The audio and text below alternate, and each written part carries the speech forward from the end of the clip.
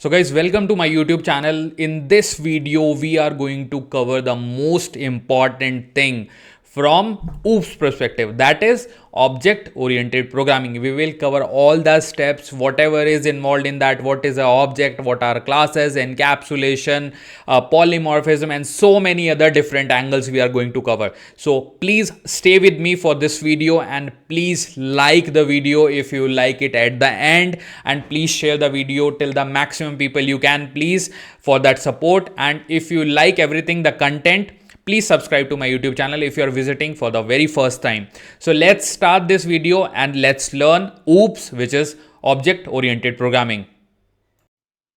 Hi everyone, welcome to this video. My name is Ahmed and I'm your host.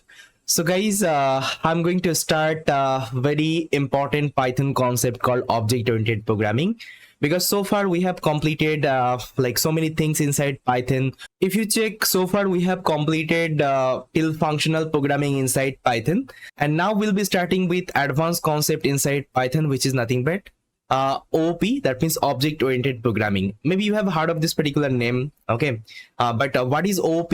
I will give you each and every idea. So if you don't know about OOP, no need to worry. So each and everything would be clear from this particular playlist itself. And trust me guys, this is super important concept in the programming. It's not about only Python programming. In every programming language, you will see this particular OOP concept. And it will really help you whenever you will be creating real world application, like you will be creating, let's say, a bigger application. This concept will help you a lot. So before starting with this object oriented programming inside Python, first of all, I want to share one real world experience from my side, because I already told you, I already have so many years of experience in the development. I already work with so many development team. Even I already develop lots of product. So I will give you one actually real world experience from my side, why this object oriented programming is super important and how it helped me, okay, that time. Then I think this would be more clear. Then I will start with the concept of the object oriented programming, okay? Because I know as a beginner, you will have the question, let's say, so far we have learned till functional programming inside Python. And with the help of function, we can create different module of our program, right? You are completely right. You can also use functional programming to create your application. There is no issue. But still there would be different problem actually will face whenever you'll be using functional programming. So that is what actually I want to share. Okay, that is what I want to share from my experience. Actually, I also faced, okay, in the industry. So for this, let's open up our Blackboard and let me show you, okay, what was the problem actually I was facing there.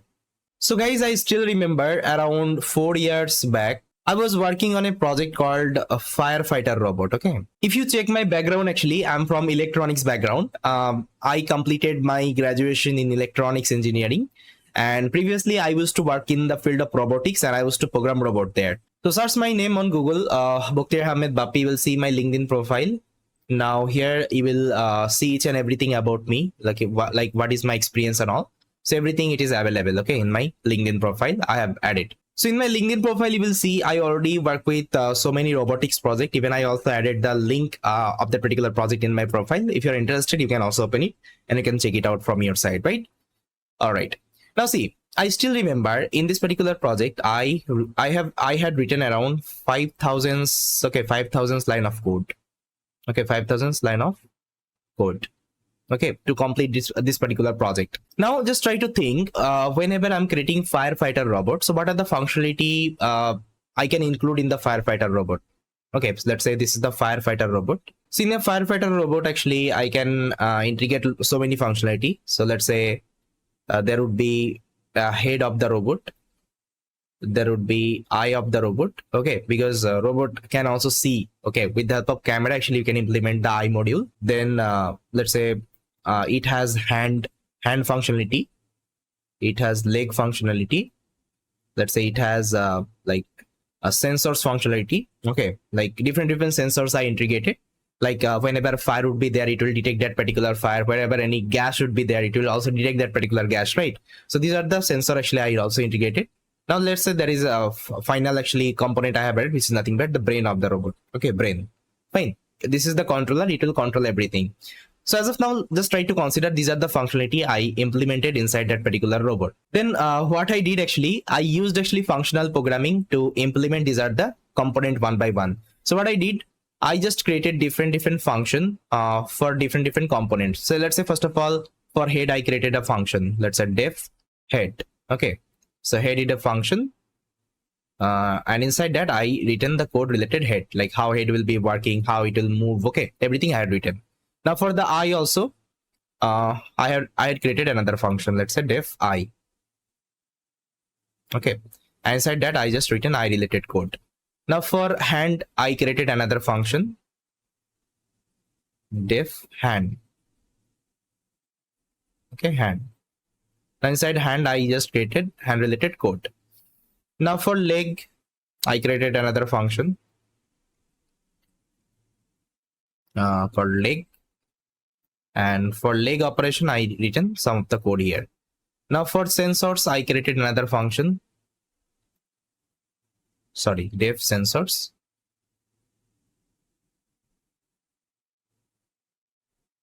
And for sensor operation, I created some of the code. Now for brain, I created another function.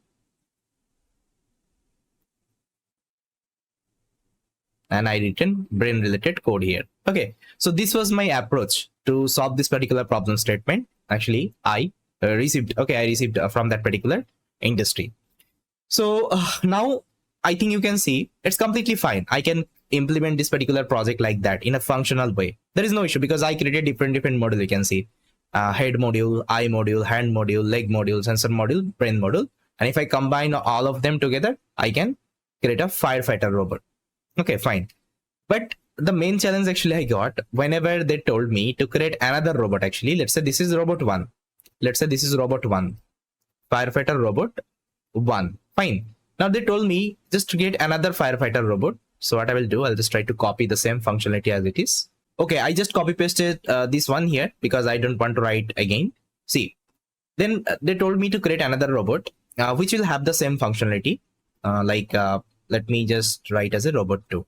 Okay, it would be robot 2. And they told me this particular robot 1 will be able to control this robot 2. That means I have to write all the functionality of the robot 2 inside robot 1. Okay, that is what actually they told me. So then what I started, I again followed that particular functional approach. Then I started again creating different functions. Okay, for different actually component. So let me just copy paste again. Now see, I implemented in that way. Now one issue I think you will observe. See, whenever I created robot 2 functionality and I created all the component one by one, okay, with the help of function, this will actually mismatch together. You can see this is my robot 1 functionality called head. Okay, the robot 2 functionality I created another head. It is here. Now I think you know inside inside one file I can't define 2 head. Okay, I can't define the same name of a function. It's not possible. Okay, if you're defining same name, it's not possible. Okay, you have to use a different name. Okay, but there is a condition. I have to add function robot 2 functionality inside robot 1. Okay, inside robot 1. So I had to write in that way. Okay, so I was facing this kinds of issue. That means I was not able to write robot 2 functionality inside robot 2 because you can see all the actually component is missing. All the functionality is missing, right? You can see robot 2 is having also the same functionality, head, eye, hand, leg, sensor, brain. So I can't create the same function again. Okay, inside that particular same file. It's not possible. I can't create the same functionality again. Okay, I think you are getting what I'm trying to say. Then actually I stuck in this particular project and I was thinking how I can solve this particular problem statement. Okay, how I can solve this particular problem statement because I have to repeat this particular function again inside of one file. It's not possible here. I can mismatch the function. Okay, and if I'm somehow mismatching the function, let's say I'm giving head 1 or let's say head 2, head I2. Okay, that's how. Let's say I'm giving hand 2. That means this is the robot 2 related functionality. Okay, let's say somehow I'm giving in that way. So what will happen? I'm creating so many functions in just one line. Let's say after 6 months, my company will tell me, just try to fix this particular function again. So what I have to do, I have to come here and I have to check that particular function. So it would be very hard for me to figure that particular function. And again, you are writing the same code. So it is possible to mismatch the code. It is possible to, let's say, conflict the code together. Okay, but I don't want to take this particular risk. Now, let's say there might be another condition. Your company will tell you, just try to create another robot called robot 3, robot 4, robot 5, and so on. So you have to again repeat this at the function. Okay, just try to think how many line of code, how many function you have to create in just one file. So here the code management would be really hard for you. Okay, the code management would be really hard for you if you're writing the code in that way, in a functional way. Okay, so that time actually I heard of something called OP. Okay, object oriented programming, OP. Okay, inside Python. So as I already told you, the full form of OP is object oriented programming. Now I was a little curious about the OP. Like I just heard this OP is like very powerful, and we can actually solve these kinds of problem very easily. Okay, with the help of OP. Then I started learning OP. Then after learning OP, I got one amazing idea to solve this particular problem. Okay, I was just very happy because of this particular OP. And that time I was thinking it's like very easy concept, and it's like very efficient concept we can use whenever we are trying to create any kinds of big application, whenever we're trying to create any kinds of real world application. Okay, instead of functional programming, if we are using this particular OP concept, it would be really easy for us to manage our code base. Okay, so what I did there, after learning OP concept, there is a concept called class. Okay, class inside actually object oriented programming. That means you can create different class.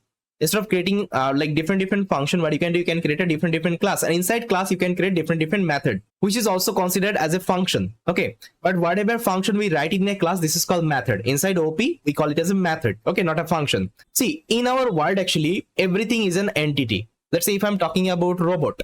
Okay, robot is an entity, yes or no? It's an entity. Okay, entity. Then if I'm talking about human, okay, human is also an entity.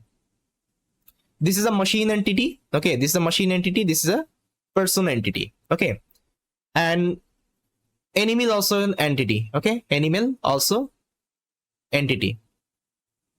What kinds of entity? They're animal class. Okay, they're animal class. They're not related to human class or robot class. That means we can also call them as a class. Okay, we can also call them as a class. Okay, different class. So robot class, human class, animal class, yes or no? So this OP programming concept has taken from the real world only. So those who develop this particular OP concept, they consider, okay, in our world actually everything is an entity. So I can use this particular concept and I can create a very like efficient programming paradigm. Okay, with the help of OP concept. Now see here, instead of writing the functional programming inside OP programming, what you have to do, you have to return a class. Okay, so what I did, I just written a class. Let's say class robot. Okay, robot 1. Okay, robot 1 is my first class. Okay, and inside robot 1, how many functionality I had? I think you remember we had head function, eye function, hand function, leg function, sensor function. Let me write. Let's say I had head function. Okay, I had leg function, I had eye function. Okay, I had, let's say, brain function, and so on.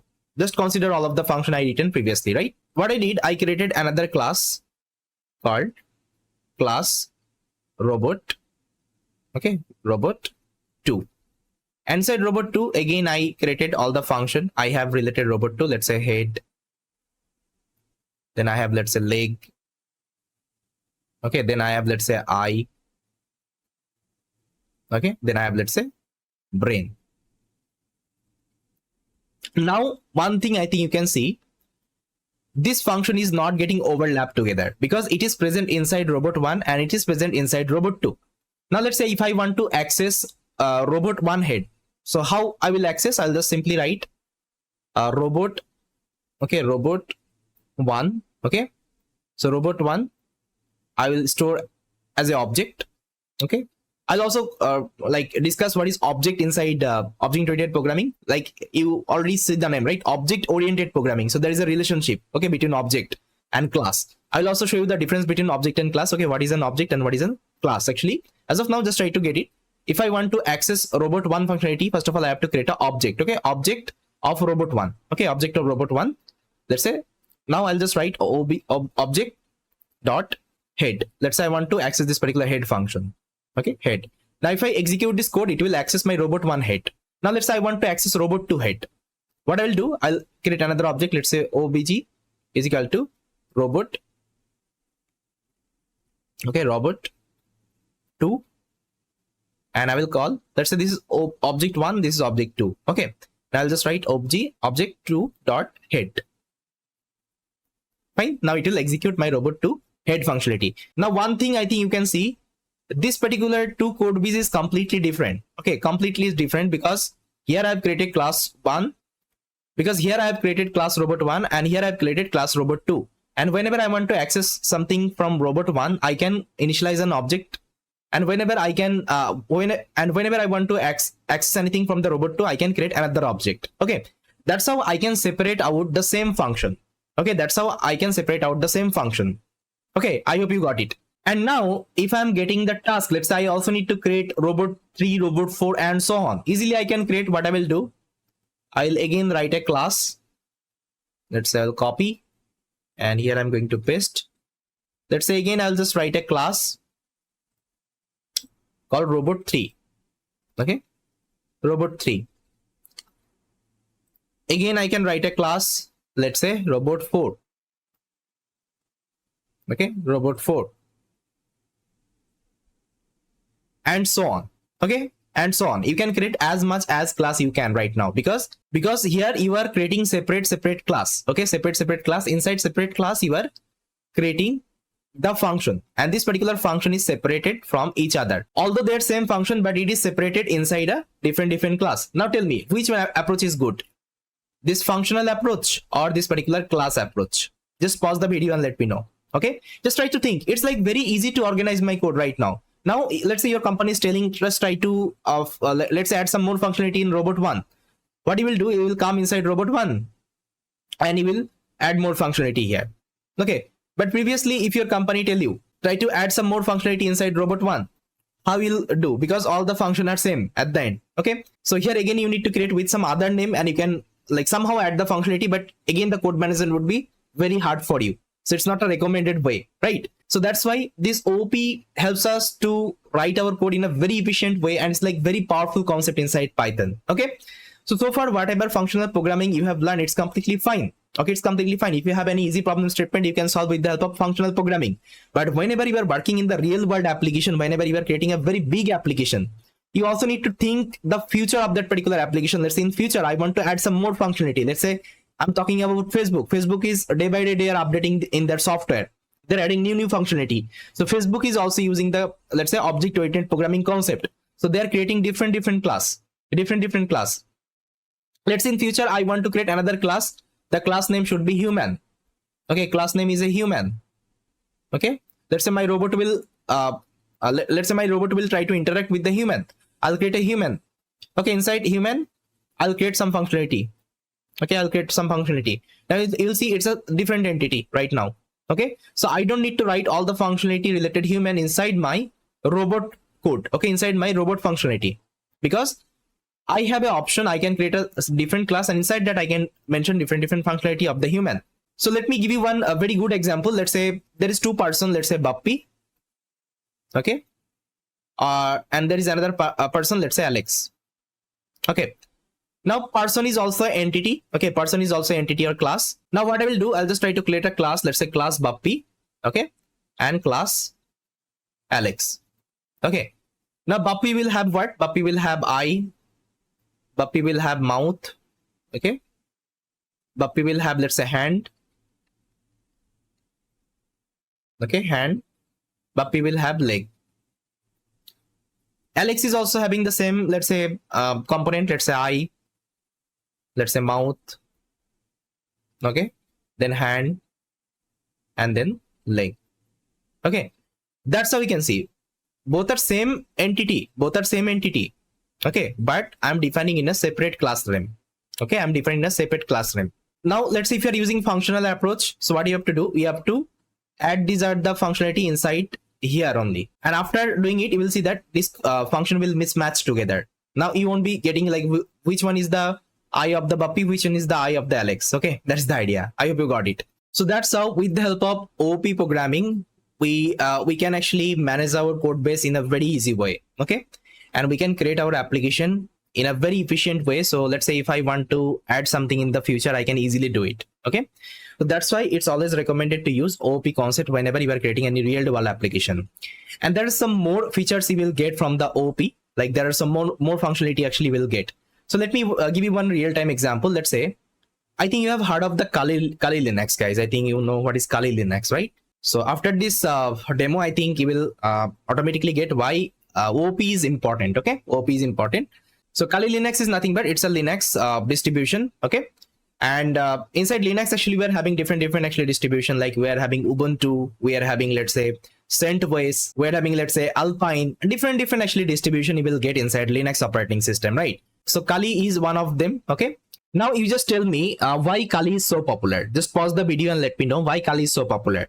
I think you got it. Kali is popular because of the hacking. Because if you see, those who actually works in the cyber security, or let's say hacking domain, they use this particular actually distribution like Kali operating system they will be using, because inside Kali, hacking related all the tools would be like default installed. Okay, it will let's say whatever actually tool you need for the hacking, everything would be present inside Kali operating system. That means you don't need to additionally, let's say, install anything here. So it will give you all the functionality related hacking. Okay, I hope you got it. But if you're a hacker, you can also hack from the Windows machine. You can also hack from the, let's say, Mac based machine. Yes or no? You can do it. But if you're using Windows Mac based machine, so what will happen? You have to install those are the tools separately. That means you have to set up everything from scratch there, right? But if you're using Kali Linux, what you have to do, you don't need to install them separately. The functionality already there. You only will be using that particular tools and technology. Yes or no? That's why hacker will prefer this particular Kali Linux. Okay, if they want to hack, not about Windows, not about Mac operating system. Okay, I hope you got it. So similar wise, inside programming, okay, inside programming, you can write the code with the help of functional programming. It's fine. Okay, but if you're using OOP concept, that means object-oriented programming, it will give you some more functionality to write your code in a very efficient way, to manage your code base in a very efficient way. So that's why all the developer prefers this particular OOP concept, because all the functionality, okay, all the functionality related to the code management, the code security, okay, inheritance, abstraction, all the functionality will get inside OP. Okay, inside OP. So you don't need to write anything from scratch there.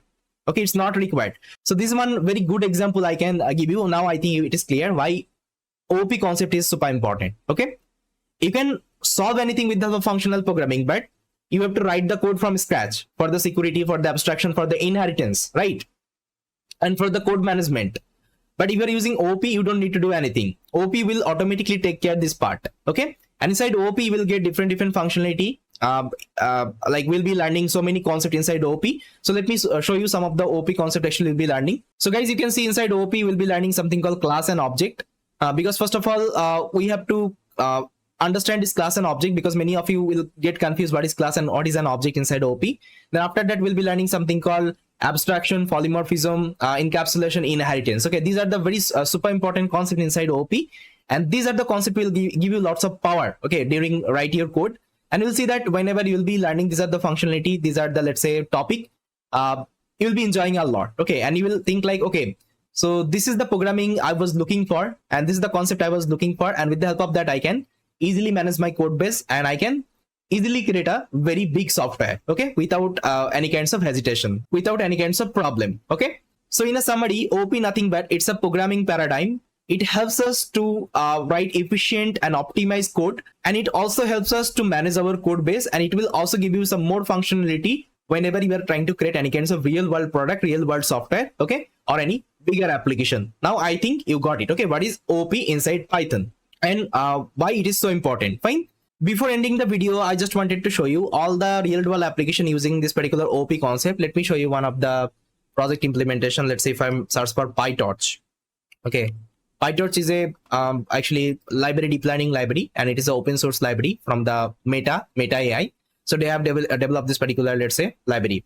Now, if you see their code implementation, let's say if I go to the PyTorch, and if I show you their code implementation, let's say I'll open up any kinds of function. Now here you will see they're using class concept. Okay, they're using class concept. If you open up any kinds of function, okay, any kinds of code, you will see they're using class concept. See, they're using class concept. Okay, so this is called, they're using object-oriented programming concept here. So we'll be also learning these kinds of implementation. Okay, how we can do. I will show you one very good example in this particular playlist. We'll be creating one banking application with the help of, we'll be understanding this particular OP concept. Because see, OP is all about actually practical understanding. Okay, it's not about theoretical understanding. Okay, if you deep dive in the theory, definitely will get confused. So OP always you need to understand as a practical way. Okay, whenever you'll be do the practical OP, this particular concept would be more clear in your mind, because I have seen many learner, they won't be able to clear with this particular OP concept because of the they will try to understand the theoretical concept of OP instead of writing the practical. Okay, instead of understanding the practical. So I'll make sure I will give you the proper practical, okay, proper, let's say, practical understanding. I will show you a real-time demo so that this particular concept will be more clear in your mind. Okay, and this is my promise, guys. If you complete this particular playlist, you will become champion inside Python. Even you will be also become champion inside object-oriented programming, and you won't be having any kinds of doubt, okay, inside this particular concept. So yes, this is all about from this particular video. So in the next video, we'll try to understand this class and object inside OP. So we'll try to understand the difference between class and object. Then after that, we'll try to discuss abstraction, polymorphism, encapsulation, and inheritance concept as well. Okay, so with that, thank you so much for watching this particular video, and I will see you next time. Hello everyone, welcome back. So guys, in this video, we'll try to discuss another very important topic inside OP, that means object-oriented programming, called class versus object.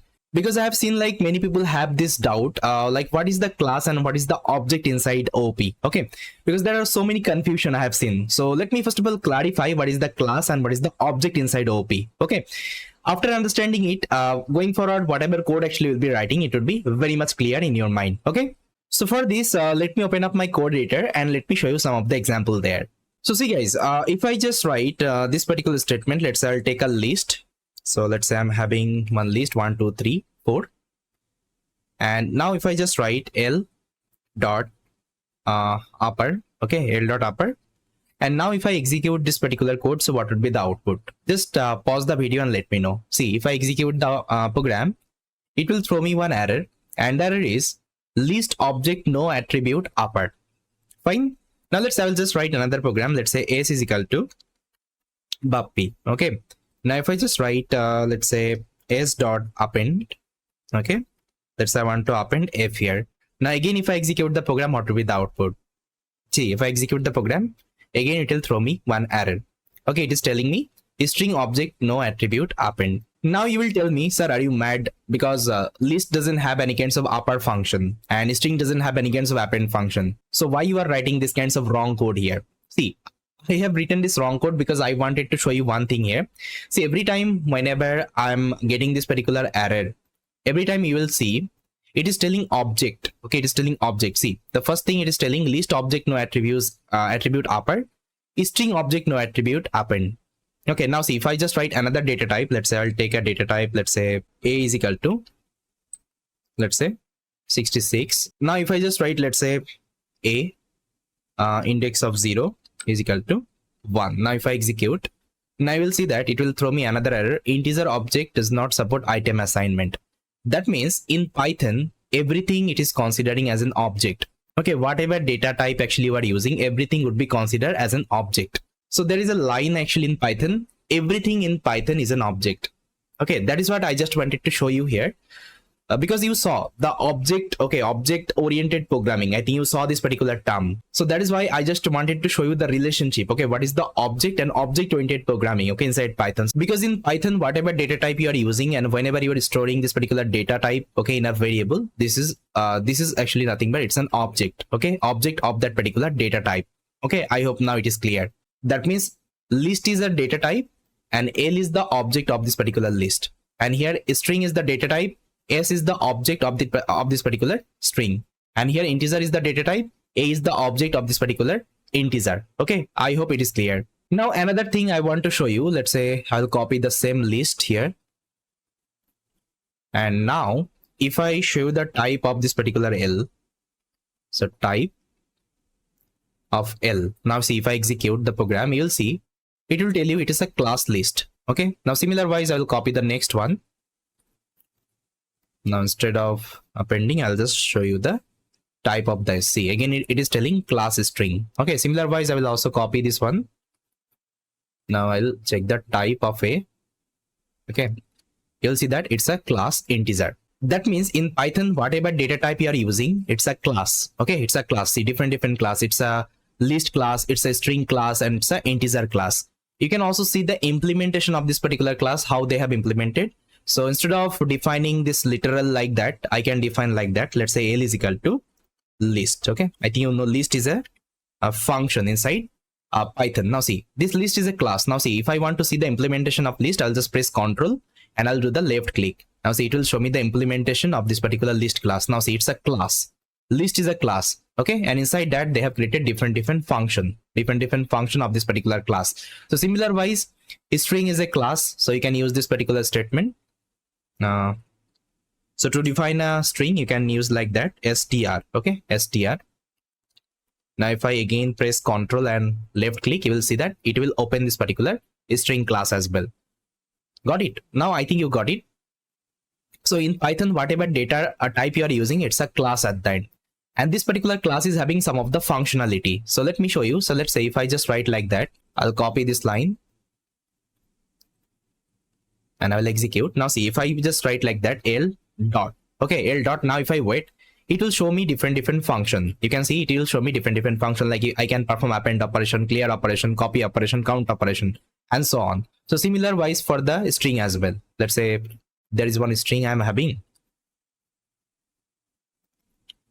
And now if I press, now if I just write s dot, you will see that it will also suggest me some functionality related string. Okay, now see, append is not there because append is not a function inside string class. Okay, now if I press L dot, you will see this particular append.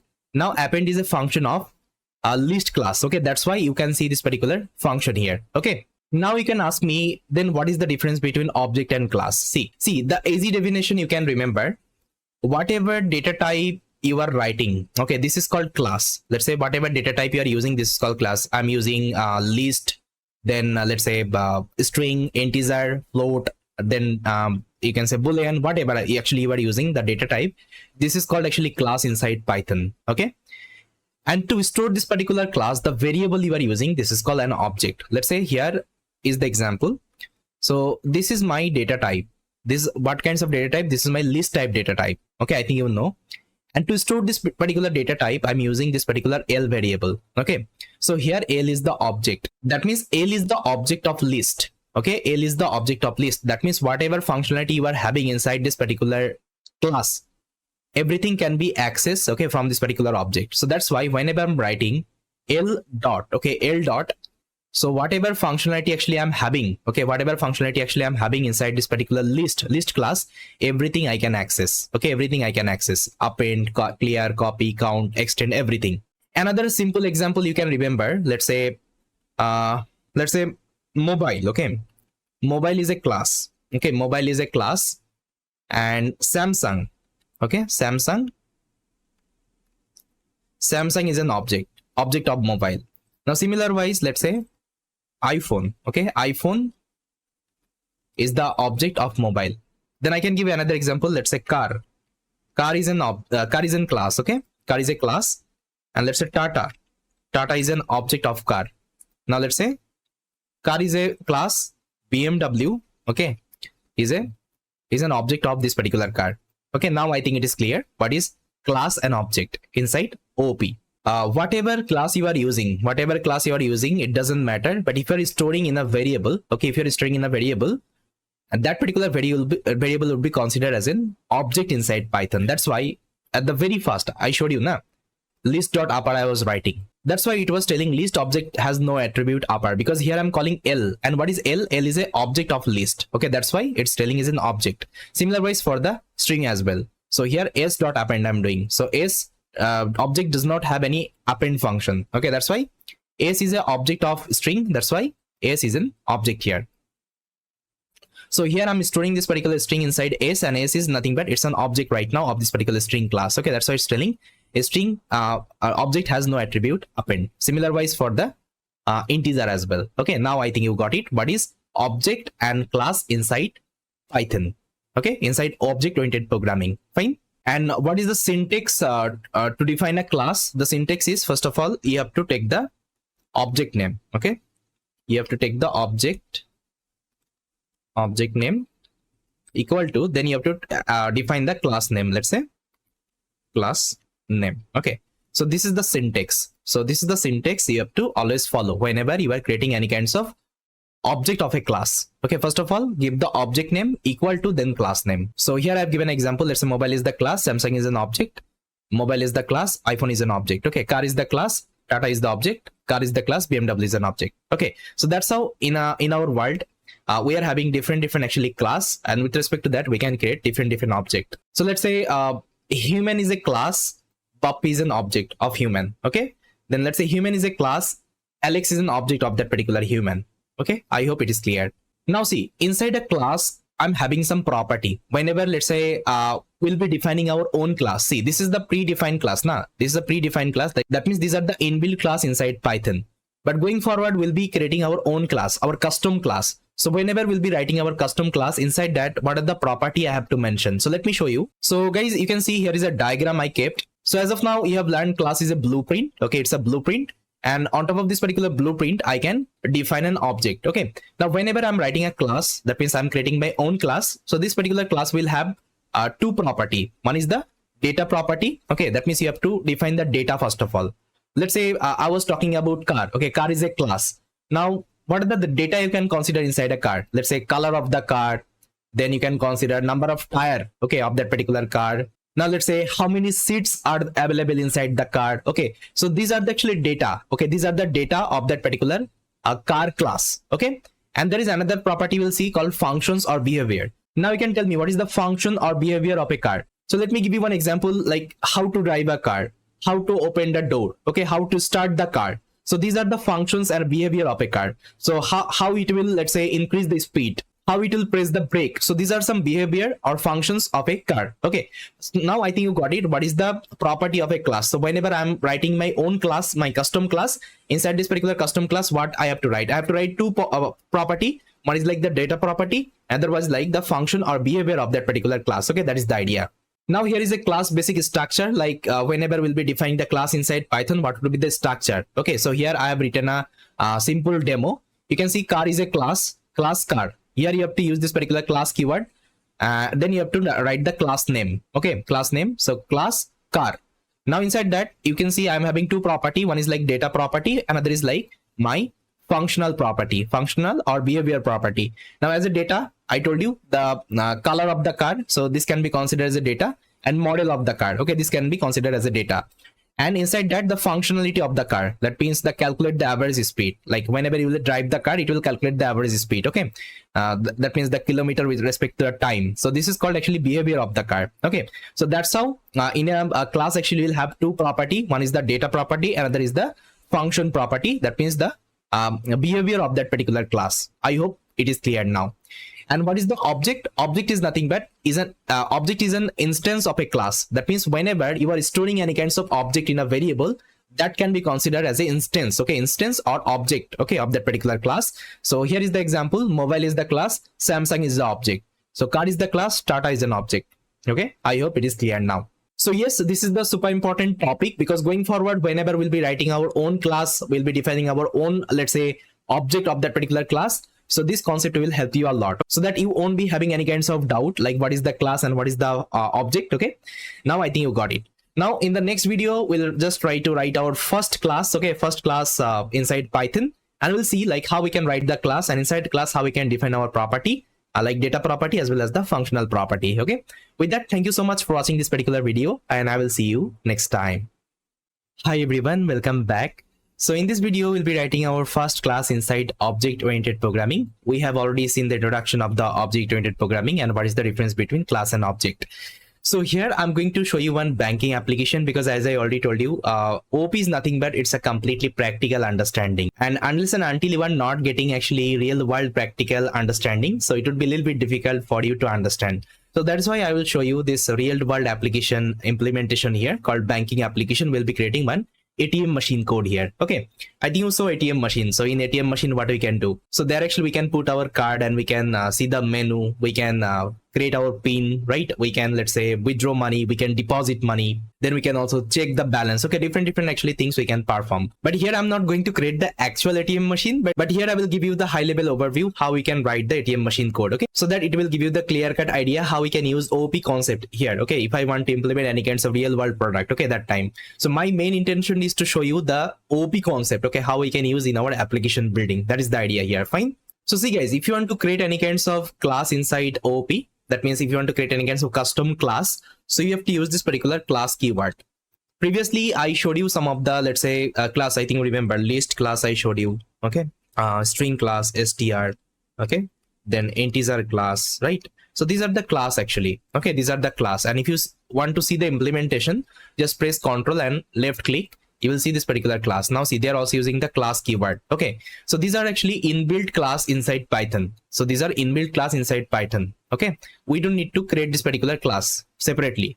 But if I want to create my own class, that means if I want to create my custom class, I already told you we can also create our own custom class. I can also create my own data type. Okay, it is also possible inside OOP. Okay, so for this I need to use this particular class keyword.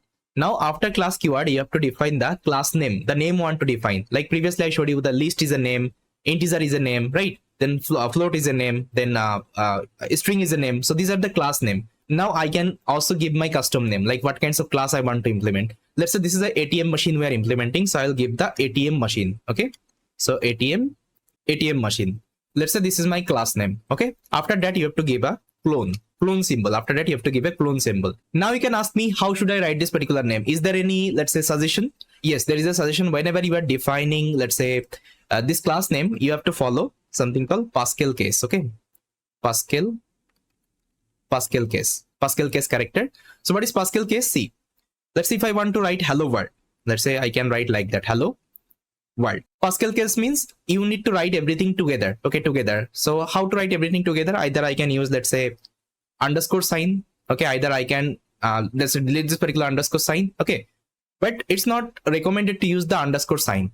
Whenever you are writing any kinds of class name, no need to use any kinds of underscore sign, or let's say hyphen sign. Okay, no need to take. So Pascal case means if you want to take any name, and if this particular name contains, let's say, multiple word, what you have to do, you have to take them together. And whenever you are starting the second one, you have to take the first character in a uppercase. Okay, first character in uppercase, and this is called actually Pascal case. Okay, now let's say I want to write my name, Bappi Ahmed. So what I'll do, I'll just write like that, Bappi. Now Ahmed, A would be capital, AHMED. Okay, that's how I can write this particular Pascal case word. Okay, I hope you got it. Now here is my class name is ATM machine. So ATM machine contains two words. So ATM is the word and machine is the word. So here I've taken the machine. That means M is a uppercase character. Okay, now I think it is clear. Now I think you remember class actually contains two property. As I already showed you one diagram. So let's say if I want to create a class. So class usually contains two property. One is the data property. Okay, data property. And another property is the function property. Okay, functions.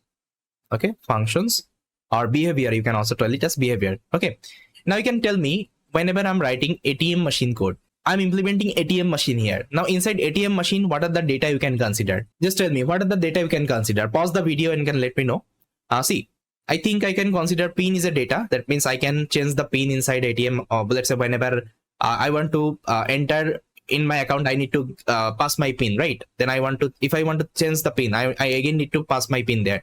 So pin is a data. I can consider pin is a data here. So it should be pin. Now the next data I can consider balance. Okay, like I can also check the balance, and balance will store my balance. Okay, like how much balance actually I'm having. Apart from that, I think no, there is nothing actually I can consider. So let's say these are the data actually I can consider inside my ATM machine. So now first of all, I have to define the data property inside a class. And how to define a data property? For this, you have to use one special actually function inside a class called constructor. See, that's how we can define a constructor. So let me show you. So that's how actually you can define a constructor. Now you can ask me, what is constructor? Constructor is nothing but constructor is nothing but it's a special function. So I'll just write constructor. So whenever you will see this kinds of function underscore init underscore, so you have to consider it's a constructor function. Okay, it's a constructor function. So it's a special function actually, a special function, and it has some superpower. It has some I will discuss this constructor in more detail. As of now, just try to consider. It's a special function inside a class, and whatever data actually you have to write, that means whatever data property you have to write, as I already showed you, whatever data property you have to write, all the data property you have to write inside this particular constructor function. Okay, now I told you I need two data property. One is like pin and balance. Okay, so I will mention it here. So first of all, I'll take the pin. Okay, pin is equal to, let's say, empty. Initially the pin would be empty, there won't be any kinds of pin.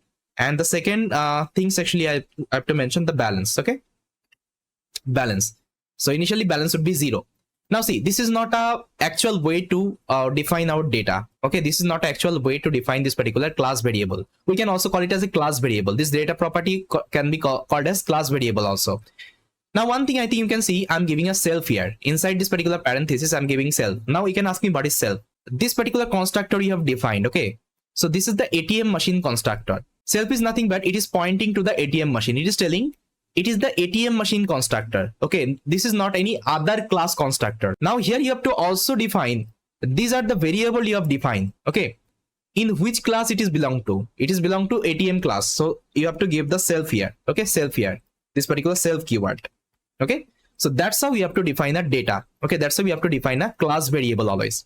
So this is the actually rule. If you are using Python class, if you want to define a Python class, you have to follow this particular rule always. Now see, if I execute the program, there won't be any kinds of output, because if you want to get an output, what you have to do, first of all, you have to define the object of this particular class, then you will be able to get that particular output. Okay, now I think you remember I told you difference between object and class. Okay, now if I want to define the object of this particular class, how I can define? So I'll just take a variable, let's say object, okay, is equal to my class name, ATM machine.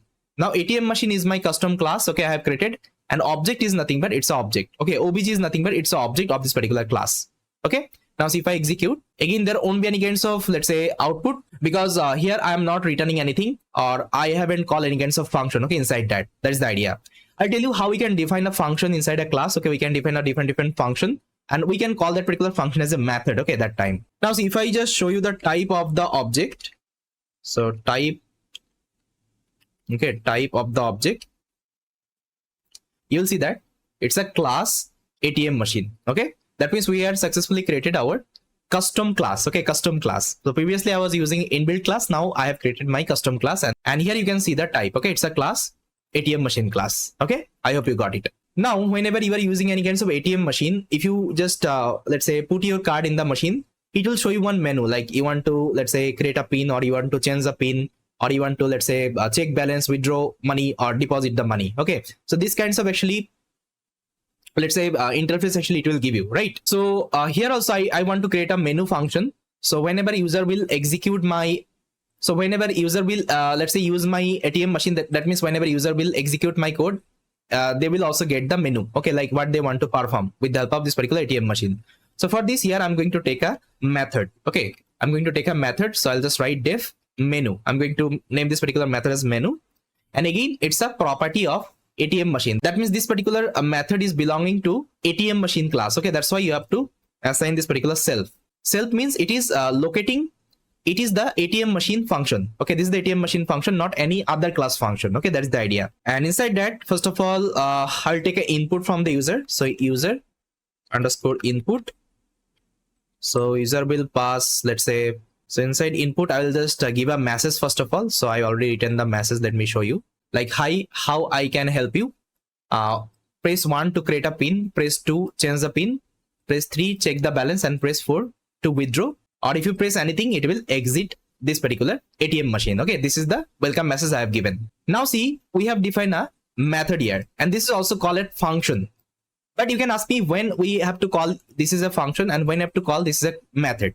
See, whenever you are using function outside of a class, okay, outside of a class, like I showed you, okay, previously I showed you the function, right?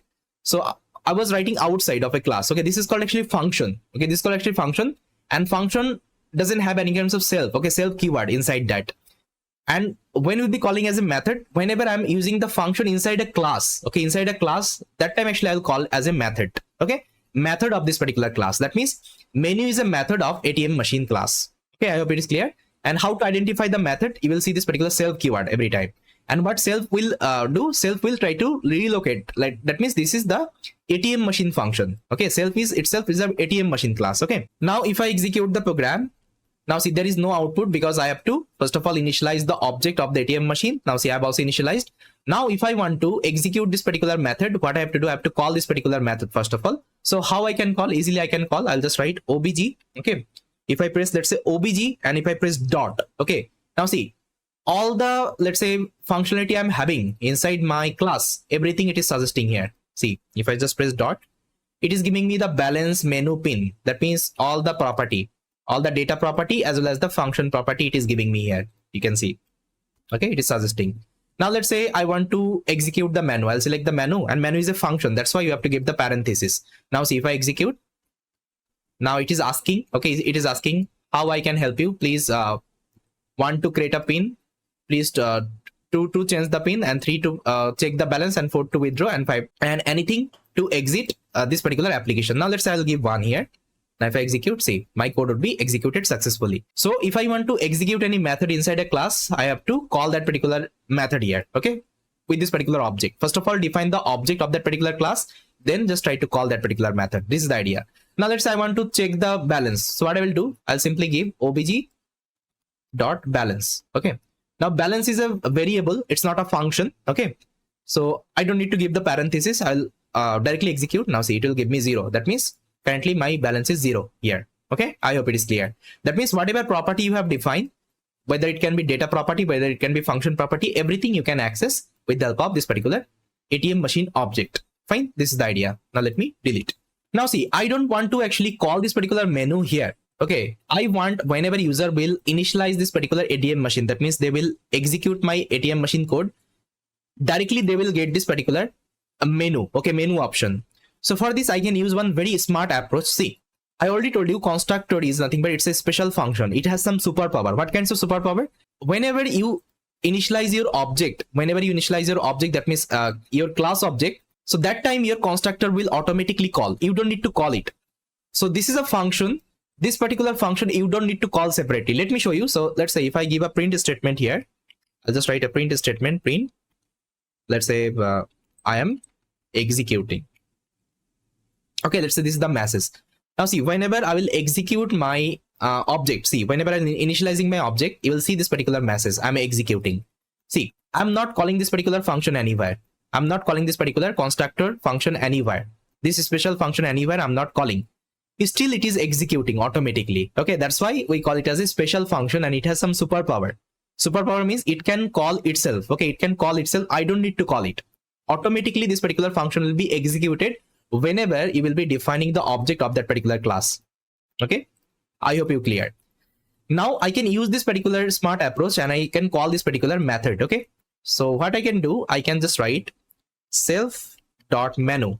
That means I want to execute this particular method, and this method is present in which class? It is present in self class, that means ATM class. Okay, that's why I'm writing self. Now I'm calling this particular method here. Now see, whenever I will execute the program, this particular line, that means whenever I'm initializing the object, it will automatically call that particular menu function. See, if I'm executing now, see, it is asking for the input. Now you can give any kinds of input. Let's say I'll give 1, and if I execute, now see, my code would be executed successfully. So that's why we call this particular constructor as a special function. Okay, special function inside class. Okay, I hope you clear. Okay, so now what I have to do, I have to create a different function for all the operation.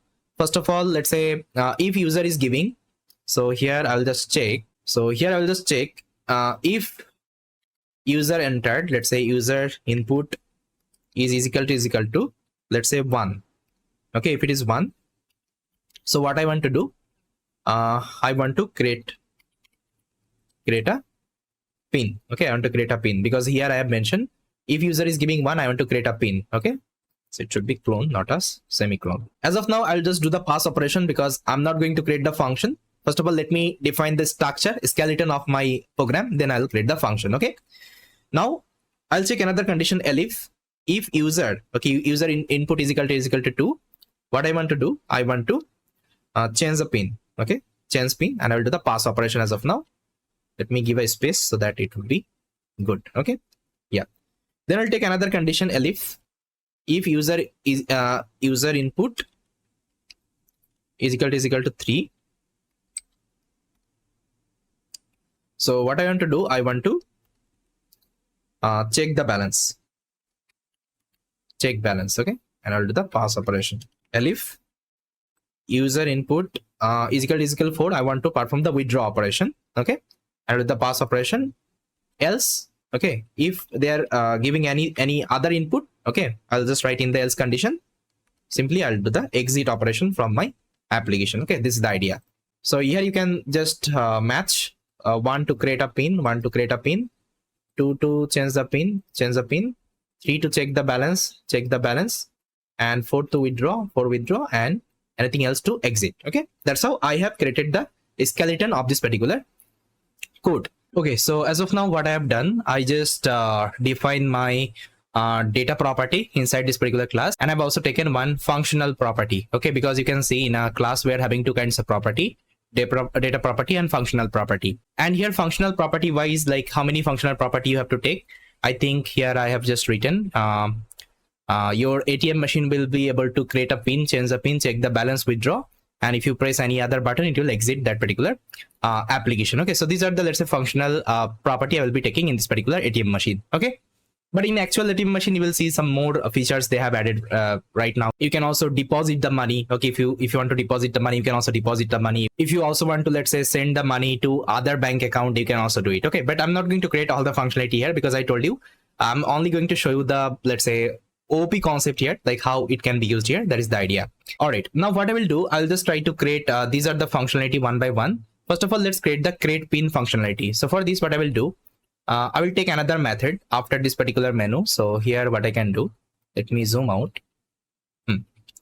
So I'll be taking another method called def create underscore pin. Okay, so with the help of that, user can create the pin here. So again, I'll mention this particular self because it's a method of ATM machine class. Okay, that's why I have to give this particular self. Now see, whenever you are defining any other method, make sure you are defining along with this particular method. Okay, the previous method, not inside this particular method. Okay, that is the idea. Now to create a pin, first of all, I have to take the input from the user. So I'll just write user underscore pin. So here I will take an input. I will ask enter your pin, and whatever pin user will give me, I'll just store in a variable called self.pin. I think you remember we have taken one class variable inside constructor here. Okay, inside that I'm going to store this particular pin. So I'm going to call self.pin equal to user pin. That's it. Now see what I'm going to do. See, initially there won't be any kinds of balance in my bank account, right? Here we're not creating the actual bank account. So here, see, actual bank account, what happens? They're connected with their database, and from the database itself, they can get to know, okay, how much money actually, let's say, this person is having. But currently, we don't have any kinds of money in our account. So what I will do, I will ask the user to put the money. Okay. So here I will take another input. I'll just write user underscore balance is equal to, I'll take input and I will ask enter. Okay, enter balance. And I think you know balance should be one integer type data. So I'll just try to convert in a integer. Now simply I will store the balance where inside my balance variable. Okay, here. So I'll just write self dot balance is equal to user balance. Okay, that's it. Now once it is done, I'll just give a message. The message would be pin created successfully. Okay, this is the message I want to show. That's it. Okay, so I'm able to create this particular method. That means create pin method I have completed. Now let me test whether it's working or not. So what I will do, I have to call it here. If user is passing input is equal to 1, so here I have to call this particular method. So I'll just write self dot create pin. Okay, because I want to call this method, and this method is present inside my ATM class. That's why I'm calling a self. Okay, self dot create pin. Now see, if I execute the program, now if I execute the program, now let's see whether it's working or not. I will initialize the object. Now see, it is asking for the input. Press 1 to create a pin. I'll give 1. Now if I hit enter, now it is asking enter your pin. Let's say I'll give 1 2 3 1 2 3 4. Now if I hit enter, now it is asking for the balance. Let's say I'll give 2000 rupees. Now if I hit enter, see, my pin is created successfully. That means it is working fine. Okay, it is working fine. But what I want, see, after creating the pin, again it will give me the menu. Okay, again it will give me the menu, like what I want to do. I want to change the pin, I want to check the balance, I want to withdraw, or I want to exit. Okay, so for this, what I can do, see, after creating the pin, again I will launch the menu. Okay, so for this I'm going to call this particular function here. So self dot menu. Okay, so inside this particular function I'm calling my menu function. Okay, menu method. Okay, this method actually I'm calling here. Okay, now see what will happen if I execute the program again. Now it is asking for the input. I will give 1. That means I want to create a pin. Now let's give a pin 1 2 3. Now let's give the value, let's say 1000 rupees, and if I hit enter, now again it is giving me the menu. You can see, hi, how are you, how I can help you. Now you can give any other option. Okay, let's say you want to create a let's say you want to change the pin, or let's say you want to check the balance, you want to withdraw, you can give it here. Let's say I'll give E. That means it will exit my application. Okay, that's the idea. So this particular function is working fine. Okay, this particular method is working fine. Now let's try to create the next method, which is nothing but change pin. Let's say user wants to change his pin, so he can also change it. So what I will do, I will again come here, and again I will take another method called change underscore pin. Again I'll define self. So see, if I want to change my pin, so first of all it will ask my old pin, like my current pin. Okay, because if you want to change any kinds of, let's say, password, first of all it will ask for the current password. That means your old password. Okay, and if you are able to give the correct password, then it will let you change your password. So here what I will do, I will just take a input from the user. I'll just write old pin is equal to here I'll just take an input, enter your old pin. Okay, enter your old pin. Then I'll just write a condition, if my old pin, okay, old underscore pin is equal self dot pin. That means your old pin is already saved inside my this variable. Okay, this variable, it is already saved.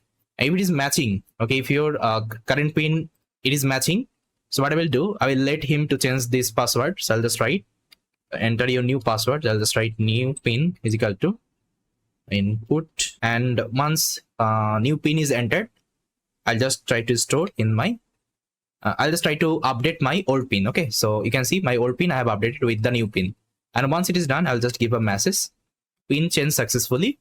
Now again I'll launch my menu. Okay, because menu would be launched every time. Okay, that's the idea. Now in the else condition, I'll give a message invalid pin, and again I will launch the menu. Okay, this is the idea. Now let me check whether it's working fine or not. Again I will execute the program. Now see, it is asking for what you want to do. I want to, let's say, create a pin. Now it is asking for my pin. I'll give 1 2 3, and it is asking for the balance, let's say 10,000 rupees, or let's say 20,000 rupees. And now see, it is again giving me the menu. Then now I want to change the pin, so I'll give, let's say, see, if you want to change the pin, you have to go to the 2 option, press 2 to change the pin. So I'll give 2. Okay, it has executed because okay, so I haven't called this particular function. See, whenever you are giving 2 now, I have to call this function as well. So here I'll just write self dot change pin. Okay, now it will work. First of all, I will create a pin 1, enter the pin 1 2 3, enter the balance, let's say 20,000 rupees. Now pin has created. Now I want to change the pin. I will give 2. Now it is asking your old pin, let's say 1 2 3, my old pin. Now if I hit enter, now it is telling enter your new pin. Let's say I'll give 2 3 4. Now if I hit enter, see, pin changed successfully. That means everything is working fine, and again it is giving me the menu. Okay, now simply I'll escape, press escape button from the keyboard. It will stop the execution. Fine. Then the next function I'll be creating check balance. Okay, if I want to check the balance, so how I can do it. So for this, again I'm going to create a method, check underscore balance. So if I want to check my balance, first of all I have to give my pin. Okay, I think you know. So I'll just take the user pin, user underscore pin. I'll take the input, enter your pin. Okay. Then first of all I will match the pin whether it is correct or not. I'll just write if user underscore pin is equal to self dot pin. That means it is matching with my actual pin. Then what I will do, I will print the balance. Okay, so print, I'll take a f string. Inside that I'll just write your balance is dot balance. Okay, balance. So here is the balance. Okay, so I think you know we have I think you know we already took one variable. Okay, I think you know we already taken one class variable balance. Okay, so this particular balance I'm printing here, and if this password is wrong, I'll just write in the else condition. I'll just write your pin is incorrect. Your pin is, let's say, incorrect. Please try again. Okay, now after that I will start the menu again. So self dot menu. Okay, this is the idea. Now let's test it whether it's working or not. I will execute the program. Now first of all, I will create a pin. I'll give one, give the pin 1 2 3, and I will also enter the balance. Let's say 10,000 rupees. Okay, now see, my pin is created and I also entered my balance. Now I want to check the balance, let's say, so I'll give 3. Okay, 3 to check the balance. So I'll give 3. Now see, it is okay. So again, I have to call, guys. I just did the mistake. So after elif, I have to call it. So self dot check balance. Okay, now it should work. Now let me execute. Now I'll create pin 1 2 3, give the balance, let's say 10,000 rupees, and it is created. Now I want to check the balance, let's say 3. That is asking the pin, let's say 1 2 3. If I'm giving correct password, it will show me my current balance. Okay, current balance is 10,000. Okay, I hope you got it. And if you want to change the pin, what you can do, you can go to the 2 option. Okay, now I don't want to do anything. I'll just simply press the escape button to exit my application. Okay, so now the last function will be creating the last method. It is nothing but withdraw. Okay, so let's create this particular withdraw. See, in withdraw, what happens? Let's say you want to let's say withdraw some money. So for this, I'm going to create a method. So I'll just take a method called withdraw. I'm going to name it as withdraw balance. So again, I will define the self. First of all, if you want to withdraw something, I will check your pin. I'll just take input. So I can copy this line. So I can copy this line here and I will paste it. First of all, I will take the pin, and then again I will match this particular pin. If my user pin and my self.pin it is matching, okay, then what I will do, I will allow to withdraw. Okay, withdraw. As of now, I'll do the pass operation. Else what I will do, I'll just print a message, your pin is incorrect and please try again. Then I will again launch my menu. Okay, menu option. Now if pin is correct, what I have to do, first of all, I will take another input, like how much they want to withdraw. Okay, so I'll just take a variable amount and I'll take an input. So input, I'll just write enter the amount. Then I will check another condition. If the amount, okay, if the amount is less than and equal, okay, less than and equal my self.balance, okay, self.balance, okay, then I will let him to withdraw the money. Because what will happen, let's say, otherwise what will happen, let's say you in your account you have, let's say 10,000 rupees, okay, 10,000 rupees, and now let's say you want to withdraw 20,000 rupees, okay. So it is not possible because you have actually 10,000, okay, 10,000 rupees in your account, but you want to withdraw 20,000. Okay, it's not possible. That's why I'm checking this condition. If your amount is less than, okay, less than and equal to self.balance, that means your correct balance, okay, then you will be able to withdraw the money. Otherwise, you won't be able to do. So here I'll just write self.balance is equal to self, okay, self.balance minus the amount, okay. That means the amount actually he is giving, I'm just doing the subtraction operation with my main account, okay. That means my main balance, that's it. Then simply I'll give a message, you have withdrawn this much of amount and your new balance is self.balance. That means after doing the subtraction operation, whatever balance actually you have left, okay, this should be my current balance right now. All right, I think it is fine now. Now let me execute the program and let me check whether everything is working fine or not. I will execute the program and I will initialize the object. And now it is asking the menu. Let's say I will first of all create the pin. I'll give 1. Let's create the pin 1 2 3. Now let's enter the balance. Let's say 10,000 rupees. Now let's say I want to check the balance, so I'll give 3.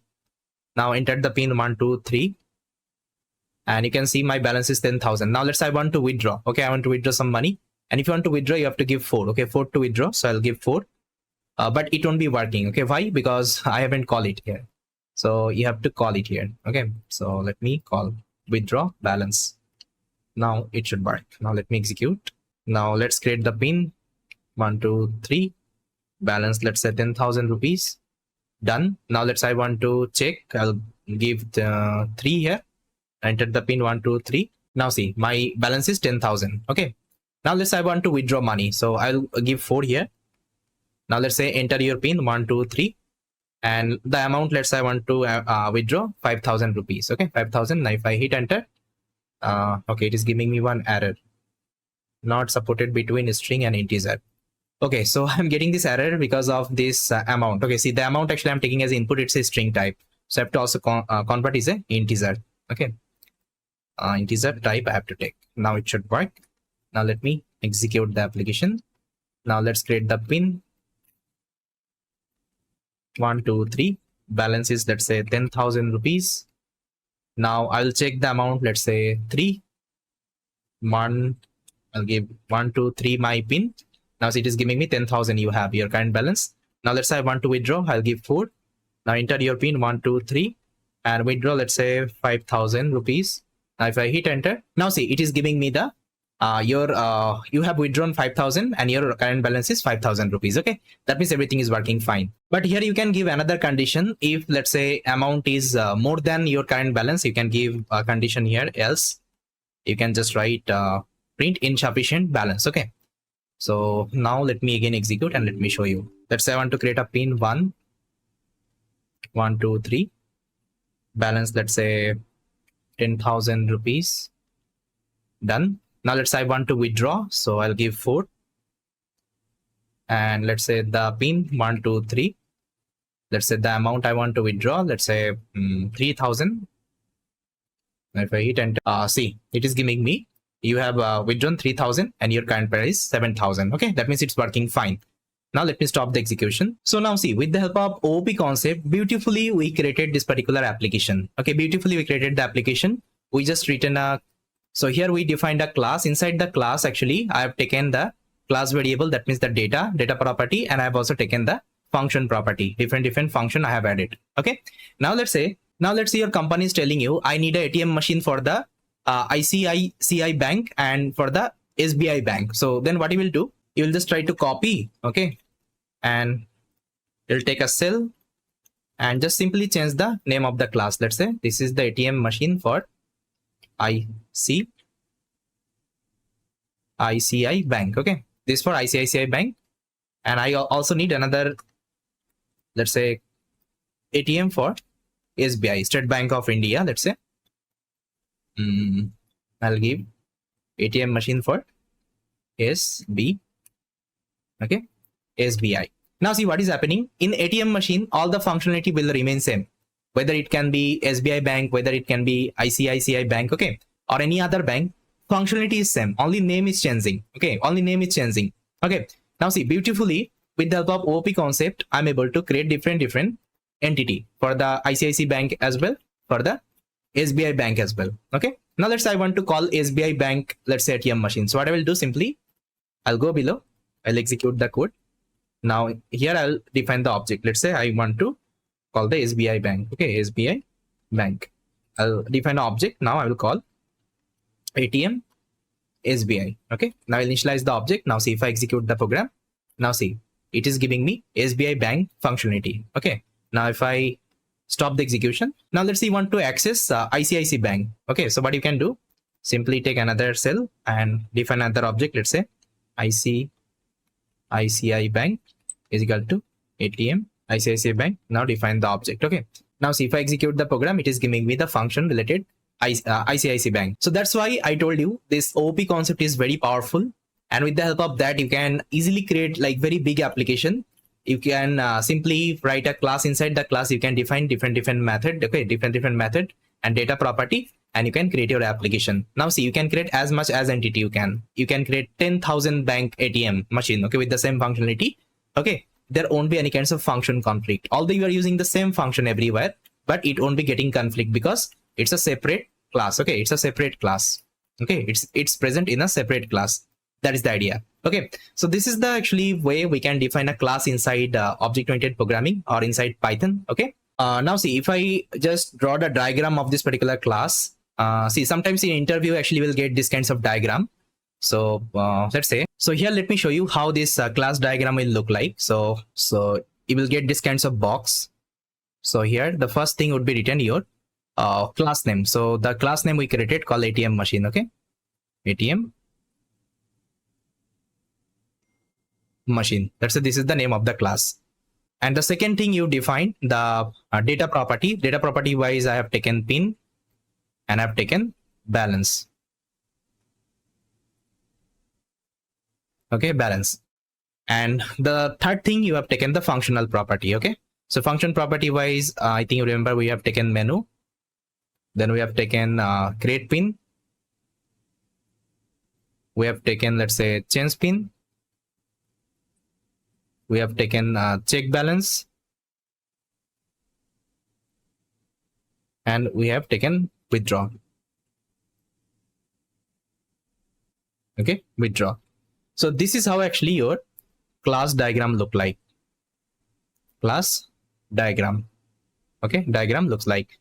So in interview, you may get this kinds of actually diagram, and they will give you this kinds of diagram, and they will tell you what is this particular property, what is this particular property. That time actually you have to answer. So this is called actually name. Okay, name of the class. This is called actually data property, and this is called actually function property. Okay, function property of a class. I hope it is clear. Okay, whenever you are designing any sub application, first of all design this particular diagram, like what are the things you are going to implement, okay, in this inside this particular class, like how many data you will be taking, how many function you will be taking, everything you can define. Then you can start the implementation, so it would be easy for you to implement that time, because you have the reference right now. So this is my, let's say, ATM machine. Inside that I need 2 data property, but pin and balance, and I need 1 2 3 4 5, okay, 5 function property, and I'll be implementing one by one all of them. Okay, this is the idea.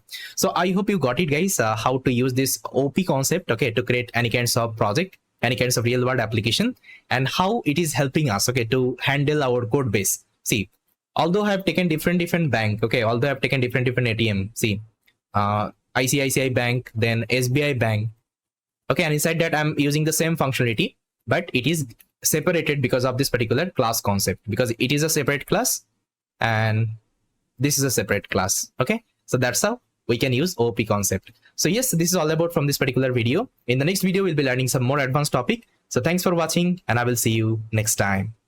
Hi guys, welcome back. So in this video I'll try to discuss one very quick topic, because many of the people will have the confusion on this particular topic. What is the difference between method and function? See, as I already told you, the function actually we usually write inside a class. This is called method. Okay, this is called method. And how to identify a method? You will see this particular self keyword. Okay, you will see this particular self keyword everywhere. And what is function? Function is nothing but you define a function outside of a class. That means you will be writing individually. Okay, this is called actually function. And you can see function doesn't have any kinds of self keyword. Now previously we have learned the functional programming, and we had written different function, I think, remember. And in our previous video we have learned how to create a class inside Python, and inside a class how to mention different function. Okay, so sometimes actually people will call this thing as a function, but if you call it in an actual way, you have to call as a method, because in interview they might ask actually this is a function or method. That time if you just tell this is a function, so you will be giving a wrong answer, because whenever you will be working in the, let's say, industry, so you have to be professional. So in industry they will be calling these are the things as a method, not a function. Okay, so again it's a quick topic, but I just wanted to let you know these are the thing, because many people have the confusion. Okay, that's why I told you this is a method. Function you write individually, this is called function. Okay, I hope it is clear. Now let me give you one question. Just try to let me know in the comment. Let's see, if I just write L is equal to, let's say, 1 2 3, and if I just write length of L, and if I just write L dot append, okay, L dot append, let's say 6. Now just let me know here which is the function and which one is the method. Just do the comment in the comment section. I'm not going to tell you the answer. Just let me know which one is the function and which one is the method. So thanks for watching. Hi everyone. In this video, I'll show you how we can create a class diagram. See, class diagram is super important concept inside interview. So if you attempt any kinds of interview, you will see this kinds of diagram. So whenever you are working with OOP, that means object oriented programming, you also need to know how to create a diagram of that particular class. Let's say previously I have created one class, I think remember, called ATM Machine. Now if I want to represent this particular class in a diagram, how to do it? See, if I open up my Blackboard, so let me show you the diagram, how you can write. I think I already showed you in my previous video as well, like how to create a diagram, but let me discuss in detail. See, first of all, you will see this kinds of actually box. So here you will have three sections actually. So this is the first section, this is the second section, and this is the third section. So the first section, we call it as class name. Okay, class name. The second section, we call it data property. Okay, data property. And the third section, we call it methods. Okay, methods or function. We'll be calling as a function because again it's a class concept, so you have to call as a method. Okay, property. So here you will see these three blocks. Now in the first block you have to write the class name. Let's say I have created this ATM machine, right? So it was a ATM machine. The name of the class I have created ATM machine. And inside that data property wise, I had taken actually two data property, I think remember, called pin and balance. So pin and balance. Okay, pin and balance. And how many function, that means method property was there? You can see menu was there, then create pin was there, change pin was there, check balance is there, withdraw is there. So let me write down all the method one by one. So menu was there. Then we had create pin, we had change pin, we had check balance, then we have withdraw. I think this five functionality I had. Okay, so this is called actually class diagram. Why I'm telling you? Because whenever you will be attempting any kinds of interview, you will see this kinds of diagram. They may give you this kinds of question, and this diagram also helps us to write our class in a very efficient way. First of all, just try to create a diagram. If you're solving any kinds of problem statement, if you're creating any kinds of software, okay, first of all try to create a diagram. Inside diagram, first of all try to mention how many data property we'll be using, how many methods property we'll be using, then try to start the coding. Okay, it will be easy for you. See, sometimes actually we'll see this kinds of minus and plus symbol, okay, before this particular data property as well as the method property.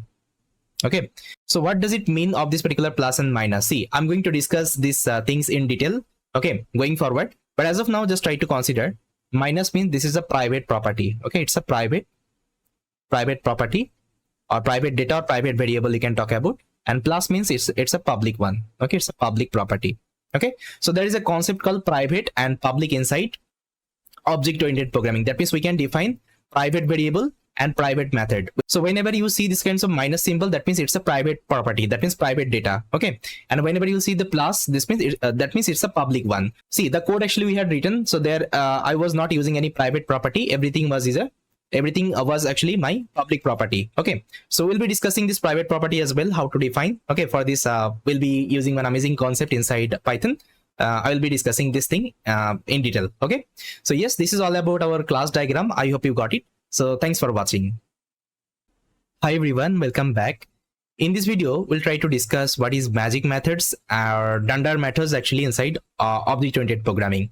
See, magic methods and Dunder methods both are same. Someone will call actually magic methods, someone will call actually Dunder method. So if you see this kinds of actually what Dunder method, that means they're trying to tell this is a magic methods only. So you don't need to confuse like magic method is a different, Dunder method is a different. Okay, both are same at the end. Someone will call as a magic method, someone will call as a Dunder method. So how to identify magic methods and Dunder methods? See, if you see these kinds of syntax underscore, let's say method name, okay, method name and underscore, okay, underscore. So this is actually our magic methods. Now I think you remember we already used one magic method in our let's say program.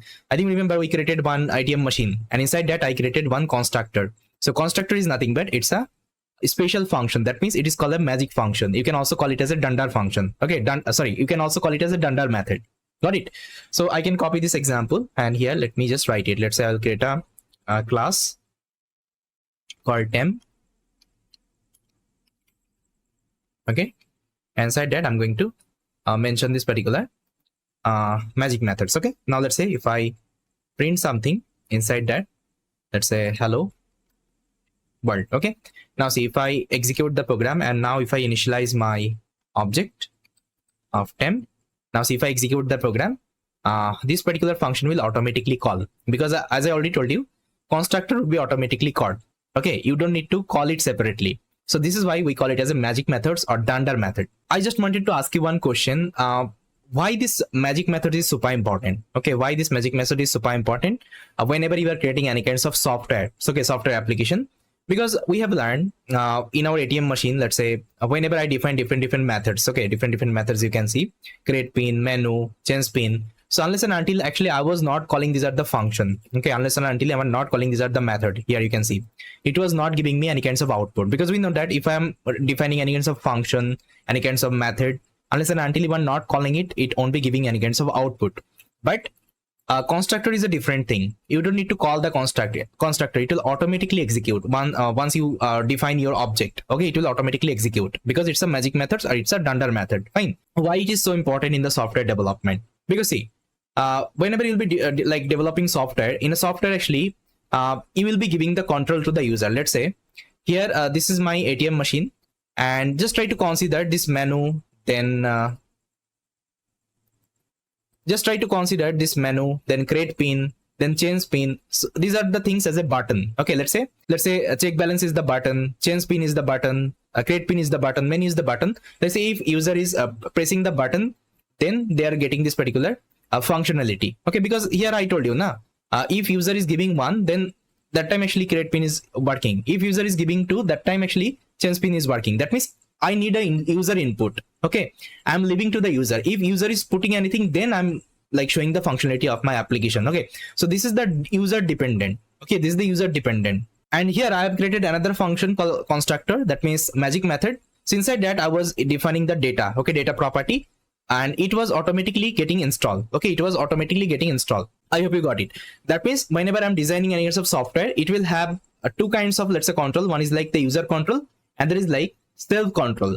Let's say you are creating a Facebook application, and whenever, let's say, user will open the Facebook. Okay, Facebook, first of all, what you have to do, you have to connect with the database, and that time you don't need to give the control to the user. Let's say press the button, then I will connect to the database. Not like that. It will automatically connect the database, and whatever database connection code you will be writing, you have to write inside a magic method. That means it will automatically execute it, and it will automatically connect to the database. Okay, then you will be giving the user actually, let's say, control. Let's say just logging with your account, then create a profile, then post something in the Facebook. Okay, so whenever we let's say design any kinds of software, there will be two kinds of control. One is like the user control, one is the self control. That means it will automatically execute, okay, whenever user will open that particular software.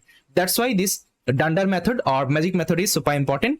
So we have to use it in our actually software. Okay, software actually code. So that's why I just wanted to let you know these magic methods and Dunder methods actually are there. This is the concept inside OP. Now I think there won't be any kinds of confusion. Yes, this is all about from this particular video. Thanks for watching. Hi guys, welcome back. So in this video, I'll try to discuss concept of self inside OP. I think you saw I was using this particular keyword self. Okay, so everywhere you can see I was using this particular self keyword. So maybe you will have the question like why you were using this particular self. Okay, everywhere. I already told you what is self exactly. Self is nothing but it is pointing the same actually class. Okay, class object. You can see ATM machine is a class. So whenever I'm writing the self, that means it is trying to locate that particular class only. So it is trying to say this is actually ATM class property. Okay, ATM machine class property. So wherever actually I'm writing this particular self, that means this particular function or method, whatever actually you are writing, it is the property of that particular ATM machine because it is locating the ATM machine class. Okay, this particular class only. So let me prove it whether whatever things I'm telling it's correct or not. So for this, what I will do, I'll just simply just write one print statement. So I'll just print the ID of, okay, ID of, let's say, self. As of now, I'm not going to run my like ATM machine menu. So I'll just try to comment this line. And now see if I execute this particular code. See, this is the same class we have written in our previous video. Now let me initialize the object, okay, of the ATM machine. Now see if I execute, it will print the ID of that particular self. Okay, now you can see this is the ID of the self in the memory. Okay, see, this is the ID of the self in the memory. Now see if I just write ID of object, okay, ID of object, this particular object in the memory. Now if I execute, see, it is printing the same ID. Okay, that means whatever things I told you, this self is locating to the ATM machine object. That means a self is the object of ATM machine. Okay, wherever your ATM machine is present, it is locating in the same direction. It is locating in the same memory location. Okay, I hope it is clear. So inside object-oriented programming, there is a golden rule you have to always remember. So inside OP, inside a class, whatever property actually you are writing, it can only access the object of this particular class. Okay, the object of this particular class. See what I told you. Let me show you one demo. Let's say this is the ATM machine class and I have created an object on top of it. Okay, now if I just write, let's say obj, okay, obj dot. See, if I just press dot, you will be able to see whatever things I have inside this particular class. Let's say whatever data like attribute. Okay, you can see these are the attribute, that means class variable, balance. Then these are my actually function. These are my method, actually change pin, check balance, create pin, menu. Okay, everything is visible because these are the property are present inside my ATM machine class. And here I'm also defining the object. Okay, here I'm also defining the object. That means this is the property of ATM machine class. This is the property of ATM machine class. Okay, everywhere I'm writing this particular self. So self will tell this is the property of ATM class. Okay, now see if I just remove this particular self from here. Okay, if I just remove this particular self from here, create pin. Now see if I execute this particular code, see it will throw me one error. Now create pin is not the property of ATM machine class because you haven't mentioned, okay, you haven't mentioned this particular object. You haven't mentioned this particular object, ATM machine object. And if you want to make it property of the ATM machine class, what you have to do, you have to use this particular self. Now self will tell, okay, so this is the property of ATM machine class. That is the idea. Okay, so that's why we have to use this particular self. Okay, self keyword everywhere. Okay, self keyword everywhere. Self means this class itself. Okay, this class itself called self. That means whatever changes you will be doing the ATM machine class, everything will reflect inside the self as well. And there is another concept. Let's say inside this particular class, I'm having different method. Let's say create pin, menu, change pin, right? Now, if I want to communicate, let's say one method with another method, let's say here I was doing the communication, I think you remember. So here I was calling this particular menu, okay, menu method inside create pin. Okay, how it is able to communicate? Because of this self keyword. Okay, because I'm calling the object of the ATM machine, then I'm calling the menu. Now see if I call like that, it won't be working. Okay, it won't be working. Now see, menu is not there inside this particular class. Menu is not there inside this particular class. Like what is menu here? It's not a property of ATM machine class right now. Okay, so that's why you have to use this particular self keyword every time. Self will tell you this is the property of, so this menu is the property of ATM machine class. Okay, now with the help of that, I can easily communicate with another function. Okay, inside a function. This is the idea. So yes, that is why actually we use this particular self keyword inside this particular OP and inside this particular class. Okay, whenever I define any kinds of class, and inside it, whenever we define any kinds of, let's say class variable or let's say method, we define this self keyword every time. Okay, that's the idea. So yes, this is all about from this particular video. Thanks for watching. Hi everyone, welcome to this video.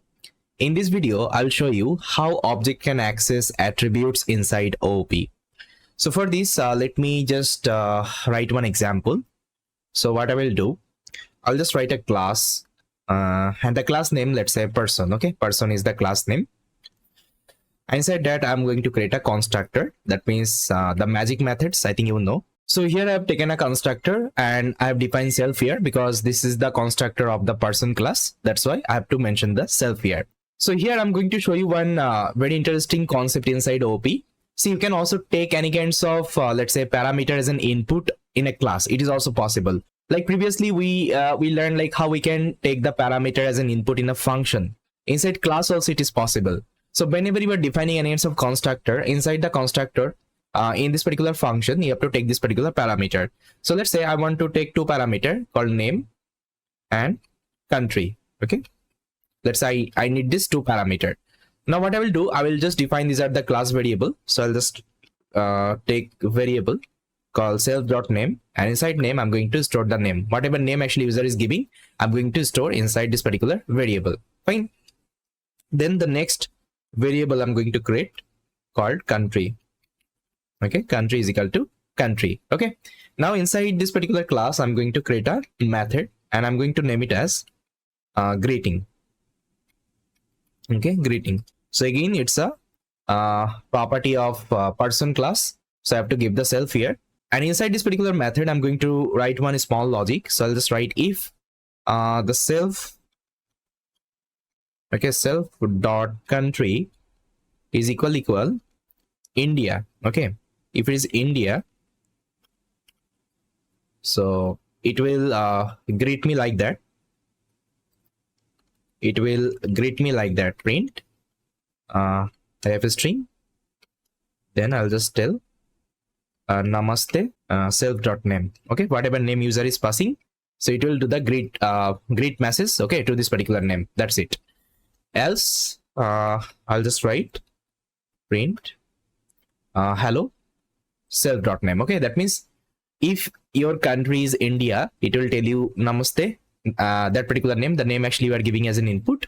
And if you are not from India, so it will tell you hello. So it's a like very basic method I have just written. Okay, it is just doing the greeting operation. That's it. Now if I execute the code, it's working fine. Now let's define the object of this particular class.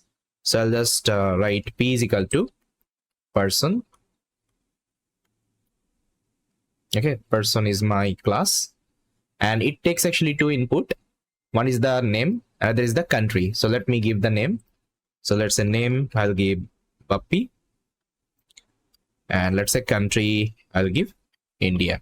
Now if I execute, see, it's working fine. Okay, now if we just write p dot, okay, if you just write p dot and wait, you will see all the actually attribute methods, everything is visible. So inside this particular, let's say class, I'm having country attribute, then name attribute. So these are the attribute actually.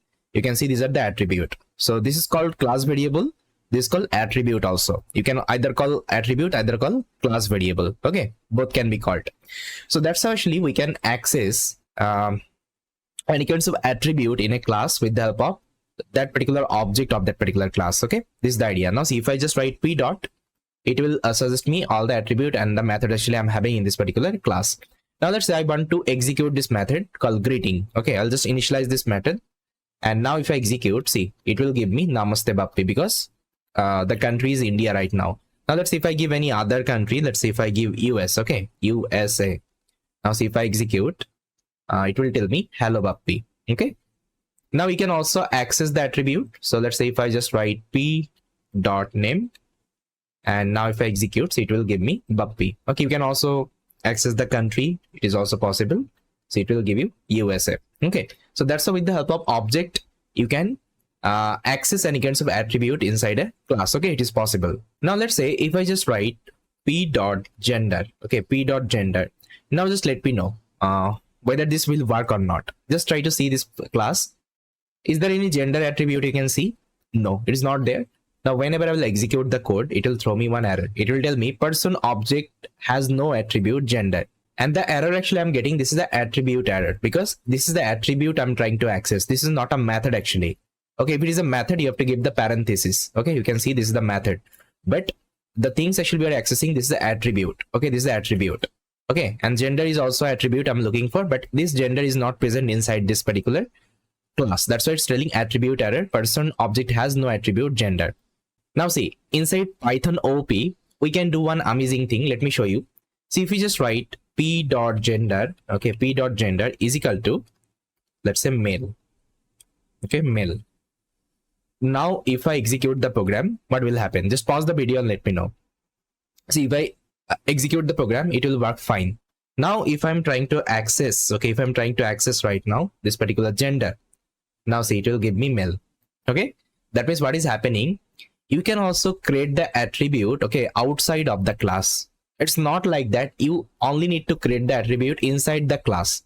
Let's say once you define some attribute inside a class, okay, it's not like that you can't create later on. You can create it. So easily you can create another attribute, okay, outside from the class also. So this functionality is available inside Python OOP, okay. And this is like very interesting concept, because going forward, let's say whenever you will be implementing different projects, so there is let's say there might be a possibility you have to create some more attributes, okay, after a creation of that particular class. That means you will be creating outside of that particular class, okay. So that's why this concept is super important. You have to know. So not only one attribute, we can create some more attribute. Let's say if I give p.age is equal to, let's say 23. Now if I execute, it will work. Now if I just write p.age, now see, it will give me 23. That means you can create as much as attribute in this class itself, okay. There won't be any kinds of issue. So yes, this was a quick topic. I just wanted to let you know inside OP in Python, because many people will have the confusion, can I create any kinds of attribute outside of the class or not? It is possible or not? Yes, it is possible, and that's how actually we can do it, okay. Yeah, so I hope guys it is clear. So thanks for watching, and I will see you next time. Hi everyone, welcome back. In this video, we'll try to understand another topic called reference variable inside object-oriented programming. See, for this, I'm going to use the same example. I'll just copy this particular class, and here I'm going to paste it. Fine.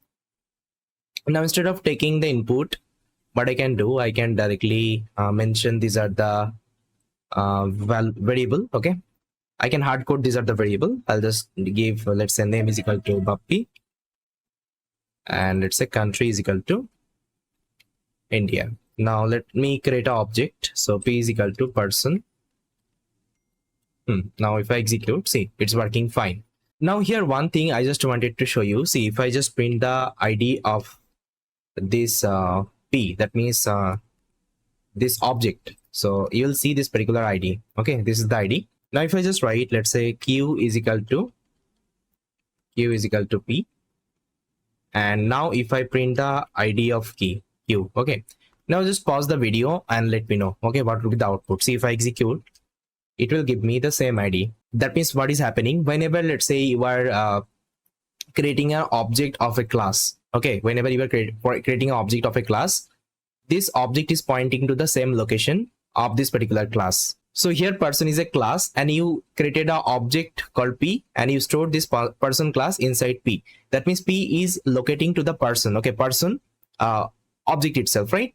And whenever you return q is equal to p, that means q is also pointing to the p, okay, and p means this is the person. That means it is pointing to the same location, okay, it is pointing to the same location. That is why whenever I'm printing the ID of p and whenever I'm printing the ID of q, both are same, okay, there is no chance. Now let me show you one thing. So let's say if I just write like that, let's say print p.name, okay, p.name, and if I just write, let's say q.name, okay. Now if I execute, see what will be the output, because currently in my class you can see Bappy is stored inside the name, and that is why whenever I'm calling p.name, it is giving me Bappy, and again whenever I'm calling q.name, it is giving me Bappy, because it is pointing to the same location. Now let's see if I write like that. Let's say I'll just write q.name is equal to, let's say I'll give Alex. Now see, if I execute the program, it will work fine. Now if I again print it, okay, p.name and q.name, what will be the output? Let me know. See, if I execute, now it will become Alex, because what is happening? You are only changing inside q object. You are only changing inside q object, but it is reflecting in the p object as well. Why? Because it is pointing to the same location. Okay, you can see it is pointing to the same location. That means whatever changes you will be doing inside just one object, it will reflect to all the objects. Okay, this is called actually a reference variable. That means it is referring to the same object, okay, same ID in the memory location. Okay, because again it's a super important concept. You might get this question in the interview, so that's why I showed you. And that's how actually things are working. Fine. So yes, this is all about from this particular video. Thank you so much, and I will see you next time. Hello everyone. In this video, I'll show you how you can pass the class object as a reference. So for this, let me take one example. So here I'm going to use the same class I had written previously, and this class will take two parameters called name and gender. Okay. So let's say this is my constructor I have defined, and it is inside the class. Now what I will do outside of the class, okay, see, it is outside. I'm writing outside of the class. Okay, outside of class. So here I'm going to write a function. So the function name is, let's say, greeting. Okay, greeting. And here I don't need to pass the self because it's outside of the class. Okay, it's a function, not a method. Now this particular function will return, hi, my name is, I am dash. Okay. Now what will happen? This particular function will take one input, which is nothing but a class object. So let me give the object name. Let's say the object name is person. Fine. So this is the parameter this function will take. Now inside that, I'm going to write person dot name, and I'll write person dot gender. Okay, that's it. Now if I execute the program, see, it is working fine. Now let me first of all initialize the class object. So I'll initialize it here. Let's say P is my person object, and it will take two input. The name, let's say name is Bappy, and the gender, let's say male. Now see, if I execute the program, it is working fine. Now see, I'm going to call this function right now. So I'll call greeting. And what greeting takes? Greeting takes one class object. You can see it takes one class object. Now I'll pass this class object inside this function. Now see, if I execute the program, it will show me this message. Hi, my name is Bappy and I'm a male. That means what is happening? You can pass this class object as a reference to a function. Okay. Like previously we learned like we can also pass like list object, tuple object, integer objects, okay, as a reference to a function. Like different data type we can pass as a reference to a function. So in OP also we can create a class, and that particular class object we can pass as a reference into a function. It is possible here. Now another thing you can do, you can also return one specific class object from a function. It is also possible. So for this I'll do a small modification here. So here I'm going to write, let's say P1, and I'm going to call this class, okay, class object person, and inside that I'm going to give two input. Let's say name is Alex and is male. Okay, now I'll simply return this P1. Okay, P1 is what is P1? P1 is a class object. Okay, it's a class object. Now here I'm returning from a function. Now if I execute, now first of all I need to initialize the class. Then if I execute this function, what is returning? It is returning one object called P1. Now I will store in a variable. Let's say I will store in a variable called A. Now if I execute, see, it is printing this statement. Now if I just write, let's say A dot name, so it will give me Alex. And if I just write A dot gender, it will give me male. Okay, why? Because here I was returning this object. Okay, here I was returning this class object, and that is why I'm able to access the attribute of that particular object. Okay, this is the idea. So I hope this is clear, okay, how things are working. So that's how we can pass any kinds of class object as a reference into a function. Okay, it is possible inside OOP. So yes, this is all from this video. I hope you liked it. Thank you so much. Hello guys. In our previous video, I showed you how we can pass any class object as a reference to a function. In this video, I'll show you another things which is very important. See, what I have done here, I have taken the same example, this person class, and here I have defined a function outside of the class. As of now, I haven't written something in the function. Now let me just write one statement, and let me ask you one question. So let's say, if I just write like that, let's say whatever person object actually I'm getting, that means my class object. So I'll just do a small modification here. I'll just take the person.name is equal to, let's say I'll just write Alex here. Okay, so this is the small modification. Now I'll just simply return the person right now. Okay, after changing this name, I'm just returning the person object again. This is what actually I'm doing inside this function. Now if I execute the program, it's working fine. Now first of all, I will initialize my class, and it takes two input, name and gender. I'm passing the name and gender. And now if I print the ID of P, you will see this is the ID of P. Now I'll call this function right now. So greeting. Let's say I will store in a variable called A. Okay, greeting, and it takes your person object. So I can pass P here, right? Now let me initialize it. Now see, if I just write a dot name, now see it is giving me Alex. And if I call p dot name also, you'll see it will give me the same name because it was referring in the same memory location. I already told you, if you do changes in one object, it will reflect in all the objects. Okay, that is the idea. Now see, if I print the ID, okay, if I print the ID of A, you'll see that this is the same ID.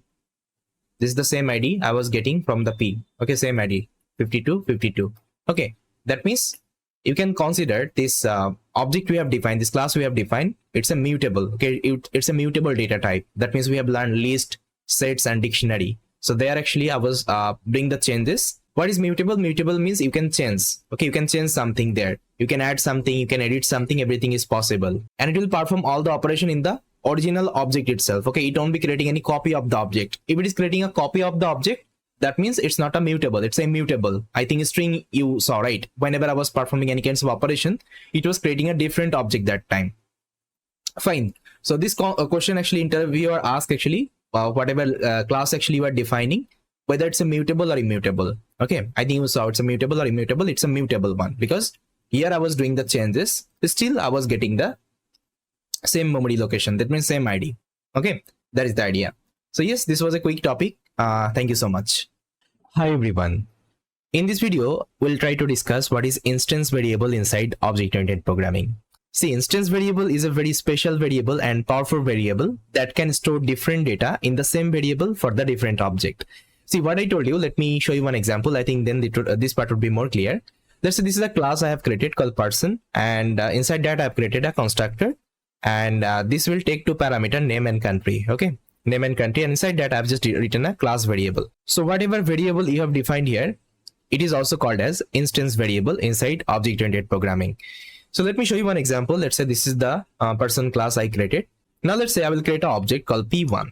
Okay, P1, and this is my object of person class, and it will take to input the name. Let's say name is Bappy, and it will take the country. Let's say country is UK. Fine. Now if I execute the program, see, it has created this particular object. Now if I again write, let's say P2 is equal to person, that means I'm creating another object of the person class. And now I'm passing, let's say name is equal to Alex and country is equal to, let's say, USA. Fine. Now let me create this object again. Now let's say I'll create another object called P3 of the person class, and now inside this I'll pass one name, let's say Ahmed, and the country, let's say India. Okay, India. Now see, here I created three different objects. Okay, three different objects. Let me show you. Now these are the separate object. Now let me show you. So if I print the ID of all the object, P1, P2 and P3. Now see, if I execute, so this is the ID of P1, this is the ID of P2, and this is the ID of P3. So they are actually different object.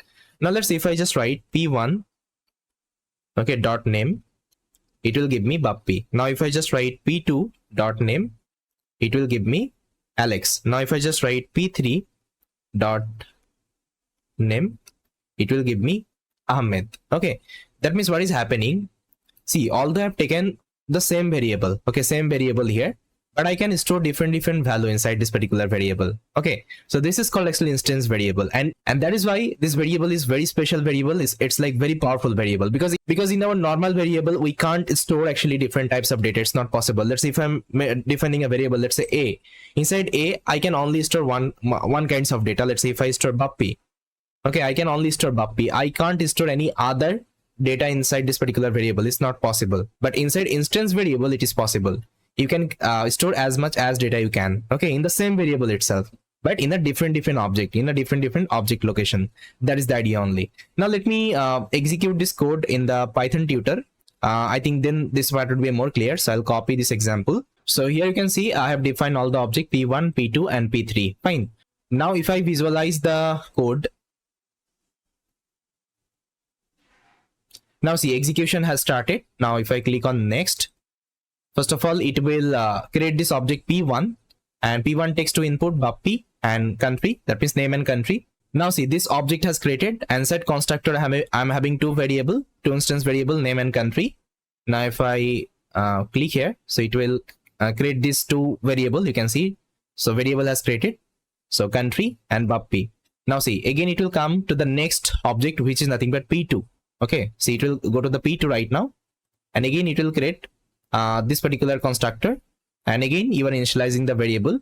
Now if I click on the next, see, now see, in the different memory location, it will create another object. See, it has created another object with the same variable name and country. Okay, and now value is different, USA and Alex, and previously it was Bappy and UK. Now if I do it for the P3, you'll see it will create another object inside memory.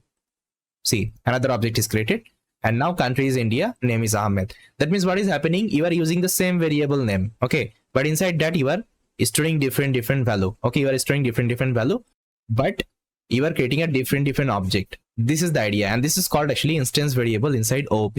Okay, and it's like very powerful variable. That's why OOP is very powerful, because with the help of OOP you can handle very big application. Okay, very big application. That's how you can use the same class for the multiple tasks. Okay, for the different tasks. So here you can see I've written only one class, but here I'm using this particular class for multiple time. Okay, multiple time with different example. Okay, again this is called code reusability. I'm using the same class again and again, okay, instead of writing from scratch. This is the idea. So I hope you got it, guys. Thanks for watching. Hi everyone, welcome to this video. In this video, we'll be discussing another very important object-oriented programming concept called encapsulation. I think you remembered I showed you one image. In that image, actually, I told you we'll be discussing some very important concept inside object-oriented programming. Like this was the image. We have already discussed the class and objects. So in this particular video, we'll be trying to discuss what is encapsulation. Okay. Then we'll be trying to discuss like the polymorphism, inheritance, abstraction, and so on. Okay, everything we'll try to discuss. So encapsulation is super important topic inside OOP. So in this video, I'll try to use one story to explain this particular concept. I think then this concept will be more clear, because I told you it's a completely practical understanding. Unless and until I'm not showing you any practical demo of a topic, it would be a little bit difficult for you to understand. Okay, so let's go to our code editor and try to understand what is encapsulation inside OOP. So guys, you can see here I kept one definition of the encapsulation. Encapsulation is a fundamental object-oriented principle in Python. It protects your classes from accidental change or deletion, and promotes code reusability and maintainability. Okay, so I know that as a beginner this would be a little bit hard for you to understand this definition, what I'm trying to express here, but as of now just try to consider encapsulation is a technique to capsule anything. Like, you know what is capsule? Okay, in a capsule actually we are having different medicine, right? And it is capsulated. Okay, it is capsulated together, or you can also consider a wrapping. That means you are trying to wrap something so that anybody won't be able to see that. Okay, that is the idea. Now let me give you that particular story and let me show you the demo. I think then this would be clear. So for this, I'm going to use the same class I written, the same ATM class. I think remember we written a ATM machine class, right? So ATM code functionality we have written, I think remember. So this is the ATM class, guys.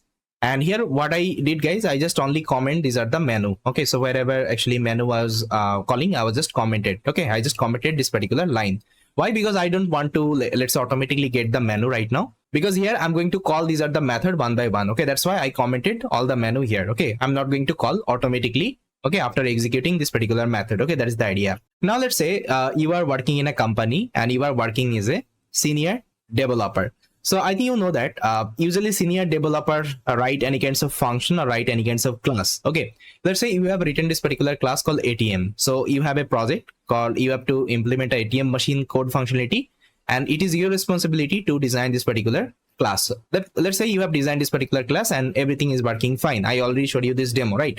This class is already working fine. So here we can create the pin, we can change the balance, we can change the pin, right? We can also withdraw the money, we can check balance, everything we can perform with the help of this particular class. I think you remember. And now after implementing this particular class, what he will do, he will try to hand over this class to the junior programmer, okay, or let's say junior developer. So what he will try to do, he will try to integrate this functionality in the actual ATM machine. Okay, actual ATM machine, or let's say in the actual website. Okay, This is his task actually. But as a senior programmer, you have to design the core module always. Okay, this is always happens in all the industry. The senior developer will develop this class, and junior developer will try to integrate this class with the actual software product. Okay, this is the idea, because your company won't be giving the responsibility to implement the core functionality to the junior programmer, because he's a junior programmer. He has actually less experience, so he might do some mistake in the code, right? So that's why as a senior programmer, it's your responsibility to maintain this particular class itself, and after implementation you will hand over to the junior programmer, and junior programmer will try to test it, okay, whether it's working fine or not. If it is working, then he will try to add it to the main website, or let's say main your project. Okay, this is the idea. Now let's say in your company there is a junior programmer, and he's like very clever, and he's like very crazy. Okay, let's say he's thinking, okay, sir has given me this particular class. Now what I will do, I'll just try to find out one mistake he has done, and he will get fired from the company. Okay, let's say this kinds of thought actually he is having. So what he will do, let's say you have given this particular class to the junior programmer. Now as a junior programmer, what he will do, he will come here and it will initialize one object. First of all, let's say obj is equal to ATM. Okay, because he knows ATM is a class, and inside ATM I'm having some functionality, okay, so that I can perform some of the operation. So let's say he has created this object and it's working fine. Now what he is doing, he just defining the object and he's pressing the dot button, and now see, it is suggesting all the functionality you have implemented in that particular class. He can see actually, okay, in your class balance is there, change pin is there, okay, check balance is there, create pin is there, menu is there. Okay, so these are the thing actually he can use. Now let's say junior programmer wants to test this create pin, whether it is working or not and how it is working. So he will select this create pin, and if we executing the code, it will ask for the enter your pin. So let's say he has given the pin 1 2 3, and after that it is asking for the balance. Let's say he has stored 5,000 rupees in the account. Okay, now if I'm executing, see, pin created successfully. Okay, now if he wants to check the balance, so easily he can do it. He'll just call check balance, okay, this particular method, and if he is executing, it will ask for the pin 1 2 3, and now if I execute, see, it will tell me you have 5,000 rupees in the account. Okay, that means everything is working fine. But I told you, your junior programmer is very clever and he's very crazy. His thought is to fire you from the company. Okay, so what he will be doing, see, he will come here, and now instead of using your let's say method, okay, what he will do, now here he will think, okay, so I already checked all the methods one by one, okay, it's working fine, but what is this balance and pin? Okay, let me test. Now he will call this particular balance, and now if I'm executing the code, see, it is giving me 5,000. That means he got to know, okay, so this is actually a class variable my sir has defined. Okay, now what I will do, I'll just simply write obj.balance equal to hello. Let's say this particular data your junior programmer has given in the balance. Okay, now if I'm executing the code, what will happen? Will it execute or will it throw me any kinds of error? See, if I'm executing, it will work fine. Okay, there is no error.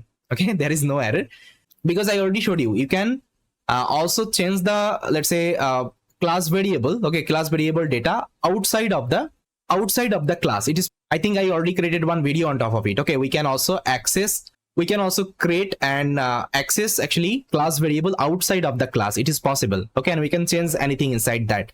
That's why I'm able to set this particular value inside this particular balance. Okay, balance variable. Now see, if I'm again checking my balance, now see, if I give my pin, let's say 1 2 3, now see, it is giving me balance is hello. Okay, now just tell me, is it really correct? Is it really correct? Your balance should contains the string value. Is it really correct? No, it's not correct, because see, if I now want to withdraw the money, let's say if I want to withdraw the money right now, so I'll call the withdraw method. Now if I'm executing, that is asking the pin, so I'll give 1 2 3. Now if I'm executing, now it is telling enter the amount. Let's say I want to withdraw 2,000 rupees. Now if I'm executing, see, it will give me one error. The error is type error, not support between instance of integer and string. That means what you are trying to do, if you check the withdraw functionality, so here you are trying to do the subtraction operation. That means balance subtraction of amount. Okay, balance subtraction of amount. Now tell me, what is the balance right now? Balance is hello, and you are subtracting with 2,000. Now tell me, will it work? No, it won't be working. That's why it is throwing the error and you are getting the error. Okay, now your manager will come and he will blame you. Okay, because you are a senior programmer. he will blame you what kinds of code you have written. Okay, what kinds of code you have written, because it is failing in the production. And that time actually he will fire you. Okay, he will fire you definitely from the company, because if as a senior developer, if you're writing these kinds of code, so definitely no one actually will give you another chance. Okay, so that's how junior programmer will do some crazy thing in your code, and he will get the promotion. Okay, and he will get the fire from the company. So it's really not fair enough, right? What do you think? So that is where actually encapsulation concept comes into picture. So encapsulation means there is a concept inside OOP called private variable. Okay, private variable inside a class itself. So here I already told you, encapsulation is a fundamental object-oriented principle in Python. It protects your class from the accidental changes, because it is happening the accidental changes right now. Okay, because your junior programmer is able to set anything, okay, in your, let's say in your sensitive variable, but you don't want that. Okay, so if you want to protect your sensitive variables, what you can do, you can use something called private variable concept inside OOP. So how to define a private variable? So let me copy the same example, and I will go below, and here let me define it again. Okay, now see, instead of using the variable like that, I think I showed you one class diagram. I think, remember I told you like minus and plus. Whenever you will see the minus, that means it's a private, and whenever you will see the plus, that means it's a public property. Now if I want to make anything private, okay, inside class, what I have to do, I have to use this particular double underscore symbol. Okay, double underscore symbol. So whenever you are defining double underscore symbol, that means it will become a private property. Okay, now it's a private, okay, private property. That means now this is a class variable, like this is a class variable. Now it will become a private variable. Okay, private variable. Okay, now it will become private variable. Now what I will do, everywhere where I've written the balance, I'll just change it with the underscore balance right now. Just try to find where I've written the balance. See, here I've written the balance, it would be underscore balance. So guys, you can see I have changed this particular balance with underscore balance everywhere. Okay, now it has become my private variable. Okay, now see what will happen. Now if I execute the code, now if I am again define the object of this ATM machine. Okay, now if your junior programmer define the object and press the dot, again he will able to see all the let's say variable and methods you have defined in this particular class. Now see, he can see different methods and different variable you have defined. Okay, now see, now balance is having underscore this particular sign. That means your junior programmer will get to know, okay, my senior programmer is using one private variable in his class. Okay, now let's say he want to again create a pin. So I'll call this particular create pin method. Now if I'm executing, now give your pin, let's say 1 2 3, and let's say balance is equal to, let's say 4000. Okay, 4000. And now if I execute, see, pin has created successfully. Now let's say your junior programmer is thinking, I will again change in the private variable. Okay, the private variable my senior programmer has defined, I will change something in the private variable. So I'll call this particular balance again, underscore balance. Okay, now let's say again I'll set hello here. Okay, again I'll set hello here. Now see, if I execute the code, what will happen? It will work fine. Your junior programmer is again calling the object. Now he's checking the balance right now. Okay, checking the balance right now. He's trying to see whether my balance has become hello or not, because balance is equal to hello he has set, right? Now he's checking whether balance has become hello or not. Now if he's executing the code, see what will happen. He has to give the pin. Now see, if I'm executing, now see, balance is equal to 4000. Okay, now this balance is equal to 4000. Now your junior programmer will go mad. Why? Okay, why? Because I already set underscore balance is equal to hello. But why it is having 4000 right now? The 4000 I had given during the create pin. Okay, this particular operation. Okay, because see what is happening, whenever you are calling this underscore balance and you are mentioning one date, and whenever you are assigning any value, okay, in this particular variable, it is not, okay, it is not reflecting in your actual private variable. Okay, it is not reflecting in your, what is my private variable here, in your actual private variable. Okay, it is not, so it is not changing inside your actual private variable, because it's a private, okay, it's a private property, and no one, okay, no one can't access outside from the class. It's not possible. But you will have one question, but why it is executing? Because it's a private property. Okay, it's a private property, but I can see the suggestion from OBJ. Okay, that particular object. See, you can see the suggestion. You can see the suggestion, like what are the variables and what are the methods you are having inside a class, you can see that. But whenever anything is private, you can't change that one. Okay, you can't change that one outside of the class. It's not possible. That means what is happening, see, whenever you are creating a private, okay, private property inside a class, see, whenever you are creating a private property inside a class, let's say I have created underscore balance. Okay, so this is a private property, that means private variable balance. So you can see underscore balance I defined here. Okay, underscore balance I defined here. Initially the value is 0. Let's say initially the value is 0. Okay, now see, whenever you define the private property, that means underscore, okay, before any kinds of variable or method, whatever, okay, by default what your Python will do, it will try to convert like that. First of all, it will take underscore, then your class name will come, and here what is the class name? Class name is ATM. Okay, so ATM will come here, ATM. Okay, it will come here. Then after that, you will be taking underscore your variable name. Okay, variable name. Now variable name is balance. Okay, balance now equal to 0. That means whenever you are taking any kinds of private property, okay, private variable or private function, whatever you are taking, so by default your Python will try to convert this property in that way. Okay, in that way in the memory location. So that is why whenever you are writing this particular statement, here underscore balance is equal to hello, so it is not reflecting inside my actual private variable, because my actual private variable looks like that. Okay, actual private variable looks like that. Before, after defining, it will automatically convert in that way. So whenever you are writing underscore balance, okay, is equal to hello, okay, is equal to hello, that means it is creating a new variable. It is creating a new variable in the class. Okay, in the memory, the variable name is underscore balance right now. Okay, the variable name is underscore balance, and the value you are giving, which is nothing but hello.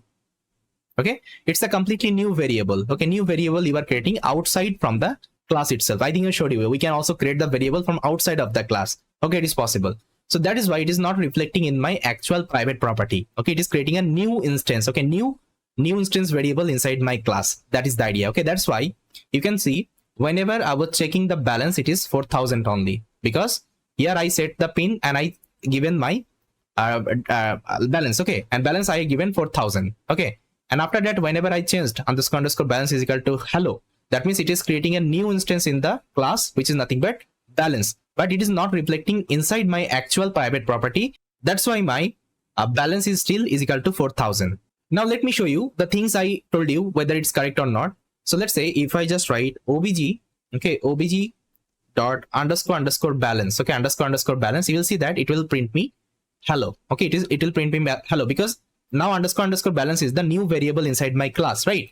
But if I want to see my actual private property, okay, actual private property, how I can check? I can check like that, obj dot underscore ATM, because I told you first of all your class name will come. Class name is ATM, then underscore balance. Now see, if I execute this line, now it will show me 4000. Okay, now you can also check in the Python tutor. So what I will do, I'll go to the Python tutor, and this example, I think you remember, I will just modify this example. Let's say I don't need the input here. I'll remove these are the variable. I also don't need the country. Now let's say instead of name, I will take underscore name. Now it will become private variable inside this class. Now name is equal to, let's say, Bappy. Okay. Now let's say P. Okay, P is my object. Now see, if I visualize the example right now, if I go to the next, okay, now my person class will initialize.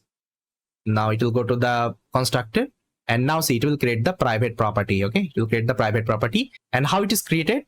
See, it is created underscore, okay, and what is the class name? Person, then underscore name, okay, is equal to Bappy. And let me just add one more line here. So what I will do, I'll just try to change this private variable. Let's say underscore name is equal to Alex. Okay, now again, if I visualize, now see what will happen. So it has created the property. See, it has created my class. Now see, it will create the private property with the help of underscore class name, underscore variable name, and value. Now see, whenever it will come here, and whenever it is trying to change, okay, whenever it is trying to change my private variable, instead of changing, it will create a new variable here called underscore name, and the value should be Alex. Okay, now I think it is clear how things are working in the backend. Okay, it is not able to access my actual private variable. Instead of that, is creating a new variable in the memory, new variable in the class. Okay, that is the idea. Now I think you got to know, okay, why it is still working fine. Okay, why it is still working fine. Now see, if I call the withdraw will work fine. See, if I call the withdraw right now, withdraw will work fine. Let's say I'll give the pin 1 2 3. Now enter the amount. Let's say I want to enter withdraw 1000 rupees, and the current balance is 3000 because I stored 4000 rupees in my account. Okay, I hope it is clear. But let's say your junior programmer still didn't give up. Okay, what he will do? Now he learned this concept. Okay, now he got to know, okay, so it's not an actual way to change anything inside a variable. So I got to know, okay, if I want to change anything, I need to call with this particular name. So what he will do, he will come here, and now he will just write like that, obj dot underscore ATM, okay, underscore balance. Now he will write hello here. Now see, if I'm executing the program, it's working fine. Okay, now if I check the balance right now, let's give the pin 1 2 3. Now see, now balance is equal to hello. Now if I perform the withdraw operation, now see, again it will give me error. Let's say pin is 1 2 3. I want to, let's say, withdraw 2000 rupees. Now see, it will give me the same error again because currently your balance is hello and you are trying to subtract with 2000. Okay, that's why it's throwing me error. Now you can ask me, then what is the use of the private variable? Because still my junior programmer can change anything inside this particular variable. Even I was also surprised. Okay, when I learned this concept in Python, I was also surprised. But in other programming language, it's not possible. Once you define something in private, okay, private property, you will die, but you can't change that particular property. Okay, you can't change any kinds of value inside that private property. But in Python, okay, in Python you can do it. Okay, in Python you can do it. Although it's a private property, but with the help of this particular hack, you can do it. Okay, this particular hack, because you know in memory how my private property is getting created. And if you know that particular name, you can easily change something in that variable. I already proven. Okay. So I was exploring this topic in the internet. Then I got to know one line actually from Quora. Actually, I think you know what is Quora, right? In Quora, actually, you will get all kinds of answer. So in Quora, I got this particular answer. In Python, nothing is true private. Okay. In Python, nothing is true private, and it is made for adults. That means if you are an adult, okay, if you are an adult person, then you will be using this particular programming language. It seems a little bit, weird, but it is the reality. Okay, you have to obey. So in Python, nothing is true private. It is made for adults. So if you are an adults, then you will be using this particular programming language. Okay. So whenever you are working in the industry as a senior programmer, and if you are using any kinds of private property, so your junior programmer will have the responsibility. Okay. He won't be changing anything inside the private property. Okay, this is called actually adultness. Okay, this kinds of adultness your junior programmer should have. Okay, if he doesn't have, that means there is definitely some issue with your company culture. Okay, so that is the thing actually. So this is called actually encapsulation concept inside OOP. That means if you don't want to, let's say, change anything, okay, accidentally inside your let's say class, okay, class variable, or let's say class methods, whatever, so you can use this encapsulation concept. That means you can use private property that time. Okay, this is the idea. Now it's not about only variable, you can also make private your function as well. Let's say this is the menu function. Here I have given double underscore sign. That means this function is now my private property. That means I'm telling to my junior programmer, no need to change anything here because it's a private property. Okay, inside that. Then for the create pin also, you can use the same concept. If you're giving like that, that means it's a private property. Okay, so whenever you will see this particular double underscore sign, okay, before any kinds of let's say variable or method, you have to consider it's a private property, and I don't need to change anything inside that particular private property. Okay, because it's not recommended, because Python is made for adult person, right? And as a programmer, I have to be adult first of all if I'm using this particular programming language. Okay, this is the idea. But let's say in some cases actually it is required to change something inside a private property. Let's say some let's say there would be a application you are creating, and there is a, let's say, condition you have to change something in that private property. Then what you have to do? Okay, so that time as a senior programmer, you won't be allowing you to change like that. Okay, you won't be telling your junior programmer call like that. Okay, call like that, call this particular private variable like that, and just change something inside that. Okay, no, you won't be giving these kinds of suggestion. Okay, instead of that, what he will do, he will use another actually concept inside actually encapsulation, which is nothing but setter method and getter method. Okay, so in the next video we'll try to discuss what is setter method and getter method, and with the help of that, how we can access the property of the private variable. Okay, and this is the recommended way. Okay, this is the recommended way as a senior programmer. If you want to change anything inside a private variable, or let's say public variable, or whatever, let's say you want to allow your junior programmer to change, that time instead of giving the variable directly, what he will do, he will give a function. Okay, he will give a method. Okay, two method, one is the setter method, one is the getter method. Okay, with the help of that, he can change anything inside a variable. Okay, this is the idea. And whenever you are designing any kinds of software, whenever you are trying to create any kinds of project, and if you are using any sensitive variable or sensitive function, so make sure you are using this particular symbol, that means private variable concept. Okay, private let's say property concept here. Okay, so this is a good practice always. Okay, no need to make everything public, otherwise what will happen, they will directly able to change your variable or let's say function. But if you are giving underscore sign, so it will be happening like that. Okay, that means instead of reflecting in the actual private property, it will create a new variable inside that the change would be happened. Okay, unless and until he's not calling in that way. Okay, he's not calling in that way. Okay, but again, he won't be calling because he is an adult programmer and he knows this is the private property, so I don't need to change anything inside that. Okay, so this is the concept of encapsulation inside object-oriented programming. So in the next video, we'll try to understand how, if I want to change something in the private property, how to use the setter and getter method for this. So thank you so much. Hi everyone, in our previous video, I already showed you what is encapsulation inside OOP and what is the use of it. Okay, that means if I want to encapsulate it anything, that means if I want to wrap anything, okay, wrap anything so that other people won't be able to see that, other people won't be able to change anything inside that particular property.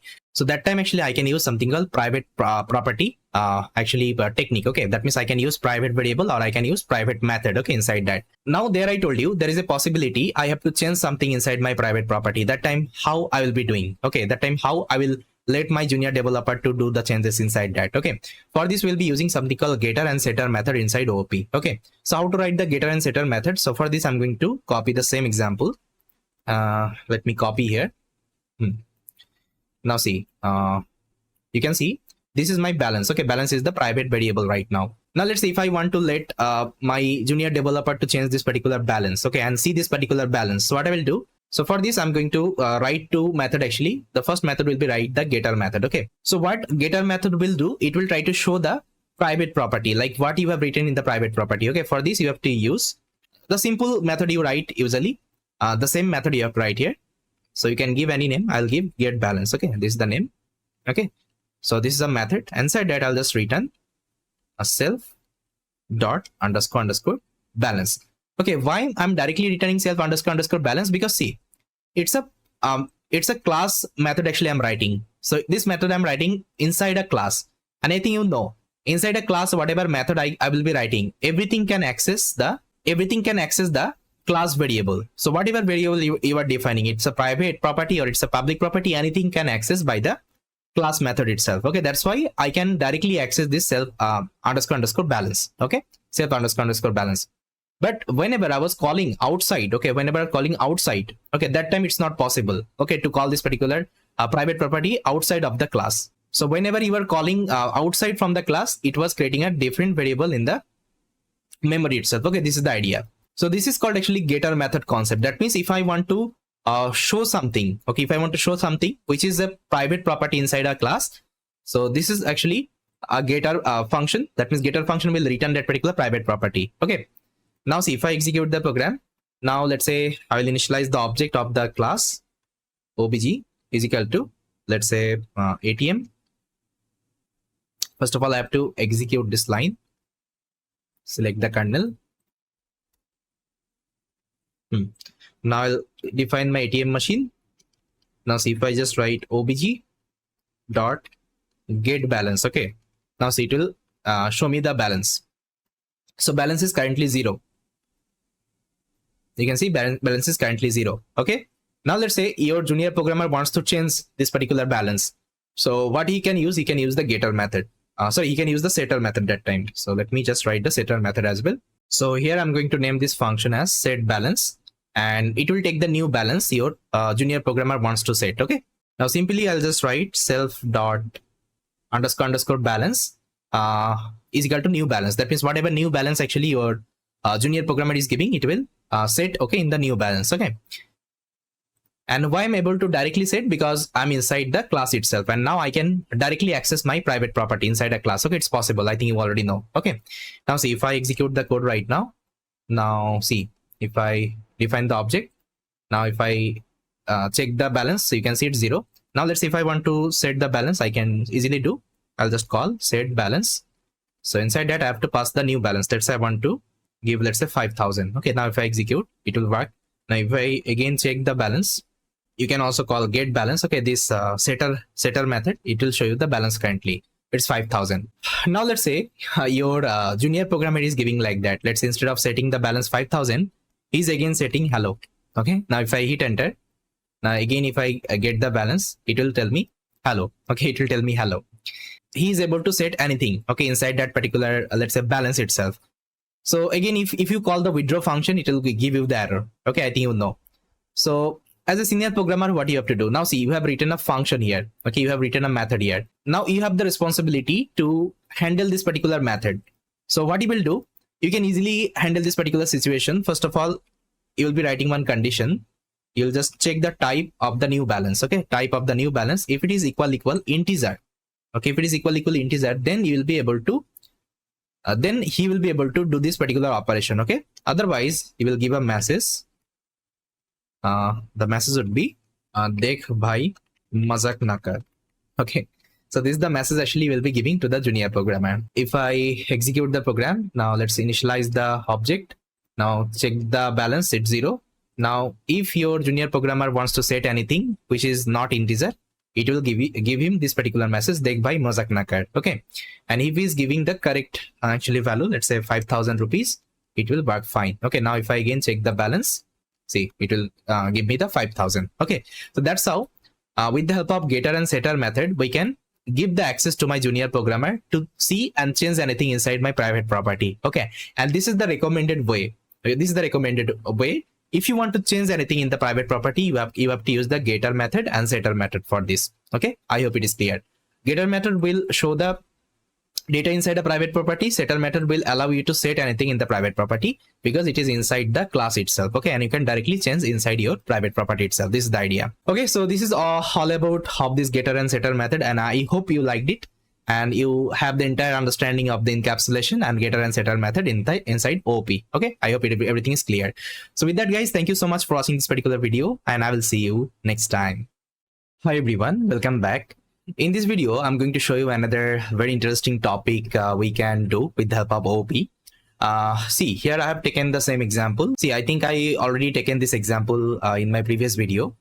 So here I've just written a class called person. This class takes two parameters called name and country. And here I'm defining some class object, you can see. So I've defined P1 object, P2 object, and P3 object. And every time I'm passing some new value, okay, inside that. Now, just let me know if I just write L is equal to, let's say if I take a list, and inside that, if I just store P1, P2, and P3. And now if I print this particular L, so is it possible? Yes or no? Let me know. Is it possible?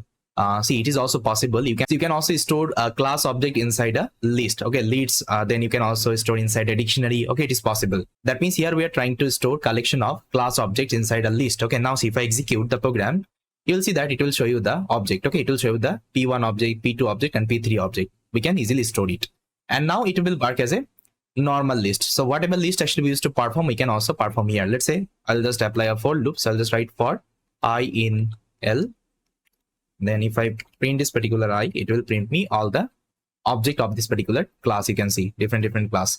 Now it's a class object actually. Now you can perform all the operation, whatever operation I was to perform with the object. Now see, if I just simply write I dot name, comma, I dot country, it will show me the name and country. Okay. See, Bappi UK, Alex USA, Ahmed, India. Okay, so that's how we can store collection of class object inside a data structure, like list data structure, dictionary data structure. Okay, so whatever data structure supports actually mutable data type, you can store there. Okay, now just let me know, can I store this class object inside a tuple or inside a sets or not? Just try to let me know in the comment. Thank you. Hello everyone. In this video, I will discuss what is static variables and method inside object-oriented programming. See, for this, what I will do, I will copy the same, class we have written called ATM, right? So let me copy that particular class. So this is the class I'll just try to copy and let me paste it here. So I think you remember we created this ATM class and I was able to perform different operations like create pin, change pin, and so on, right? But let's say I want to add another functionality in this particular, let's say, ATM class. So whenever I will be defining, let's say, different objects. So let me show you. So let's say whenever I will define different objects, let's say P1, or I can just write OBJ1, and I'm going to define my class, okay, ATM class. So this is one object. Now I'll create another object, okay. So that's how actually I want to create different objects. Okay, I want to create different objects. It will generate unique ID, okay, for each and every objects. Let's say instead of object, just try to consider here we are having different customer. Let's say customer 1, C1. Let's say customer 2, okay, C2. That's how I'm having different customer in this particular ATM. Okay, so whenever customer 1 will come to the ATM, it will generate a unique ID, okay, for the customer 1. Whenever customer 2 will come in our ATM, it will generate another unique ID called 2. Okay, so that's actually it will every time create a unique ID for different customer. Fine. So if I want to add this kinds of functionality inside my ATM class, so I think you are thinking what I can do. I can take another variable here. I'll just name it as, let's say, customer ID, customer underscore ID, and initially the value would be 0.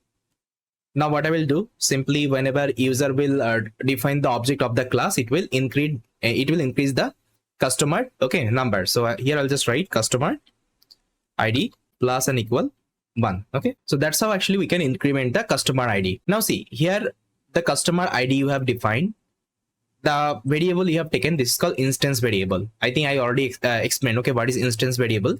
So here you are taking something called instance variable. So whatever variable you are defining inside the constructor, okay, this is called instance variable. Now see, if you are using instance variable and if you are adding this particular functionality like that, okay, customer ID, then you are incrementing the ID, okay, every time by 1. Now see what will happen if I execute the program. Okay, now see, I will define my C1. Okay, now if I call, let's say, C1 dot, let's say, customer ID. Okay, customer ID. Now if I execute this code, it will give me 1. Okay, now let's say if I will initialize C2, that means customer 2. Now if I call C2 dot customer ID, okay, now tell me what will be the output. See, if I execute again, it will give me 1. Okay, that means what is happening every time whenever you are creating a different objects, okay, it will initialize this particular constructor. This constructor will run, okay, every time this constructor will run by default, and whenever it is running by default, that means it is 0, and again you are incrementing with 1. Okay, that means your value would be only 1. Okay, your value would be only 1. So this is not a right approach to create the customer ID. So for this, actually what I can do, I can use one amazing actually concept inside OOP called static variables. Okay, I can use static variable instead, instance variable. Now what is static variable? Static variable means you will be defining the variable inside the class, okay, not inside the constructor. Okay, now see, inside the class actually you can define the static variable. Now how you can define? So simple variable you can define like that. Let's say I'll just give customer, okay, customer ID. So let's say initially it would be 0, or you can also start from 1. Okay, it's up to you. Now instead of taking this line, what I will do, I will store this customer ID. Now I will store this static variable, that means my customer ID, inside my instance variable. I'll just write customer. Okay, but customer ID, see, if you call customer ID, it won't be working. Okay, it won't be working.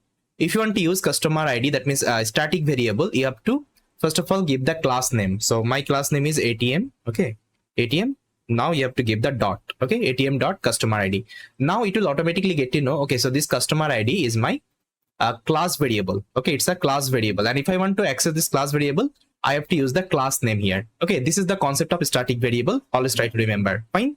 Now I have to increment the ID and I have to update this customer ID. So what I will do, again, I will call ATM dot customer ID. Then here you can simply increment by 1. Okay, this is the code. This is the code, guys. Now see, if I execute the program right now, instead of calling my instance variable, I have to call my static variable. And to call the static variable, first of all, I have to define my class name, then the variable name. Okay, you can see ATM customer ID. Now if I execute, see.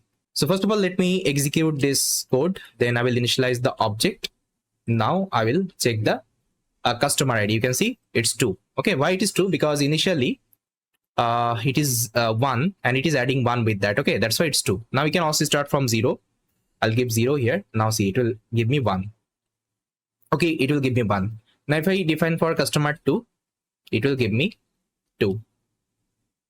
But I have to call like that. Okay, it will give me 2. Okay, now let's say if you define customer 3, let's say customer 3. Now if I call customer ID, you'll see that it will give you ID. Now it will give you the ID of 3. Okay, that's how with the help of static variable we can handle this particular situation. Okay, instead of taking instance variable. So always try to remember, if you want to get something unique, okay, if you want to get something unique, that time you can use like a static variable. And if you want to get the similar things, okay, that time you can use instance variable. Now let me ask you one question. Let's say I'm creating a bank application. Okay, let's say in that I'm using one data called name. Okay, name. Now tell me, name should be the static variable or it's an instance variable? Just let me know. Okay, I think you got it. Okay, name should be a static variable because every time customer name will be different. Okay, customer name would be different. So fine, now I think you got the difference between your instance variable and static variable. Okay, so this is the static variable. So let me just write here, this is my static variables. Okay, static variables, that's it. Now let's say your junior programmer is again here. Let's say he will write like that. Let's say atm.customer ID is equal to, let's say, hello. Now see, if I execute, it will execute fine. Okay, now see, if I check the ATM customer ID, it will give me hello. Okay, that means he is able to access this particular data, access this particular variable. Now how we can prevent it? I think you learned the encapsulation concept. That means I have to use the private property. So instead of using this variable as a public, you can use privately. Okay, privately you can use. Now see, whenever I'm defining customer ID, I have to use the private one. Okay, private one. Now it is fine. Now let's see, if you want to see the customer ID, okay, what you can do. So this is a private property. For this you can use getter and setter method. I think I told you. So here simply you can write one getter method. So I'll just write def get underscore customer ID. Okay, now inside that I'll just simply return my ATM, okay, dot underscore customer ID. Okay, because it's a static variable, it's not an instance variable. Fine. One thing you observe, see here I'm not using any instance variable. That means this particular constructor variable. So I don't need to use the self here. See, I'm not using any self here. So what I can do, I can remove this self. Okay, if I'm also removing the self, still I can access this function. Okay, still I can access this method. How? Let me show you. So if I execute the program, now simply I'll initialize my customer 1. Now see, here I will call like that. I'll just call ATM. Okay, ATM dot get customer ID. Okay, this is a method inside that. Now if I execute, see, it will give me 1. Okay, it will give me 1. See, without self object also I'm able to execute this particular method, because here I'm not returning any kinds of, let's say, data which is present inside my constructor. Okay, which is present inside my constructor. That's why I don't need to use self parameter here. Okay, now if you're using this kinds of function, okay, this kinds of function, this is called a static function. And to identify the static function, what you can use one decorator called static method. Okay, static method. Okay, this is called static method. Now see, whenever you will get this particular decorator, that means this particular syntax, that time you have to consider it's a static method. Okay, and the variable you are returning, this is a static variable. Okay, so this is another super important concept inside OP. Now I think it is clear. And if you want to allow your junior programmer to change this value, what you can do, you can again create a method called setup. Okay, with the help of that he can also change the value of it. So I will leave this particular task to you. You can create another setter method and you can change the value of the customer ID. Okay, fine. Now see, if I execute the program, it's working fine. Okay, there is no error. So yes, this was the concept of static variable and static method inside OOP. I hope you cleared. Okay, so just try to think whenever you will be designing your own software. Just try to think whatever variable you'll be taking as static variable, and whatever variable you'll be taking as instance variable. Okay, it's up to you. Thank you guys. Hello everyone, welcome back. In this video, we'll be discussing another new concept inside object-oriented programming called aggregation. So before starting with the aggregation, first of all, let me tell you, see, whenever you are designing any kinds of software, whenever you are trying to create any kinds of application, it's not like that you will be only creating one class, okay, for that particular application. So you create actually multiple class. So let me give you one example. Let's say you are implementing Facebook software, that means Facebook application. So inside Facebook, we are having different functionality. Let's say I can, apart from the login operation, I can perform the sign up operation. Okay, I can, let's say, create my profile. I can post something in the Facebook. Okay, so different thing we can perform there. So for this, what you will do, you will just try to create different class. Let's say for login, you will be creating one class.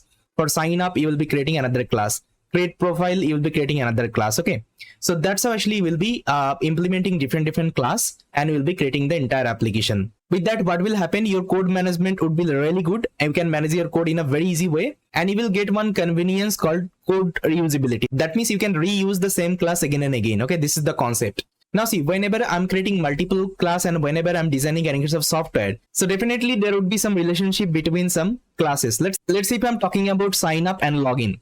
So first of all, user will perform the sign up operation. Then whenever he will perform the login operation, first of all, it will check whether user did the sign up operation or not. That means in sign up and in login, actually, there is a relationship. So these two classes having relationship.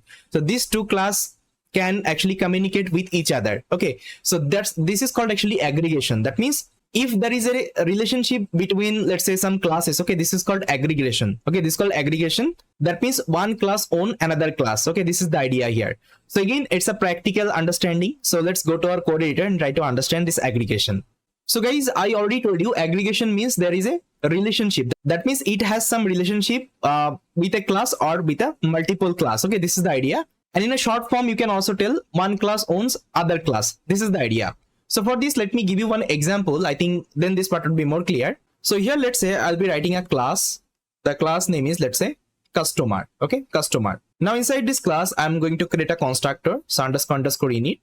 And this class takes some input, let's say name, gender, and address of the customer. Okay, address of the customer. Then what I will do, I'll simply create some class variable, that means instance variable, and I'm going to store these are the variable one by one. So I'll just write self.name is equal to name.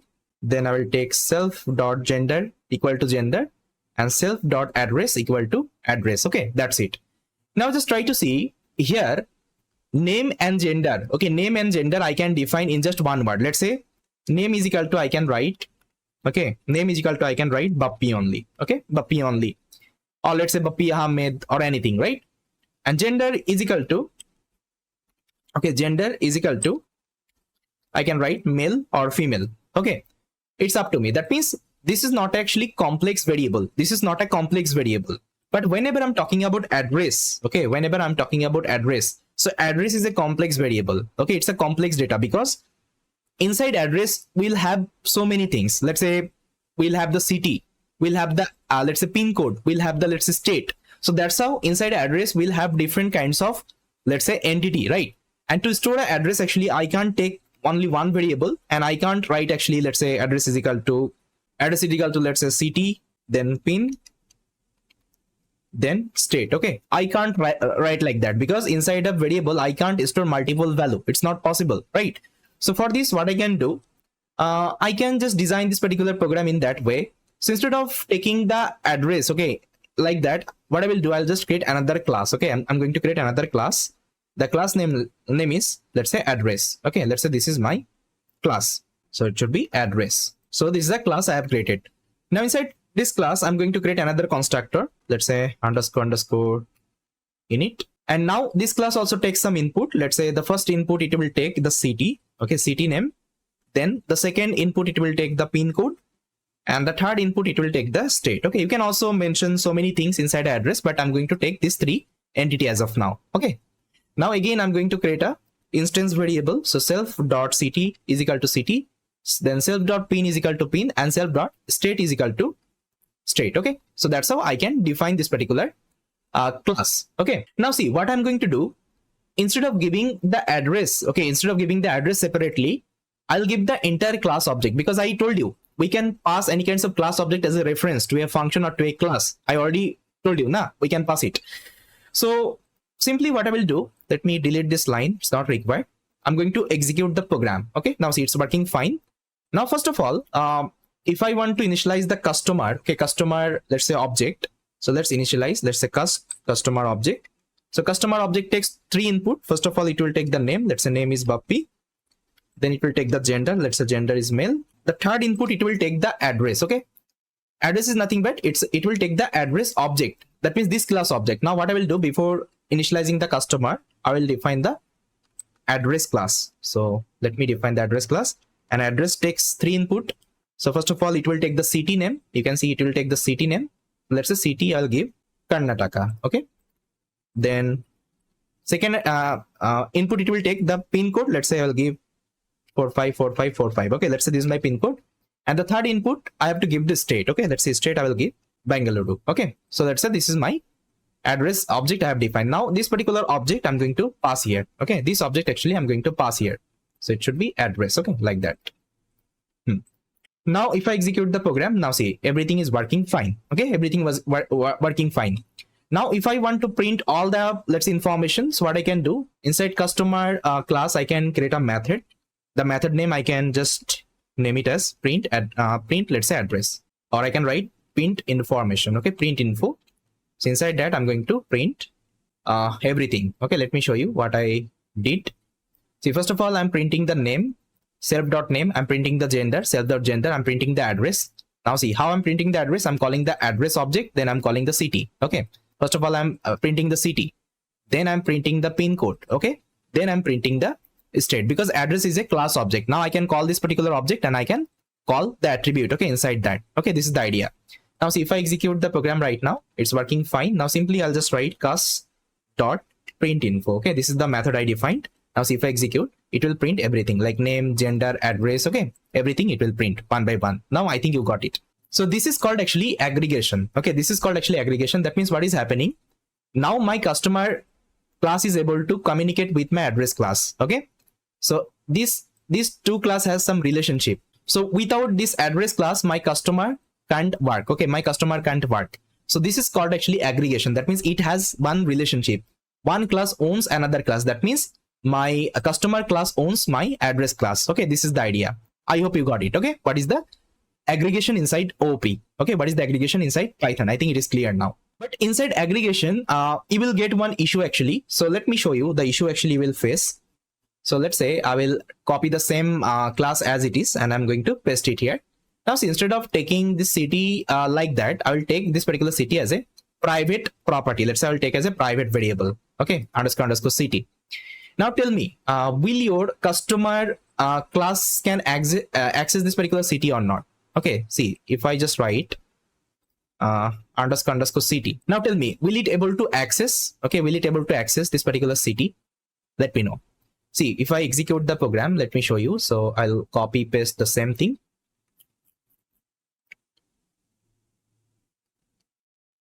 Now I'll call the print info. Okay, print info I'll call. Now see, it can't access. It will give you one error. Address object no attribute customer city. Okay, it's not possible inside aggregation, because you can own any kinds of class, but it doesn't mean you can also own the private property of that particular class. Okay, so Python won't be giving you this particular let's say functionality. You can't access any kinds of private property from a different class. Okay, it's not possible. But if I want to let's say show my private property, what I can do, I think you remember, I can use getter and setter method for this. Okay, so simply again let me show you another example. So let's say if I want to show the city right now, so what I will do, instead of giving it directly, I'll just create a getter method for this. I'll just name it as get underscore city. Okay, so this is the name. So it will return self.ct. Okay. Now simply, instead of calling the underscore ct right now, I'll call self.address dot get, okay, get underscore ct. Okay, and this is a method. Now see, if I execute the program, and again let me initialize everything. Now see, it is able to access the ct currently. Okay, that means with the help of getter, actually I can do it. Okay, with the help of getter I can do it. Now you can ask me, sir, we just learned one concept, like we remembered, whenever I'm writing any kinds of private property, that means in the memory, how it will create, it will create underscore name of the class, then underscore that particular let's say attribute name. So can I use that particular approach? Yes, you can also use that particular approach. Let me show you what approach actually I'm talking about. So instead of using the getter, okay, getter city, this getter method, what I will do, instead of calling like that, I'll just call like that. I'll call self dot underscore, let's say the class name is address, so address, then underscore ct.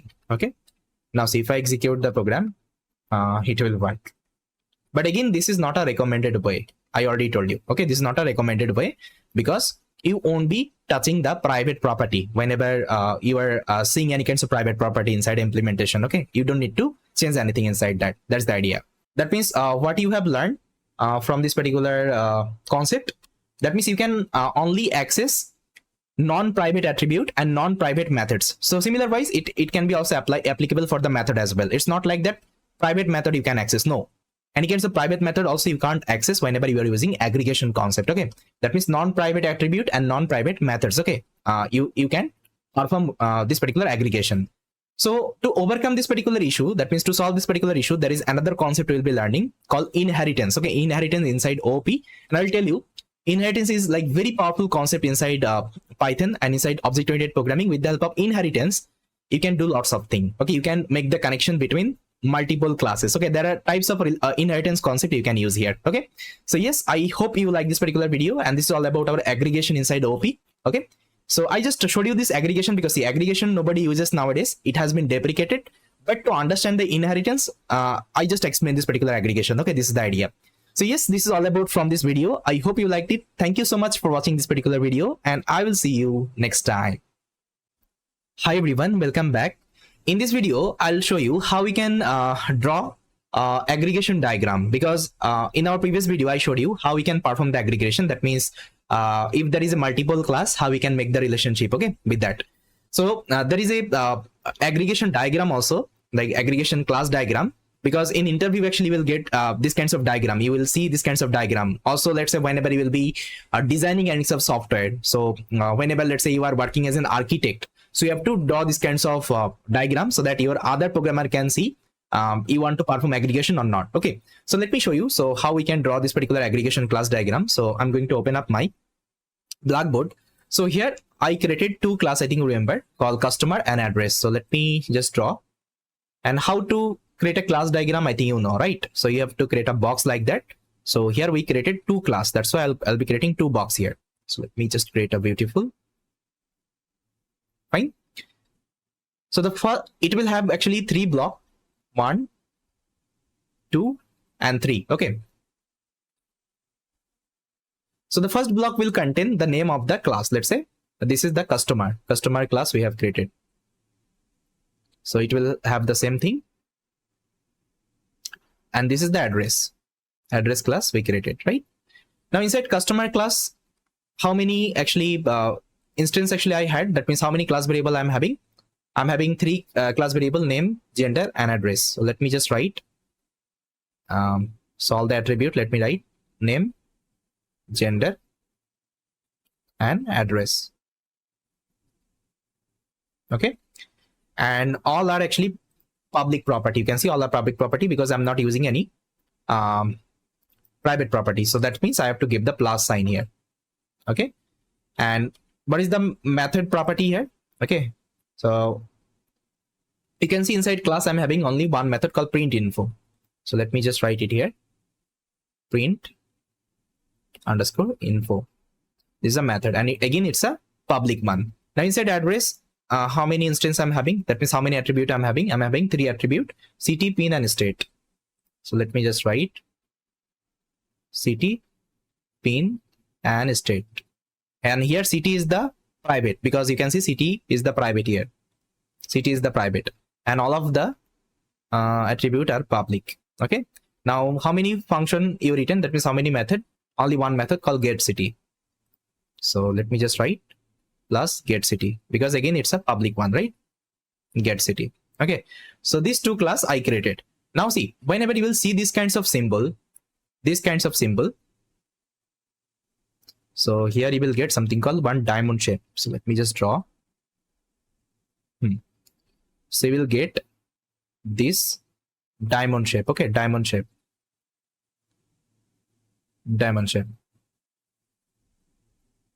So whenever you see this kinds of diamond shape, okay, that means you are performing something called aggregation.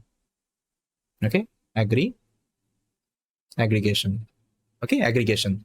That means customer class owns the address class. So whoever having this particular diamond, that means this particular class owns other class. This is the idea. Okay, this is the idea you have to always remember. And this is called actually aggregation diagram. Okay, aggregation class diagram. Okay, so in interview you might see this kinds of actually diagram, and that time you have to answer, okay, like that. That time actually you have to design the program like that. So if you are getting this kinds of diagram, that means you have to design the program in that way. Okay, so just try to make a habit whenever you are trying to create any kinds of class, and whenever you are performing aggregation, inheritance, anything, okay, just try to draw the diagram as well, because this helps a lot actually to understand your software, okay, how you have designed the software and all. Okay, this is the idea. So yes, this is all about our aggregation class diagram. I hope you got it. Thank you so much. Hello everyone, welcome to this video. In this video, we'll be discussing another amazing and super important concept inside OOP called inheritance. I think you remembered in our previous video, I have already discussed about aggregation, okay, inside OOP, and I showed you what is the use of aggregation and why we perform the aggregation. Because let's say whenever we implement any kinds of real world application, there we not only create only one classes, but also we create multiple classes, okay, for that particular, let's say, application. And whenever we create lots of classes for the different functionality, so there is a possibility there would be some relationship with that particular classes. Okay, so to make this particular relationship, what I can do, I can perform the aggregation. That means one class owns other class here. That means what you can do, you can access other class property, okay, from another class. So this is called actually class relationship. Basically it is communicating with each other, right? So this was the concept. But see, when inheritance was not there, so aggregation was the concept, okay, that time. And I think you saw how to perform the aggregation, what is the code snippet and all. But nowadays actually aggregation has been replicated. Nobody uses aggregation concept, so people are using something called inheritance, because inheritance is much powerful than your aggregation. Okay, syntax wise actually it is also easy, and here actually you can do lots of things. I'll tell you whenever I'll be discussing this inheritance example and all, that time actually we'll get it. So inside inheritance actually we are having some types of the inheritance as well. Okay, we'll be also discussing all of them one by one. So in a summary, what is inheritance? Inheritance also, like the concept wise, it is the same thing like your aggregation. That means it will perform the relationship between actually classes, that means one or multiple classes. And this inheritance concept has taken from the real world actually. If I'm talking about, let's say, so whatever property your father is having, you owns that particular property, right? That means you can access those property. So similar wise, whatever property your grandfather is having, your father can, let's say, access those property. Even you can also access that property. Okay, so in inheritance actually we are having something called parent classes and child classes, like that. Let's say I told you now one example. Let's say your father is having some property, you can access this property.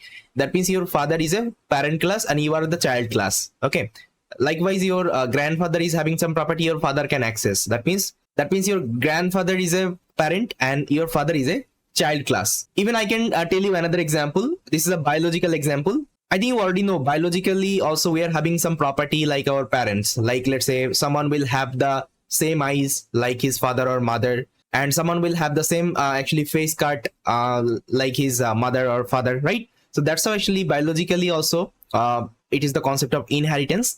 So this concept has taken from this real world only. So whoever designed this particular program, so he thought we can also integrate this inheritance concept inside our programming language, because At the end, whenever I'm implementing any kinds of software and whenever I'm creating different functionality, that means there should be some relationship with that particular let's say functionality. Okay, so I'll give you one example, real world example.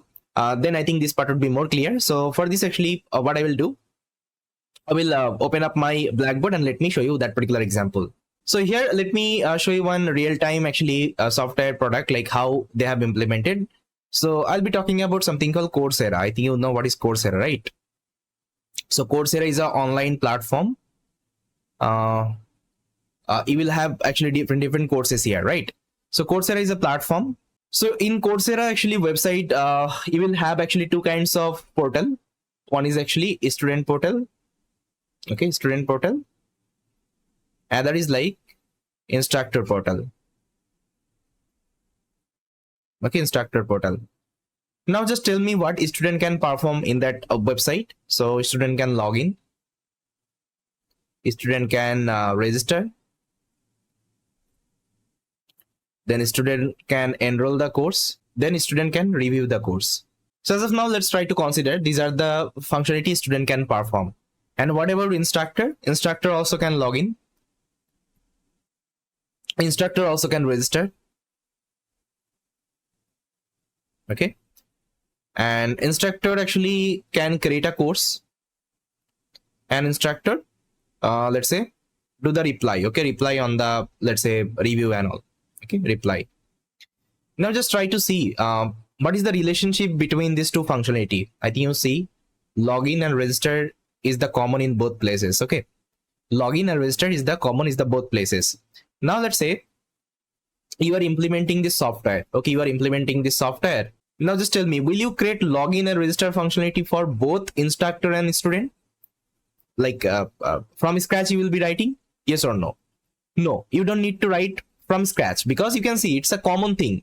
So if I only can implement let's say login and register for one, I can use it for other also, because it has some relationship. Okay, this class and this class can communicate with each other.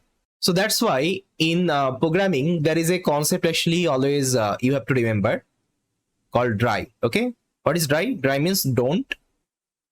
Okay, repeat yourself. Okay, yourself. See, you don't need to repeat yourself. So just try to create one functionality for login and another functionality for register and use it everywhere. Okay, whenever you are performing the login and register operation. So for this, what you can do, simply you can create a user class. Okay, user class. And inside user, what you can do, just write the login functionality and the register functionality. Okay, login functionality and register functionality. Then next, what you can do, you can just create your student. Okay, student class, and inside student can enroll and student can review. Okay, I don't need to take login and register here because I already created the user class. Okay, now what I have to do, I have to perform the inheritance operation. That means I will just try to inherit this particular class with this student class, because whatever property user will having, student can also access. Okay, like I told you, your father has having some property, you can also access. Let's say this is your parent class right now. Okay, this is your parent class. This is the parent class, and this is the child class. Okay, I hope it is clear. Now similar wise, you can create another class for the instructor. And instructor can create the course and reply. Okay, reply. And login and register functionality will be doing the inheritance operation. Okay, inherit, you will be doing inherit. That means again it will become your child class. Okay, child class. Now in this particular diagram, you can see we are having only one parent class and multiple child class. Okay, so this is the concept of inheritance. Okay, I hope now it is clear. And now just try to think about all the software you are having, all the software you are using, all the software using this particular concept only. And it's like very powerful concept, and it's like very optimized concept as well. So I've seen so many actually senior developer, they're using this kinds of concept in their application building. So you just also try to make a habit to use inheritance concept whenever you are implementing any kinds of product. Just try to design the product first of all, like how it will be working, what is the relationship actually it is having. Once you are able to identify the relationship, you can easily create that class. Okay, So in summary, what we have learned in inheritance is a concept. So here we can also do the class relationship, and it can inherit with let's say some classes, okay, and it will have some parent classes and child classes, okay. Based on that, actually you have to perform the inherit operation. That means whatever actually, let's say, property your parent is having, your child can access this property, okay. The same real-time example I given you, like your father and you, right? So this is the idea. Now let's go to our code editor and try to see the code example, how we can perform the inheritance operation there. So guys, so far whatever concept I just explained, so in actually definition I have written it here. So in what is inheritance? Inheritance allows us to define a class that inherit all the methods and properties from another class, okay. I already told you, whatever parents is having, your child can also access those properties, okay. Whether it can be, let's say, methods, or whether it can be attributes, okay. Anything it can access, but there is a condition, okay. It should be non-private attributes and non-private methods, okay, as we learned in our aggregation as well, okay. It should be non-private. If you are having some private property in the parent class, okay, that time actually you can't access it. For this you have to use setter and getter, okay, this particular method. So it should be non-private and so it should be non-private attributes and non-private methods, okay. Always you have to remember. Now let me show you one example, okay, how we can perform the inheritance. See, here I will take one class. It's a very simple class I have written. See, I have written my class called user. Inside that I have taken a constructor, and inside that I've just defined some class variable like name and gender. Fine. And inside this class I have taken one method called login, okay. Let's say this is the Coursera let's say website we're implementing, and here we're having one methods called login, okay. If you just call the login, it will perform the login operation. Then similar wise, you can also take another method call register, okay. Inside that I'll just return register, okay. Register done. Now see, I implemented this class actually user class, so login and register we can perform, okay, inside this particular class. Now what I will do, I'll take another class. The class name should be student, okay. This class, okay, student. So let me take class student, okay, student, and inside that I'm going to define a constructor, and let's say constructor variable wise I'll take student roll number. Let's say roll number is 12, okay. This is the roll number. Now inside that I'm going to create a method. Let's say the method name I'll keep as enroll. I think you saw student can enroll, okay. Now inside that it will give me one message enrolled, okay. Enrolled the course, okay. This is the idea. Now here what I told you, student can also log in and register. For this actually I don't need to write this function method again and again. What I will do, I'll perform the inheritance with the user. Now if I want to perform the inheritance with the user, what I will do, simply you just need to take a parenthesis, and inside that you have to mention the user class, okay. That's it, okay. If you do like that, that means now your student class is inherited with this user class. That means whatever user is having, okay, your student can also access this property, okay. I hope you cleared. Now similar wise, you can also create the instructor one. So let me copy, okay. Let me copy, and you can define the instructor class, instructor class. And instructor would be also inherited with the user, because instructor can also log in and register, right? And here student can, let's say, create the course, okay. Create the course. So here I'll just write created the course, fine. And roll number, no, I will give, let's say, ID number of the instructor. Let's say this is the ID number of the instructor, fine. Now if I execute the program, see, it's working fine. Now first of all, let me define the student object. So I'll just write AS is equal to student. Now see, if I execute, it's working fine. Now if I want to, let's say, access student let's say property, that means let's say student wants to enroll. So what will happen? So I'll just write s.enroll. Now see, it will tell you enroll the course. Now can I access this login? Can I access this login from the student object? Is it possible? Let me show you. So if I just write s dot, okay, s dot, let's say login, okay, s dot login. Now if I execute, see, it is also possible. That means it is inherited with this user class, okay? And inside user, whatever property we are having, it's a non-private property. That is why we are able to access, okay, we are able to access all the parent. Let's say this is my parent right now. This is my parent class. This is my child class. This is also a child class. Okay, I hope you cleared. That means from the child class itself, I can access all the property of my parent class as well. Fine. Now see, if I just press s dot, see all the functionality you can see. Enroll, gender, login, name, register, roll number. Okay, everything you can see, which is present inside your child class as well, parent class as well. Now let's say I want to perform the register. I can do it.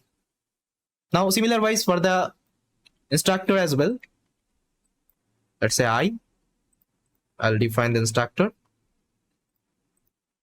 Now if I just write, let's say I dot create course, I can create the course. Even I can also perform the login operation. I dot login. See, created course, login done. Okay, I hope you cleared. The same example we just implemented as a code. That's the idea. Now I'll tell you another thing, but for this actually what I will do, instead of taking multiple classes, I will take only 2 classes. Okay. Because I don't want to take all the actually code here. It would be easy for me to explain. Okay, so that's why I've taken only 2 classes. Let's say user and student. You can also take instructor. It's up to you. Okay, but I haven't taken instructor here. Let's say I will execute this code. Okay, now first of all, let me define the student object. Okay, now if I just write, let's say s dot name. Okay, s dot name. See, if I just write s dot name, that means I want to access this name. Okay, which is present inside my parent class. Now if I execute this code, what will happen? Just let me know. See, if I execute the code, it will throw me one error. Okay, it will throw me one error. It will tell student object has no attribute name. Okay, why? Because I told you I can access my parent class property, non-private property, but why it is not able to access this name variable, name attribute? Why? Okay, because see, there is a concept inside OP and inside actually inheritance. See, in both classes we are having the constructor. I think you know both classes were having the constructor, right? So whenever I'm initializing my student object, that means student class, definitely this constructor will get executed by default. Now see, it will always follow one rule. The rule is, if one class is having his own constructor, okay, if one class is having its own constructor, that constructor would be executed at the very first. That means it will give the first priority to its constructor. Okay, first of all, it will give the priority this particular constructor. That means the constructor it is having. Okay, then it will give the priority to the second constructor, which is it is getting inherited. Got it? That means what is happening whenever you are defining this student object. So here student object having own constructor, that means it will give the first priority to this particular constructor. Now inside this constructor, is there any name? You can see name attribute. No, there is no name attribute. That's why it's throwing error. Student object has no attribute name. But let's say if I comment this constructor code, let's say there is no constructor in this particular class. Now if I execute the program, it will work fine. Why? Because first of all, my code will come here. It will check whether it is having the constructor or not. Now see, I don't have any constructor. Then it will give the priority to the next constructor, which is getting inherited. Okay, this is the idea. First of all, child class will give the first priority to the child constructor. Okay, if not available, then it will give the priority to the parent class constructor. This is the idea. Okay, I hope you got it. Now let's see if I uncomment this line. Now if I just write, let's say roll number. Okay, roll number. Now see, this code will execute because roll number is present inside my constructor right now. Okay, so this is again a super important concept, because many people will get confused why actually I'm not able to access the attribute of my parent class. Okay, although I have done the inheritance operation because of that. Okay, because of this particular concept, you have to remember. I hope it is clear. But there is a concept actually we can use if I want to access my parent class, let's say attribute as well from the child class. It is also possible. That time actually we'll be using one actually concept called super class. We'll be using one concept called super class inside inheritance. Okay, with the help of superclass we can do it. So I'll also discuss the superclass, like how we can use it and how we can access our parent class property, parent class attribute. Okay, so yes, this is all about our inheritance concept inside OP. Okay, and I showed you one example. I think now it is clear. Now in the next video we'll be also learning some new topic. We'll be also learning some advanced topic of the inheritance. Okay, with that, thank you so much for watching this video, and I will see you next time. Hello guys, in this video I'll show you how we can define inheritance class diagram. So previously we saw how we can draw like aggregation class diagram. So it's the same, only you just need to change one symbol. So what I can do, I think use the same example I used previously, that aggregation class diagram. So here let me just show you how we can write the inheritance class diagram right now. See, I'll just copy the same example here, and here I have pasted. Now let me remove the aggregation. Okay, and also remove this particular things. Okay, now just consider this is your user class and this is your let's say student class. Okay, now whenever you are defining actually inheritance class diagram, that time you have to use this particular symbol, that means arrow symbol instead of diamond shape. Okay, and whenever you can see this particular arrow symbol, that means it's a inheritance. Okay, inheritance class diagram. Okay, inheritance class diagram. And again the concept will remain same. It will have actually your data property and method property. And if you see the plus, that means it's a public, and if you see the minus, that means it's a private property. Okay, so that's how actually we can create our inheritance class diagram. Very simple. Okay, because in interview we'll see this kinds of diagram. Now people will get confused. That's why I showed you what is this diamond shape and what is this arrow shape. Okay, that means diamond shape means you are performing aggregation, and inheritance means you are using arrow icon. Okay, this is the idea only. So I hope it is clear. Thank you so much. Hi guys, in our previous video I already discussed about inheritance concept inside OOP, and I already showed you lots of example, and I hope now it is clear like what is inheritance inside Python, right? So in this video I'll show you some more example so that your concept will be more clear, and I'll discuss some of the, let's say, very important topic here, and it is going to help you a lot. Okay, whenever you will be using inheritance concept inside OOP.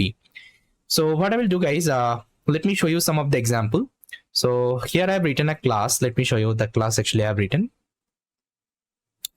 So you can see this is the class I have written. The class name is phone, and inside this class I have taken a constructor, and this constructor takes actually 3 input, like the price of the phone, brand of the phone, camera of the phone.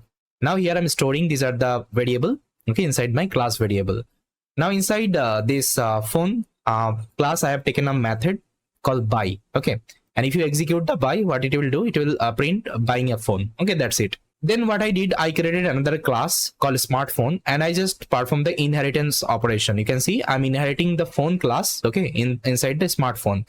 Inside that I'm not doing anything, I'm just writing the pass operation only. Okay, and here I created my smartphone object, and you can see here I'm passing the input. Okay, here I'm passing the input. Now you can ask me why I'm passing the input. Okay, why I'm passing the input? Because smartphone actually doesn't take any kinds of input. You can see smartphone doesn't take any kinds of input. Okay, but why I'm passing the input? I think I showed you na inheritance concept. So you did the inherit operation with the phone class. Now see, phone class takes the input, yes or no? Yes, it takes. And what I told you the constructor concept. Like whenever you are performing inherit operation, first of all you have to check whether your child class is having constructor or not. Okay, if your child class is having constructor, first of all it will give the first priority to that particular constructor. Okay, but if you don't have it, what will happen? It will go to the parent class and it will see the constructor there. Okay, now just let me know, can you see the constructor inside smartphone? That means in the child class? No, it's not there, because here I'm doing the pass operation only. So what will happen? My code will go to the parent class, okay, constructor, and now parent class constructor, how many input it takes? It takes 3 input, price, brand, and camera. That's why here I'm giving the input. Okay, I hope it is clear now. So here is the price of the phone, brand of the phone, and camera of the phone. Let's say we are talking about iPhone 14 Pro Max, or let's say 15 Pro Max. It is having 3 camera. Okay, that is the idea. And after initializing this object, I'm just calling the method. Which method? I'm calling the parent class method. Okay, this method actually I'm calling. Now if I execute this program, but before executing, let me show you one thing actually. So inside constructor, I'm going to write a print statement. So it will print inside phone constructor. Now see, if I execute the code, so it will happen. See, it will give you inside phone constructor. That means this constructor is getting executed because your smartphone doesn't have any kinds of constructor. That's why it is getting executed. So after executing this constructor, I'm also calling the method, that means buy method. So buy method will also execute and it will print buying a phone. Okay, buying a phone. Okay, I hope it is clear. Now let me show you another example. Let's say this is the same class I have written. Only the modification I did here. See, inside smartphone class, what I did, I just written a constructor right now. Okay, so here this constructor takes actually two input, the operating system of the phone and RAM of the phone. Okay, and here I'm storing these are the value. Okay, and here I'm doing a print operation. Now what I will do, I'll just call, let's say s.buy. Okay, if I just do s.buy. Now see, if I execute the program right now, what will happen? First of all, try to understand what is happening. So here I'm having two class called phone and smartphone. Now just try to see, smartphone is having its own constructor, yes or no? Yes. So that means it will give the first priority to the constructor. That means this constructor will execute it at the very first. And how many input takes this constructor? Two input. Okay, operating system and RAM. That's why I'm passing operating system and RAM. Okay, this is the idea. That's actually I'm initializing the smartphone object. Then what I'm trying to do, I'm trying to access the method of the parent class. Okay, this particular buy. Now if I execute the program, now tell me, it will execute inside smartphone constructor or inside phone constructor. So if I execute, it will print inside smartphone constructor because smartphone is having the constructor. Child class is having the constructor. Okay, that's why it is executing at the very first. Then it is executing the buy method. Okay, this is the idea. Now let's say if I want to access this brand. Okay, access this brand of the phone. Now I'll just write s.brand. Will it work? Tell me, will it work? No, it will throw you error. Smartphone object does not have any attribute brand because now in this constructor there is no brand variable you have created. And I told you if child class is having the constructor, so it will look for inside that only. Okay, not inside your parent class constructor, but we can access it with the help of super keyword. I will also discuss this particular super keyword. With the help of super keyword, we can overcome this particular situation. Okay, I'll be discussing this part. Can I access private property? Can I access private property from the child class? Is it possible? Let me show you. Let's say price is the private variable right now. Okay, this is the private variable right now. Now here, I'll delete this line. Now see, everything is fine. Now here I'm going to access this price. Okay, I'll just write, let's say underscore price. Okay, underscore price. Now see, if I execute, but it won't be working because it is having the constructor. So what I will do as of now, let's remove this constructor. Okay, it's not required, and I will do the pass operation only. Okay, pass operation. Now if I execute, so it will give you phone init missing one positional argument camera. Okay, so here I'm passing the input. Sorry. So what I have to do, I have to initialize this object because now I don't have the constructor inside my smartphone. Okay, that's why I have to give my parent class constructor input. Okay, this one. Okay, now if I execute, see, now smartphone does not have any private, okay, private property. But again, I'm trying to access from outside of the class. So what I will do inside smartphone, I'll just write, let's say def, I'll take a function. So this function will print the price. I'll just write self, okay, dot underscore price. Now if I execute, now I'll just call this function, let's say print price. Okay, now see, if I execute, it will throw you one error. Okay, smartphone price, it's not available because it's a private property right now. Okay, it's a private property, you can't access it. But if I want to access, that means if I want to show it, so what I can do, I think you remember, I can get a getter method for this. So here inside this class, I'll create a getter method. Let's say I'll just name it as get underscore price. Okay, so simply I'll just return self.price. Okay, now instead of calling like that, I'll call self.get price. Okay, and this is a method. Now if I execute, now see, it is able to access the price of the phone. Okay, so that's how I can access the private property, but directly it is not possible because it supports a non-private like property. Okay, always inheritance work with the non-private property. Okay, not the private property. I hope it is clear. So yes, these are some actually concept. I just wanted to let you know how things are working so that you won't be getting confused later on. and it's like very important concept. Please try to practice. Just try to create different class and try to execute and try to understand, okay, what is happening inside that. So yes, this is all about from this video. I hope you liked it. Thank you so much. Hello everyone. In this video, we'll try to discuss what is method overloading inside OOP. For this, I'm going to copy the same example. So I think you remember here we created a class. Let me copy, and here let me paste. So here what I'm going to do, instead of taking the print price function, I'm going to create another function here. Let's say the function name is, so inside this class, I'm going to create another method called buy. Okay, the same method actually I'm going to create called buy. Now you can see inside the parent class also I'm having the buy method. Inside child class also I'm having the buy method. Okay, now if I just write s.buy, okay, if I just write s.buy, now see if I execute the program. So let me write, so here let me give a message, buying a phone inside phone constructor, buying a phone inside a smartphone constructor. Okay, so this is the message I have given. Now if I execute the program, let me know which buy would be executed, your parent class buy or your child class buy. See if I execute the program, let me select the kernel. See, it is printing buying a phone inside a smartphone constructor. Okay, that means this method is getting executed. Okay, so this is called actually method overriding, okay, inside OOP, because here we are having the same method, okay, same method name, buy and buy, and in both places actually it is present inside my parent class also, inside my child class also. So whenever I call this particular method, it will execute the child class method first of all, because I told you now, first of all it will see whether it is having the property or not. If it is having the property, that means the property we're looking for, first of all it will execute, that means it will give the first priority. Okay, otherwise it will go to the parent class, then it will execute. The same concept you learn, the constructor concept I showed you now. Let's say first of all it will check its constructor, then it will check the parent class constructor. Okay, so that was called constructor overriding, and this is called actually method overriding, okay, inside OOP.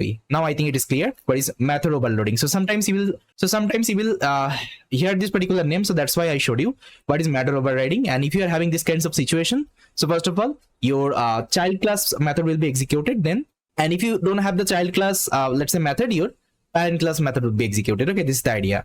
So I hope you got it. Thank you so much. Hi everyone, welcome back. In this video, we'll be learning one very interesting concept inside OOP called super keyword. See, I think you remembered I showed you some of the example, and I was also discussing about what is constructor overriding and method overriding. That means if you have something in the child class, and that thing if you're looking for, first of all it will check that particular let's say methods or constructor, otherwise it will go to the parent one. Okay, now see here I call this particular buy, so my child class method is getting executed, but I'm not able to access the parent class method right now. Okay, so how I can do it, I told you now I will be using one concept called super keyword, okay, inside OOP. So with the help of that actually we can easily call the parent class, let's say attribute as well as the method. So let me show you one example. So I'll copy the same code as it is. So here I'm going to paste it. Now here simply what I will do, everything is fine. So simply in the child class I'm going to take a keyword called super. Okay, super, you can see super. Now let's say I want to execute this buy inside my parent class. Okay, so what I will do, I'll just give dot buy. Okay, dot buy. Now see what will happen, this particular super keyword it will just go to the parent class and it will execute this particular method right now. Okay, now let me show you. So if I now execute the program, see if I execute the program right now, now see both buy is getting executed. First of all this will get execute, buying a phone inside a smartphone constructor, then buying a phone inside phone constructor. That means this one is also getting executed. So that's how with the help of super keyword or super function, what you can do, you can access your parent class attribute as well as the method. So this is for the method actually access. Now how I can do for the attribute execution. Okay, so let me show you another example. So guys, you can see I have kept another example, the same example, phone and smartphone. Now phone will take actually 3 parameter, price, brand and camera, and here I'm initializing one by one. Then I'm taking another class called smartphone, then I'm performing the inheritance with the phone. Then inside that you can see I have taken a constructor. Okay, inside that I have taken a constructor, and inside this constructor I'm taking all the input, okay, all the input for both of the classes. You can see I'm also taking price, brand, camera, as well as I'm also taking the smartphone input, which is nothing but voice and RAM. Okay, voice and RAM. Now here inside that I'm taking a super keyword, you can see. And now if you want to access the attribute, okay, if you want to access the attribute inside a class, that means inside your parent class, you have to take this particular init. That means you are telling, just try to go inside parent class, and whatever, let's say, that means whatever, let's say, attribute present inside the constructor, that means inside the init, okay, init function, just try to access everything. Now just tell me how many actually attribute I'm having. I'm having 3 attribute: price, brand, camera. So here I'm giving price, brand, and camera. So now what will happen, it will able to access all the attribute which is present inside this constructor right now, inside this particular class. Then it will execute this particular child class constructor. Okay, now your OS would be initialized and RAM would be initialized. Okay, now see, whenever I'm initializing a smartphone class, I'm giving all the input one by one. Like that means price of the phone, brand of the phone, camera, operating system, as well as the RAM of the phone. Now if I want to access the brand, that means brand is present inside the parent class, I can easily do it. I can also access the operating system, I can also access the price. That means I can access everything from the parent class as well as from the child class. Now let me show you. If I execute the program, see, it will give you all the output one by one. Okay, so that's how with the help of super keyword you can access your parent class constructor. That means whatever non-attribute property you are having, whether it can be attribute, whether it can be methods, okay, everything you can access with the help of super keyword. And it's like very powerful concept inside OOP. Okay, so previous issue I think you saw, we can overcome this particular issue with the help of this particular super keyword inside OOP. Okay, now I think most of the things are clear how to use inheritance, okay, properly, and some important concept I also showed you. Now I think you can practice and you can use these are the concept in your implementation. Okay, so yes, this is all about from this video. I hope you liked it. Thank you so much. Hi everyone, in this video we'll see the types of the inheritance are available inside OOP. So here I have listed down all the types of the inheritance. So the first types you can see single inheritance, then multi-level inheritance, hierarchical inheritance, and multiple inheritance. Okay, so these 4 types of inheritance are available inside OOP. So as of now, we have already worked with the single inheritance. Okay, I think you know. So this is the class we implemented now, and here we perform the inherit operation. Okay, that means this is my parent class and this is my child class, and we are inheriting with our parent class. Okay, this is called actually single inheritance. That means so far whatever example we have written, this is our single inheritance. Okay, now let me show you the multi-level inheritance, hierarchical inheritance, and multiple inheritance. Okay, how it will look like. So first of all, I will show you the diagram of it, then I will also show you the code example. Okay, how you can write all the types of inheritance inside Python. So first of all, let me show you the single. I think you already know, okay, how single inheritance look like. So you have one parent class and you have one child class. So you will be doing the inheritance like that. That means child class will inherit the parent class. That means whatever let's say property we are having of the parent, we can use inside the child class. Okay, this is called single inheritance. And how your multi-level inheritance will look like, see, so here you will have grandfather. Okay, grandfather, then you will have father, then you will have child. Okay, and it will inherit like that. First of all, child will inherit father, and father will inherit grandfather. Okay, that means here your child can access all the property. It can also access the grandfather property, it can also access the father property, but father can only access the grandfather property. Okay, so this is called multi-level inheritance. Okay, and it's not like that you will be only taking grandfather, father, and child. You can also take after grandfather, and so on. Okay, infinite time you can take, but that much depth actually you don't need to go. 3 to 4 depth, I think it is fine. Okay, 3 to 4 level, I think it is fine. Now let me tell you this hierarchical inheritance. So here you will have one parent class, and this parent class will have multiple child class. That's a C1, C2, and C3,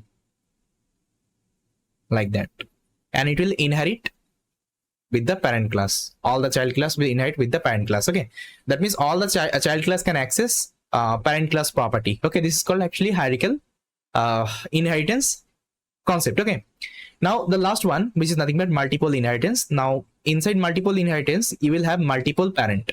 That's a P1 and P2. Okay, so I'm having two parent class, and here we are having only one child class. Okay, let's see. So it will inherit like that. That means your C, that means child class will inherit with the P1 as well and P2 as well. That means both parent, it will try to do the inherit operation. Let's say this is your father, okay, and this is your mother. That means you are trying to inherit with your father as well as your mother. Okay, that means all the property you can access here. So this is called multiple inheritance. I hope it is clear. Apart from that, there is another inheritance which is called actually a hybrid inheritance. So inside hybrid inheritance, you will be using all the inheritance whatever you have learned. Okay, you will just do the combination and you will be using all of them. But again, it's like very less used. But if you want to use it, you can also use it. You have to combine all the inheritance together and you can implement hybrid inheritance. Okay, this is the idea. But these are the very popular inheritance, and this is like most used in inheritance. Okay, whenever you will be implementing any kinds of software product. Now let's see the code example one by one. Okay, then I think it will be more clear. So here I already written all the example. See, it's like very easy. See, first of all, I showed the multi-level inheritance. So here I've taken some examples. So first of all, I've taken a class called product. Okay, so inside product, I'm having one method called review. Then I'm having another actually class you can see called phone, and inside that I'm having one constructor, and inside that I'm having one method. Okay, which is nothing but buy. Now you can see phone is inheriting with the product. Okay, phone is inheriting with the product. Now how your multi-level inheritance looks like? See, this is the multi-level. That means it will have three class: grandfather, father, and child. Child will inherit with the father. Father will inherit with the grandfather. That means you can see this is my grandfather, this is my father, and father is getting inherited with the grandfather. Okay, this is the idea. Now again, I've taken another class called smartphone. Okay, and this is my child class, and child will inherit with the father. That means phone. Okay, this is the idea. Now this is my complete multi-level inheritance. Okay, now I'm initializing the smartphone. Now see, if I just write s.buy, now buy is present inside my father class. Okay, you can see father class, it is present. So buy is also executing. Then I'm calling the review. Review is present inside my grandfather. That means child can access father property as well, grandfather property as well. Okay, that's why it is printing all of them. Okay, inside phone constructor, because it doesn't have any constructor, so it will look for in the father constructor. So father constructor it is already having, so this constructor will be executed. Okay, then I'm trying to call this buy. That means this buy will execute, then this review will execute. Okay, this is the idea. I hope it is clear. Now let me show you the next one, hierarchical one. Now how hierarchical looks like, that's how. It will have one parent class and multiple child class. See, one parent class, phone, and it is having multiple child class. Child 1, smartphone, and child 2, feature phone. Okay. Now here I'm doing the inherit operation. You can see phone and phone. Got it? That means both child class can access the property of parent. Okay, so here I have defined smartphone, the first child class, and here I've given the input. The input actually it takes, and now I'm trying to access the buy. Okay, you can see now it will show me the buying a phone, because here I'm inside that I'm returning this particular buying a phone, right? And the second one featuring phone, again I'm calling the buy, so it will also able to access the buy because both are child class of the parent class. Okay, this is called actually hierarchical inheritance. Now the last one, which is nothing but multiple inheritance. Now how it looks like, you can see it is having two parent class and one child class. Now you can see here I have defined two parent class. First parent class is phone. Inside that I'm having one method, and the second parent class is product. Okay, inside that I'm having review. Now one child class I implemented called smartphone, because smartphone will have phone and product both. Now here I have done the inherit operation. You can see phone and product both, because it can inherit with both parent class. Okay, that's how we have to give. First of all, you have to give the first one, then you have to give the last one. Okay, now if I just initialize the object, now if I just call, let's say buy. Okay, buy. Now where buy is present inside my parent class. Okay, you can see it is present inside my parent class. Okay, so buy will be executed. You can see buying a phone. Then I'm calling the review. Now review is present inside my parent class, again inside the product. Okay, it is also able to access this particular property. So this is called actually multiple inheritance. Okay, so these are the inheritance actually we'll be using going forward. So I showed you all of them one by one. Now please try to practice from your end, try to create different example and try to execute in your system. Okay, then this part will be more clear. So yes, this is all about from this video. I hope you liked it. Thank you so much for watching this particular video, and I will see you next time. Hi everyone, welcome back. In this video, we'll be discussing another OP topic called polymorphism. So what is polymorphism? So let me go to our code editor and try to understand there. So guys, you can see polymorphism is nothing but polymorphism refers to having multiple form. Polymorphism is a programming term that refers to use of the same function name but with a different signature. Okay. So inside polymorphism, actually we are having three kinds of concept like method overriding, method overloading, and operator overloading. Okay, so method overriding we already saw. I think I already created one video on top of method overriding. That means inside method overriding, what happens? Let's say if your child class is having the method, or let's say that constructor, first of all, it will give the priority to that. Okay, otherwise it will go to the parent class, then it will give the priority to the parent class constructor, or let's say the method. Okay, this is called actually method overriding. Even I already showed one example. Now in this video, I'll try to show what is method overloading and operator overloading. Okay, and this definition would be also clear. Okay, what I'm trying to say. See, here I have taken a class called shape, and inside this class, actually I have taken two functions. One is area. Again, I have taken another function called area. That means with the same name, I have taken two different functions. But if you see them carefully, so this function works in a different way. So the first function will calculate the radius, okay, and the second function will try to do the multiplication of A and B. That means now I think this definition is clear. Polymorphism refers to having a multiple form. That means you are having multiple form of a function. Polymorphism is a programming term that refers to use of the same function name. Okay, you can see same function name but with a different signature.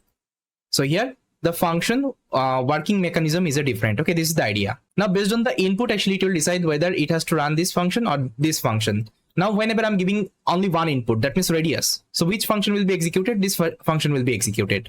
And if I'm giving two input, that means A and B, that means this function will be executed. But unfortunately inside Python, actually you don't have this particular concept called polymorphism, but in other programming language actually it is having. Okay, like in Java programming language we have this particular concept polymorphism. See, if I execute the code right now, see what will happen. So let's say I will first of all try to calculate the radius. Okay, I'll give 2 here. Now see, if I execute the program, so it will throw me one error. See, it is throwing me one error. Shape area missing one positional argument B. That means what is happening? Instead of running this function, it is running this particular function. That means this particular method.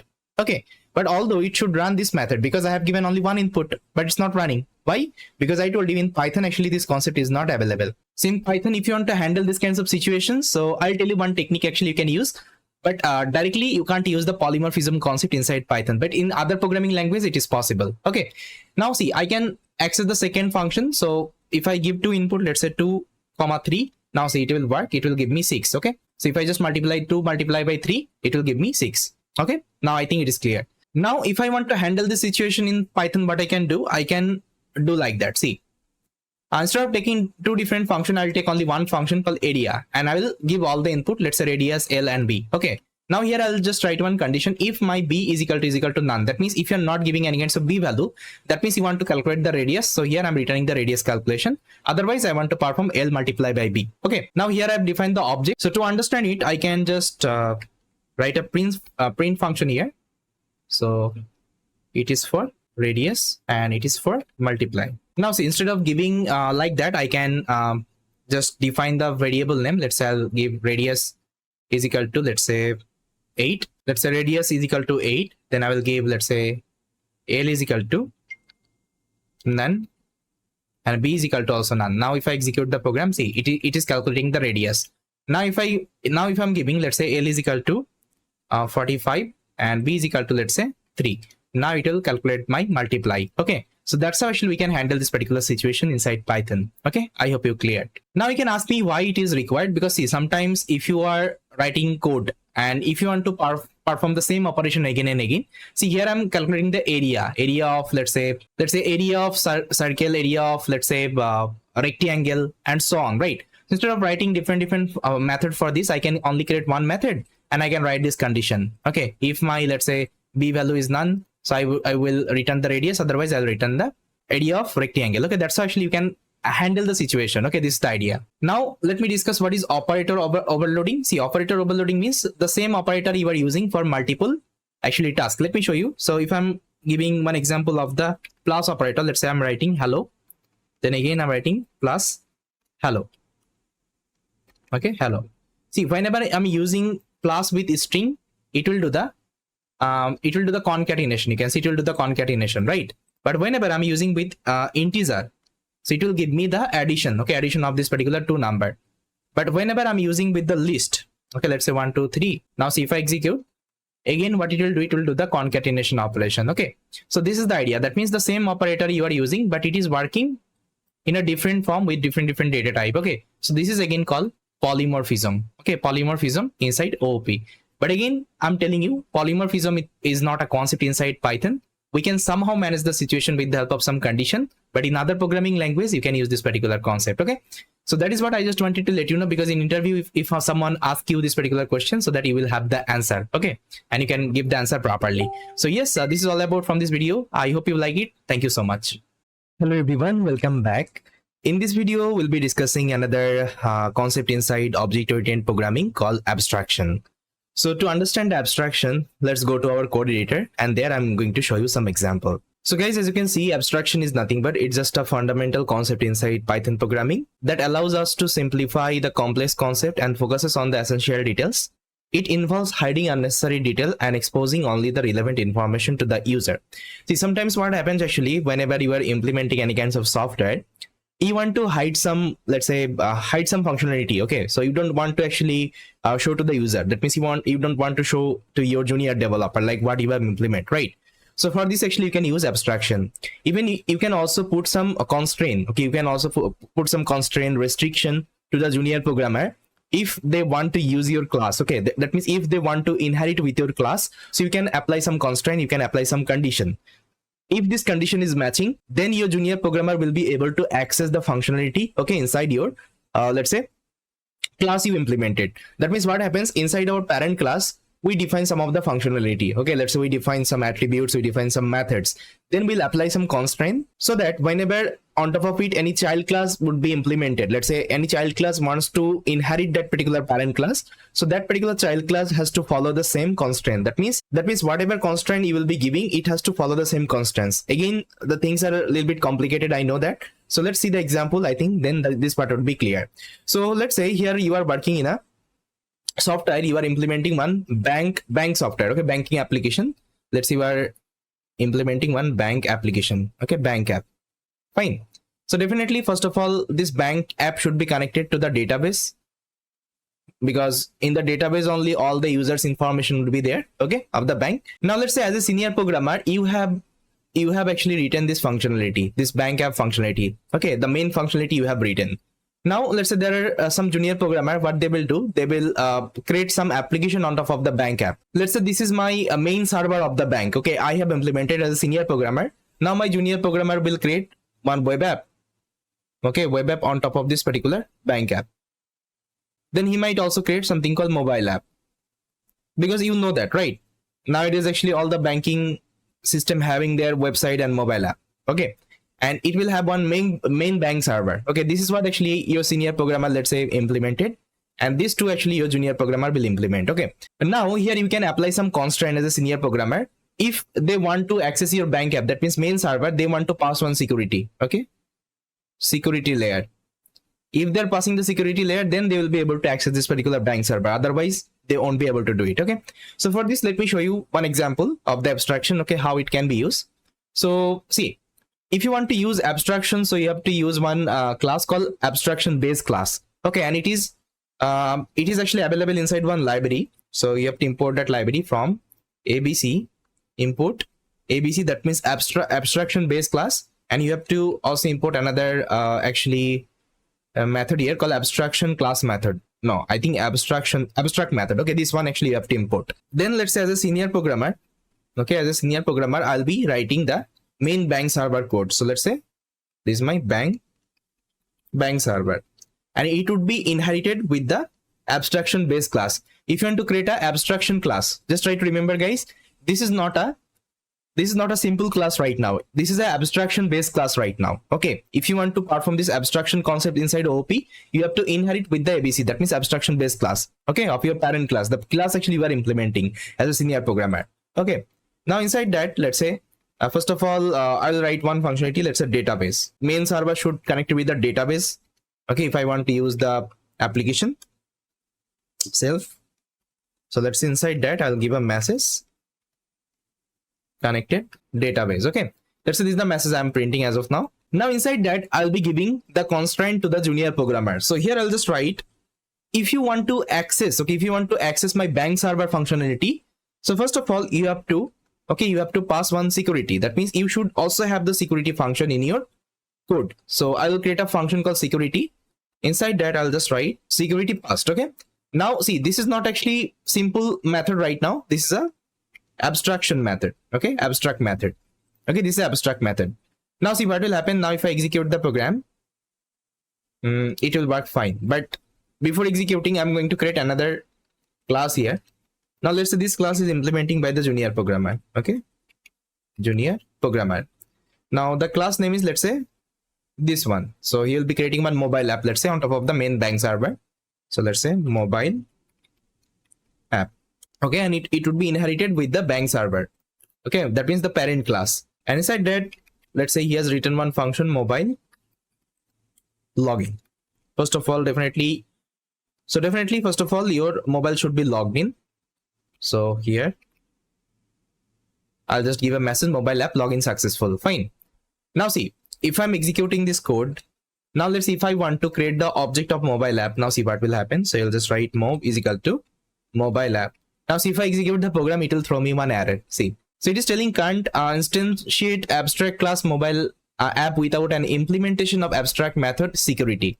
That means as a senior programmer, you have given one constraint. If you want to inherit with my bank server, that means if you want to access all the functionality of my bank server, you should have the security function in your code as well.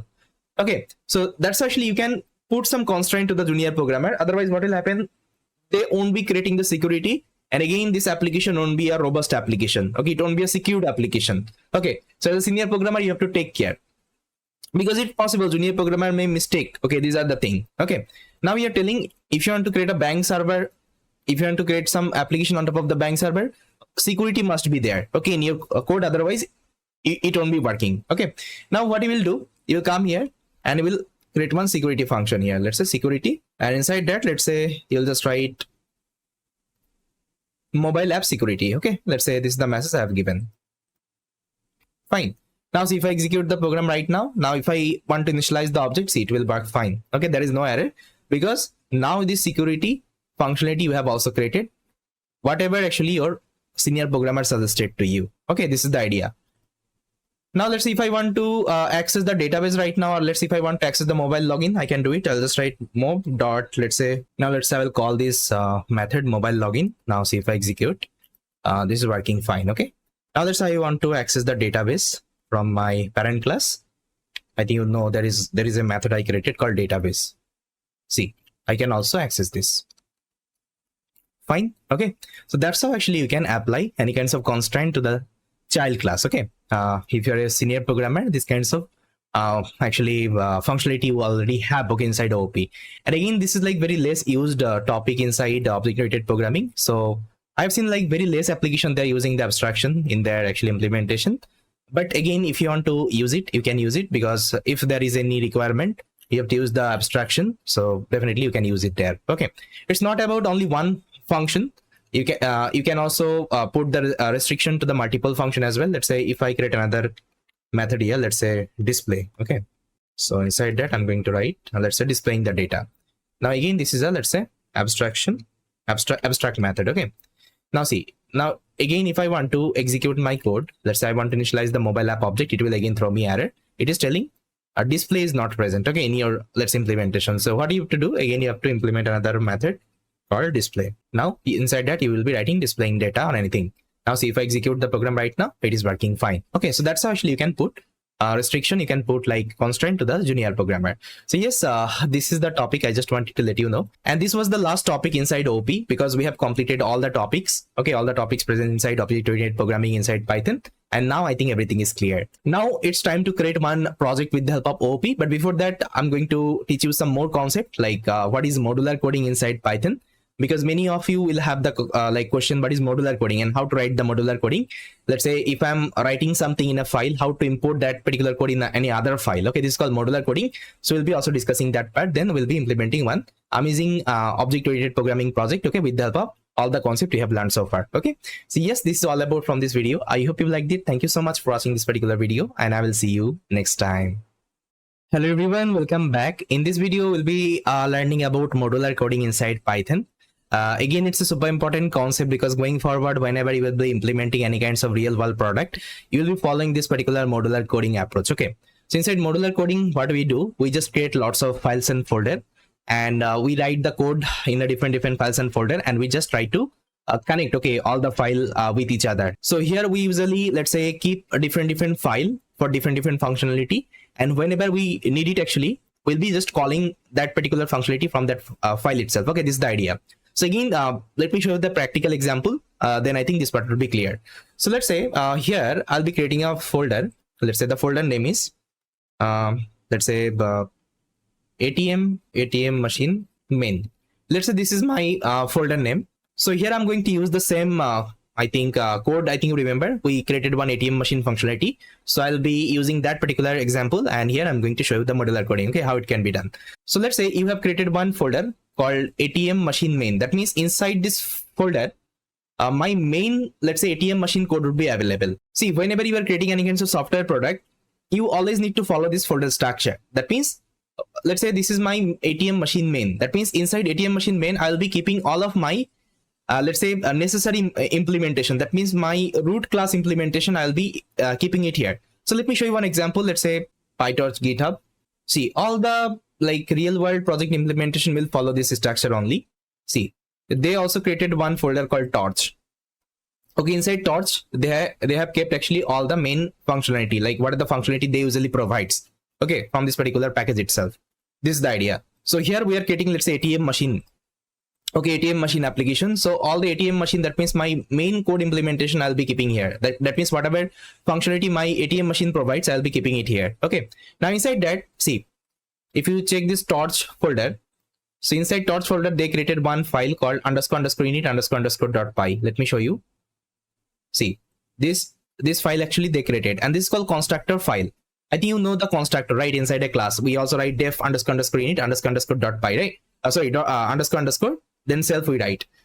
But if you are creating a folder, okay, if you are creating a folder, and if you want to perform the modular coding, and if you want to create a file inside that, and you want to write the code, so you have to create this particular file. Okay, it is recommended. So the file name is init, okay, __.py. Okay, this is the file. This is the constructor file. Okay, so what this file will do, it will tell you this is a folder, and this folder contains some code functionality. So let's say if I want to import later on, I can easily do it. Okay, now see here, I'm going to create a, let's say, file called, let's say, ATM_main.py. okay, now inside that, I'm going to paste all of my ATM related code. Now I think you remember we created this class. I'll copy, and here I'm going to paste it. Okay, so this is the functionality we created. This is the class we created, okay, for our ATM machine. Now see, I kept all of the main functionality related my ATM machine. Okay, I kept here. Okay, all the implementation I kept here. Now let's see if I want to use that. Okay, now if I want to use all the functionality one by one, what I will do, I'll create a main file outside of the folder called, let's say, main.py. Okay, main.py I have created. Now if I want to use the ATM, okay, if I want to use the ATM functionality, first of all, I have to import this class. Okay, I have to import this class, then I can access all the method. So here what I will do, I'll just try to import first of all. So you need to write from. Okay, from, it is present in which folder? It is present inside ATM machine folder. So you just need to write ATM machine main. Okay, now inside ATM machine main, in which file it is present? It is present ATM machine main.py. Okay, so here you have to write ATM main. Okay, this particular file name. Now which class you want to import? You want to import ATM class. Okay, so you just need to write import ATM. That's it. Okay, that's it. Now see, if I just do a print statement, if I just write okay, now let's see if I execute the program, it will work fine. There won't be any kinds of error. Let's say I'll take command prompt, and now let's see if I just write python main.py. See, it's working fine. Okay, that means there is no error. It is able to successfully import this library. Okay, now let's say I want to first of all access let's say create pin. Okay, I want to do the create pin operation. First of all, you have to initialize the object because it's a class, right? It's a class and you have to initialize the object of the class. So I'll just write, let's say ATM is equal to my ATM. Okay. Now I'll just call ATM dot create pin. Fine. Now see if I execute the program right now. So it is asking for the pin, let's say 1, 2, 3. Now it is asking for the balance, let's say 2000 rupees. Now see, pin created successfully. Now let's say you want to check the balance. What you can do, you can call the check balance function as well, this method as well. Now if I again execute the code, so it is first of all creating the pin, let's say 1, 2, 3, give the balance to 1000 rupees. Now pin created. Now it is telling check the balance. Now let's say 1, 2, 3. Now see your balance is 2000 rupees. Okay, that's how actually you can use all the functionality. The functionality actually you have written in the ATM machine main. Okay, this particular folder. Now what is happening actually? You are creating separate module. Okay, you are creating separate module of the project. Like I showed you now, this Kera's PyTorch implementation. Okay, so they also kept different module. Like inside Torch, what are the functionality they can perform? They can perform. These are the functionality. Okay, so likewise, if you are adding more functionality inside ATM machine later on. Okay, let's say you are creating another functionality. Let's say the functionality name is, or let's say database connection. I can write db.py. Okay, now inside that, let's say you have written another class database, and inside that, let's say you have one method def connection, and let's say I'll as of now print the message connection successful. Let's say this is the message I have given. Now let's say you want to connect with your database. What you will do? So you will come in the main file. See, I'm in the main file. Now you have to import this particular database connection first of all. And how to import? Again, just write from ATM machine main. Okay, ATM machine main.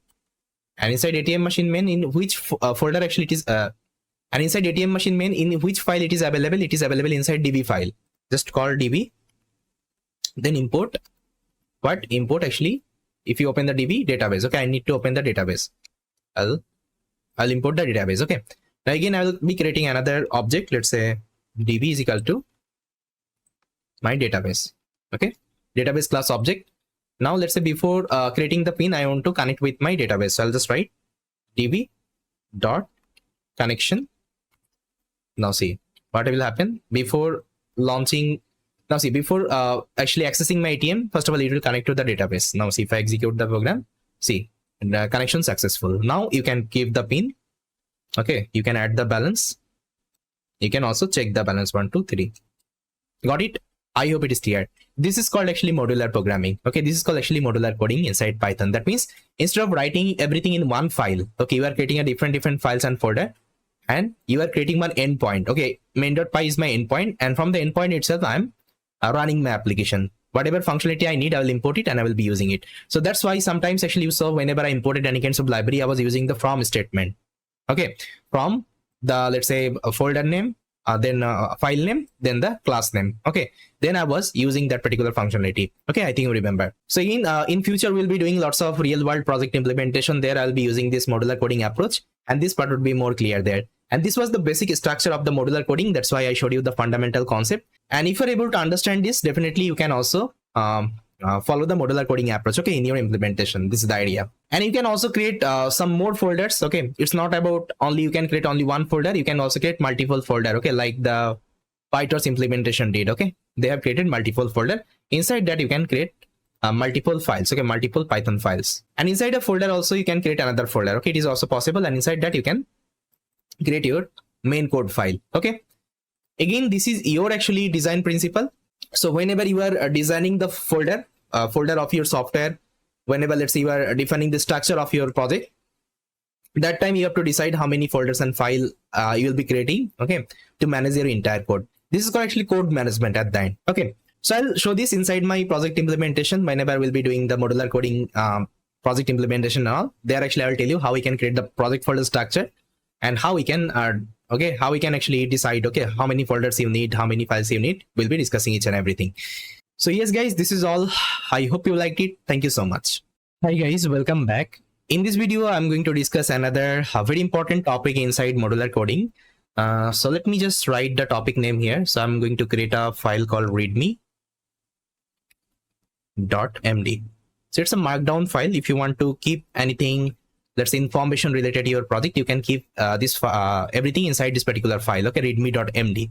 And whenever you will be using Git and GitHub, okay, so there actually you need this file, because with the help of Git and GitHub, it will render. Okay, it will render to the GitHub. So let's say I showed you one GitHub now here, I think, remember. So if I go to the project, so this GitHub is also having readme.md file. So let me show you. See, readme.md file is available. Okay, with the help of that, they are rendering this actually information, like whatever information they have written inside readme.md, everything is rendering here, okay, in the GitHub, so that other people can come here and they can read about your project. Okay, what is the project you implemented, how to install it, how they can use it. Okay, every information it will kept.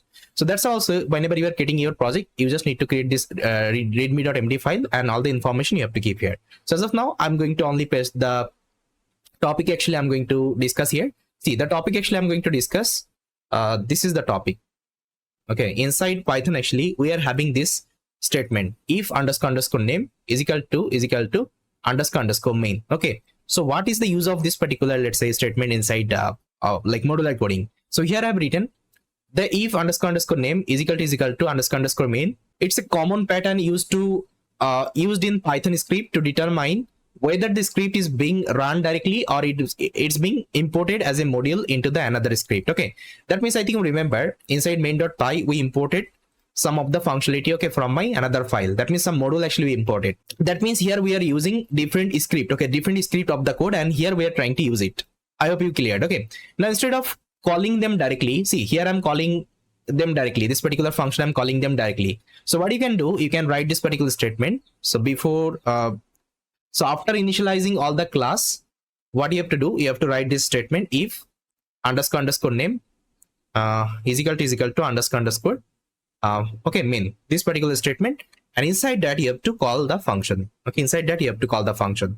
Okay, now any of the programmer can get to know the method you are using. Okay, the method that you're using, it is imported from any other module, it is imported from any other script. Okay, this is the idea. And you are separating out some of the code snippet. Let's say this is my initialization code, this is my object initialization code. So here I'm initializing the object of my class, and inside that actually I'm calling all the methods, okay, one by one. Now see, if I execute the program, it will work fine. I'll just run main.py. See, first of all, connection successful. Okay, then it is asking for create pin. I'll create the pin, give the balance, let's say 2,000 rupees. Then check the balance, 1 2 3. See, balance is 2,000 rupees. Fine, I think you got it. What is the use of this this particular statement inside modular coding? And going forward, whatever implementation you will see, like real world implementation you will see, people are using this particular statement, okay, in their code as well. So that's why I showed you, because if you are seeing for the first time, definitely will get surprised. And now I think you got it. Okay, what is the use of it? So going forward, we'll be using this particular statement in our code, and whatever, let's say, function calling or whatever function initialization actually we're doing, everything will be writing inside that only. Okay, this is the idea. So yes, this was a quick topic. I just wanted to let you know. I hope you liked it. So in the next video, we'll be implementing one OP project. Okay, thank you so much. Hi guys, welcome to this video. So guys, so far we have completed our Python topic. Even we have also learned the OP inside Python. Okay, so OP topic wise, everything I think I have covered. Now it's time to implement one mega project on top of this. So in this video, we'll be implementing one amazing project with the help of OP concept. So in this video, we'll be implementing one NLP app, that means natural language processing application. So here we'll be using something called generative AI concept. Okay, so I think you know about this Gemini. Yes or no? I think you know Gemini.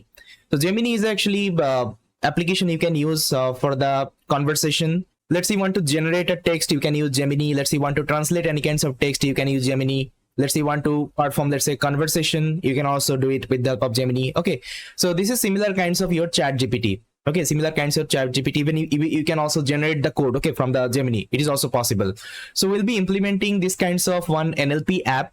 So I'm not going to create the real product of Gemini, but like the way they created the user interface and all, but I'm going to create some functionality of the Gemini. So let me show you how Gemini works. So here you have to pass one prompt. Okay, let's say I'll give a prompt.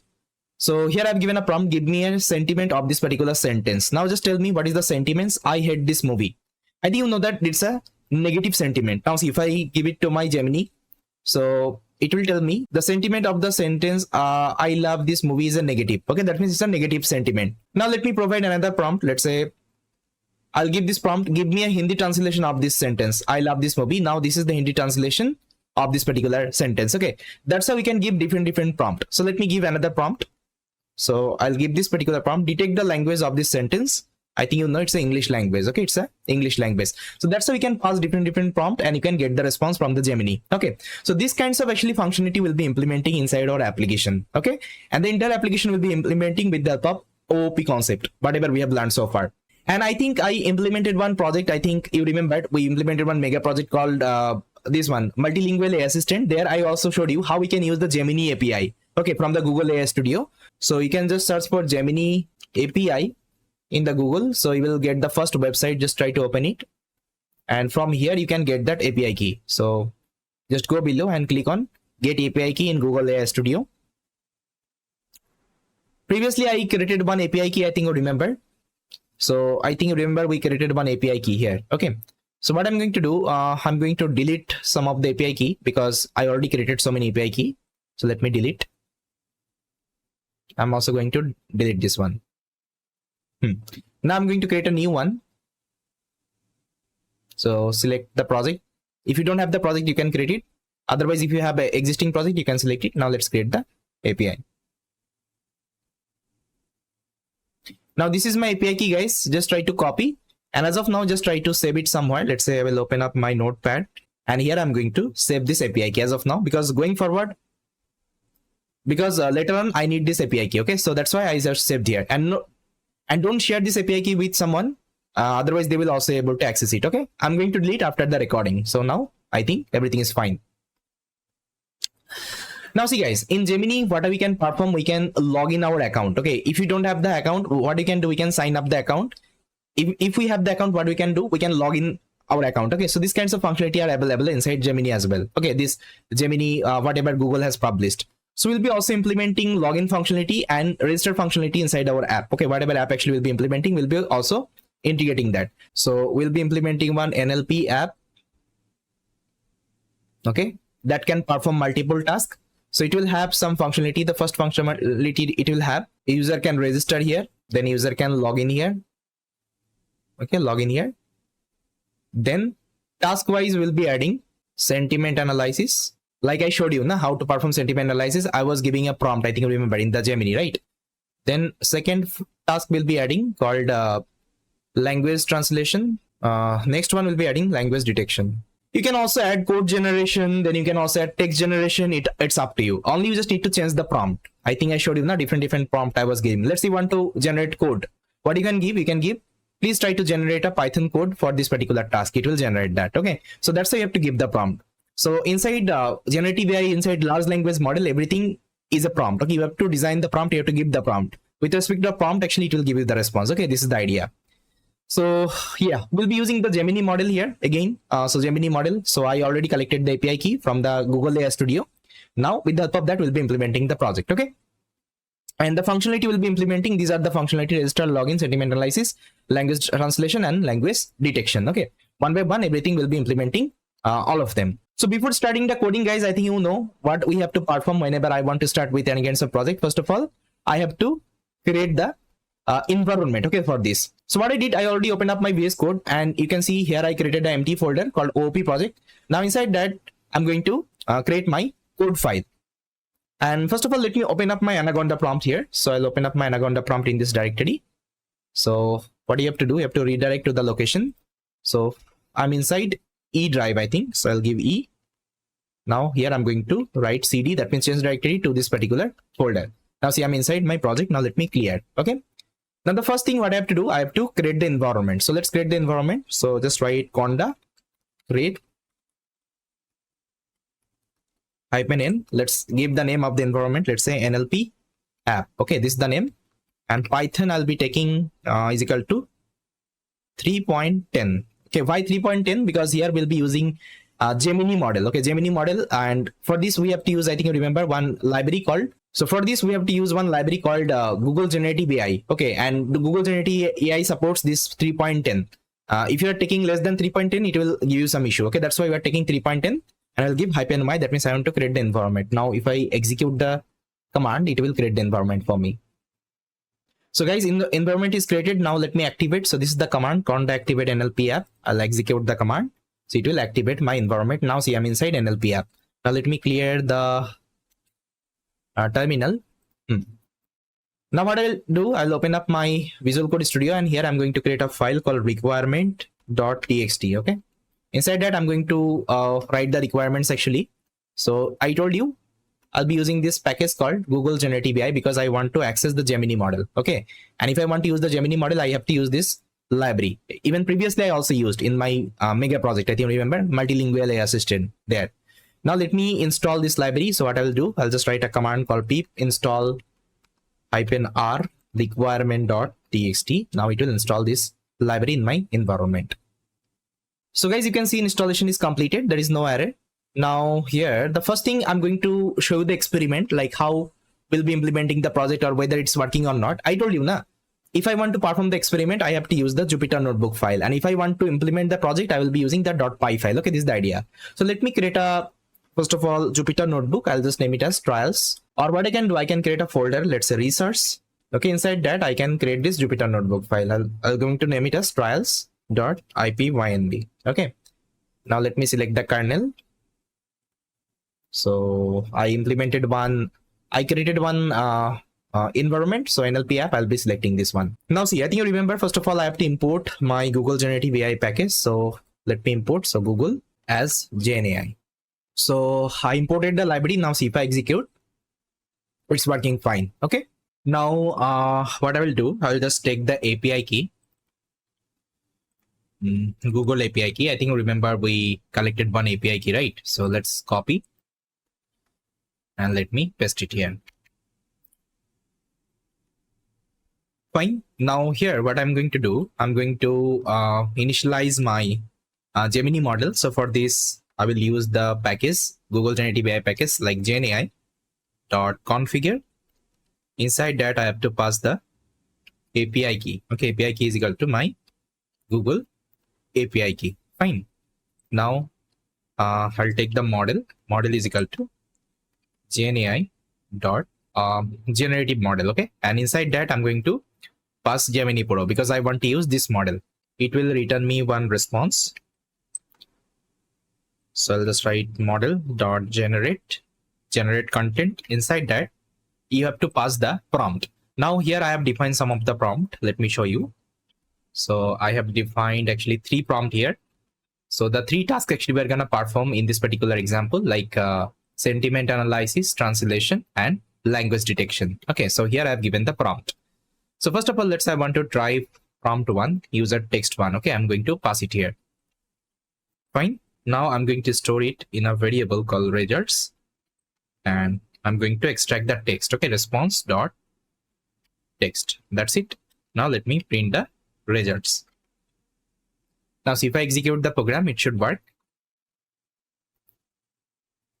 Now see guys, I'm getting negative. That means the prompt was give me the sentiment of this sentence. Okay, I hate this movie. That means it's a negative sentiment.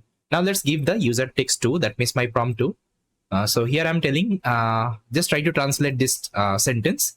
So it should give me the translation. So guys, you can see I'm getting the Hindi translation of the sentence I have given. That's how actually you can also give prompt 3, and you can also try. So this was my experiment. That means everything is working fine. Now this thing actually will be implementing with the help of OOP. Okay. So for this, let's create a file here. So I'm going to name it as main.py. So let me import the same library here. So I'm going to copy, and here I'm going to paste. So let me select the environment I created. So it's NLP app.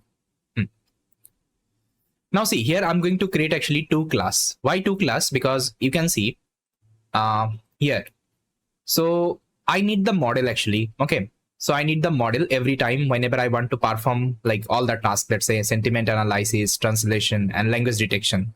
So it will happen instead of using this model everywhere. Okay, again and again. What I will do, I'll just create a class, and inside that I'm going to return the model. Okay, so that means what I'm going to do. Let's say this is my first class, and this is my second class. So this class name is let's say NLP model.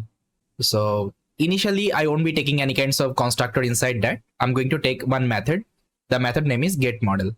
So this method will return one model, okay, that Gemini model, and this should be the public property. Okay, so I'm going to create another class, and this class name would be NLP app. Fine, and it will have some constructor here. So let's say it will have some constructor here, constructor variable, that means data property, and it will have some of the function like you can perform login operation, register operation, and you can do the sentiment analysis, language detection, and language translation. Okay, these are the tasks actually you can perform one by one. Now what I will do, I'll just try to inherit this NLP app with the NLP model class. Okay, I'll do the inherit operation, and this is called inheritance. Okay, symbol. Okay, that means whatever property my NLP model is having, this class is having, it can also access those property. Okay, so this is the idea. So instead of using this model again and again inside our method, I'll be creating a class, and that particular class I'll do the inherit operation with my NLP app. Okay, this is the idea. So let's implement as a code. So I'm going to so here what I'm going to do, I'm going to just create a class, and the class name is, let's say, NLP model. Inside that I'm going to define a method. Let's say the method name is get model, get underscore model. Inside that I'm going to return the model only. So I'll copy the same code as it is. I can also copy the Google API key from here. Now it will return me the model. Okay, return the model. That's it. Now I'm going to create another class, and I'm going to name it as NLP app. And I'll do the inherit operation with my NLP model. Okay. Now inside that I'm going to create a constructor def init. So here I'm going to take some instance variable, that means my class variable. Now just try to think what are the class variable you need here. So here I told you we'll be performing something called login and registration. For this, I need to store the username and the password, right? That means the email and password. So for this, I need a variable. But here I need to store actually two kinds of data. One is the email and another is the password. But I can't use the simple variable here. If I'm using simple variable, I can't store two data property there. So for this, what I'm going to do, I'm going to take a actually dictionary here. Okay, so the dictionary name would be database. Let's say database. See, whenever you will be implementing this project in an actual way, that means in the industry, there you'll be using actually database. Okay, database, different database. But here I'm not using any kinds of database. So that's why I'm considering this dictionary as my database. Okay, inside dictionary, I'm going to store all of the data. Okay, this is the idea. But whenever you'll be doing the actual implementation, that time you have to use the database. You can use MySQL database, you can use MongoDB database, Cassandra database. It's up to you. Fine. Okay, and again it's a, let's say, sensitive variable, so I'm going to make it as private property. Okay, I'm not going to make it as public. Otherwise what will happen, that junior programmer story. Okay, so junior programmer might come here and he might has in something else, okay, in this particular data property. So that's why I've made it as a private property. Fine. So here, first of all, whenever, let's say, someone will execute my application, so he will get one menu. Okay, so let me just create this menu. So I'm going to name it as let's say first menu, because I'm going to create two menu.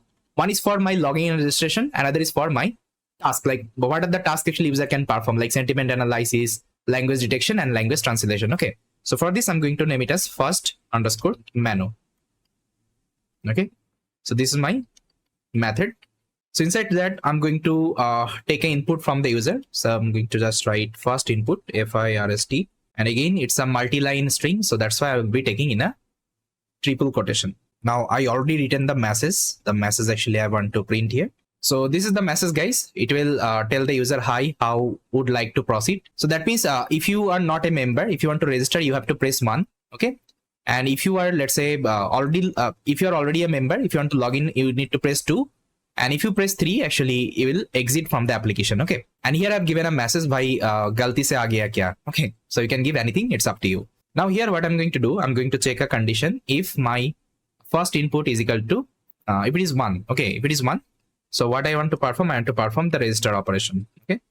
So the same concept we did in our ATM like class as well, right? We are taking the input, then we are checking the condition, the same thing.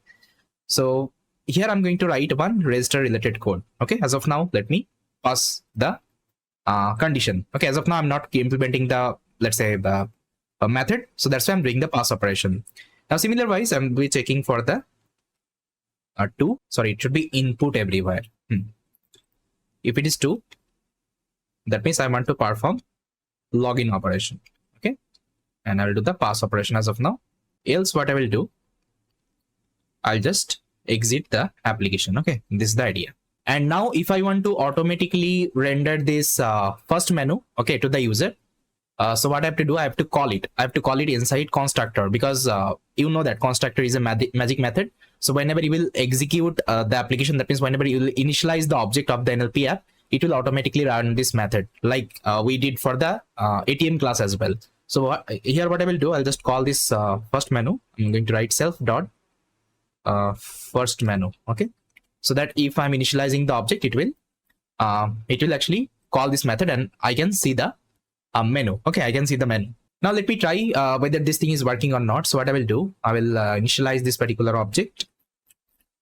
And I taught you one concept, right? That modular concept. So here you have to use this if underscore name underscore equal underscore main underscore.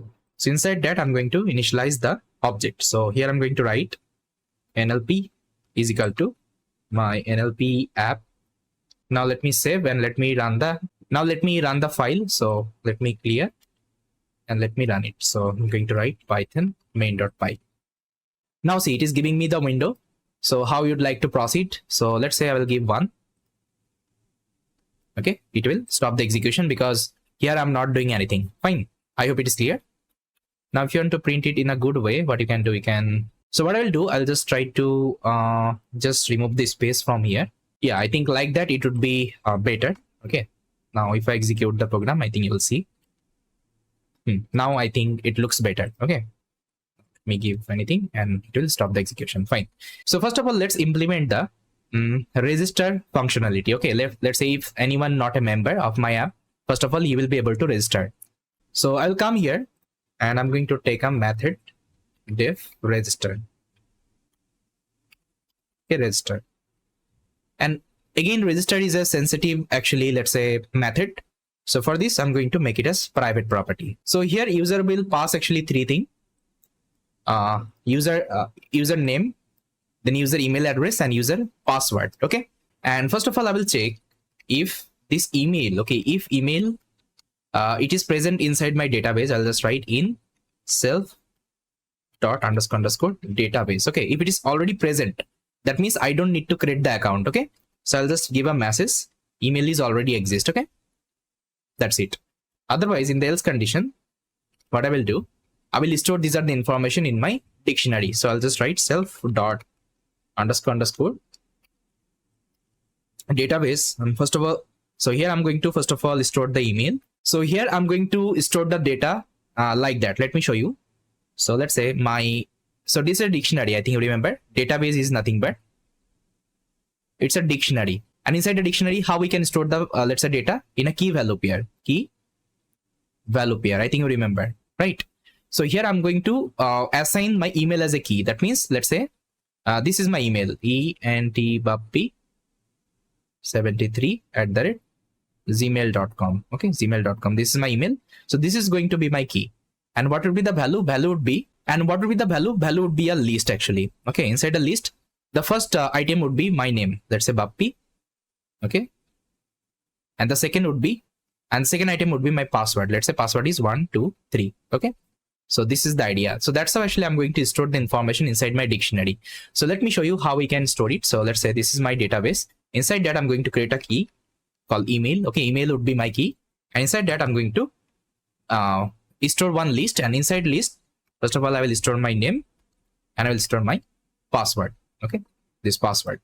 So here I'm using this dictionary as an alternative of the database, but whenever you will be using database, actually, you will be storing your information in the database. Okay, that is the idea only. Now, once my information is saved in my database, I'll give a message registration successful. Now you can log in. Okay, then I'm going to launch my first menu again, because again, user will be able to see this particular menu.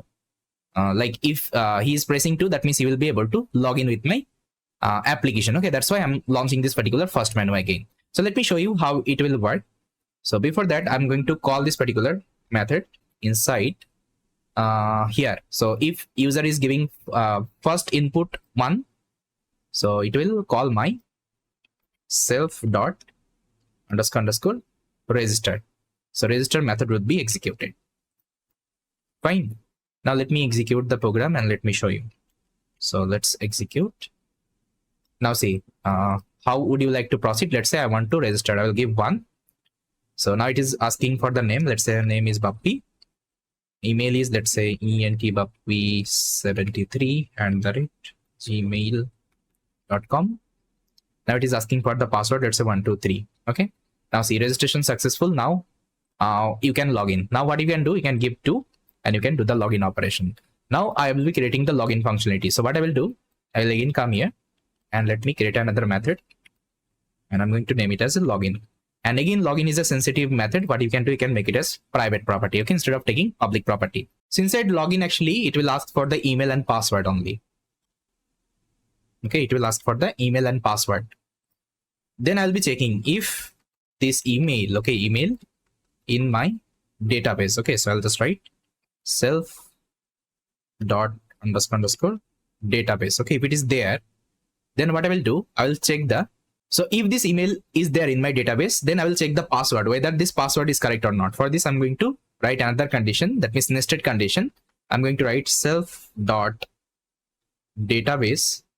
Okay, self dot database. So I'm going to extract the, let's say, information. So for this, I'm going to pass my key. Okay, and what is key? Key is nothing but my email. And if I'm giving the key, that means it will give me the value. That means this list. And what is the password? Password is position is the, and what is the password position in this list? You can see it is in the 1 position, index 1 position. Okay, it is 0 and it is 1. So I'm going to extract the password. So here I'm going to write, after extracting the list, I need the second value. Okay, second value of the list. That means my password. Now here I'm going to match. If it is equal my password, then I'm going to print. Okay, I'm going to print login successful. Okay, then I'm going to again execute my first menu. That's it. Now in the else condition, I'm going to write incorrect password and again try to log in. So I'm going to call self dot underscore login. Okay, that means login method will be again executed. Then again user will pass the information and again he will be able to log in. But here, if it is not true, that means if email is not exist in my database and still he is trying to log in. So what I will do, I'll give another message in the else condition. Email not found, please register first. Then I'm going to launch the first menu again. Okay, this is the idea. Now let's test whether it's working or not, but I'm going to call it inside my condition. So here, so self dot login. Okay. Now let me check whether it's working or not. Let me clear. Okay, so first of all, let's register. So I'm going to give 1, give the name, let's say Bappy, email, let's say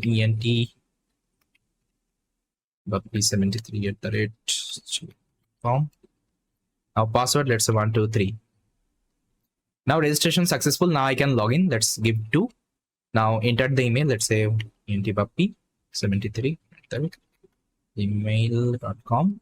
Now it is asking for the password, let's say 123. Now see, login successful. That means my information is correct right now. Okay, and if you print the database as well, and if you want to print a database, like how your value will be stored there, you can also print it. Let me show you. So in the registration actually method here, you can do the print operation. So print,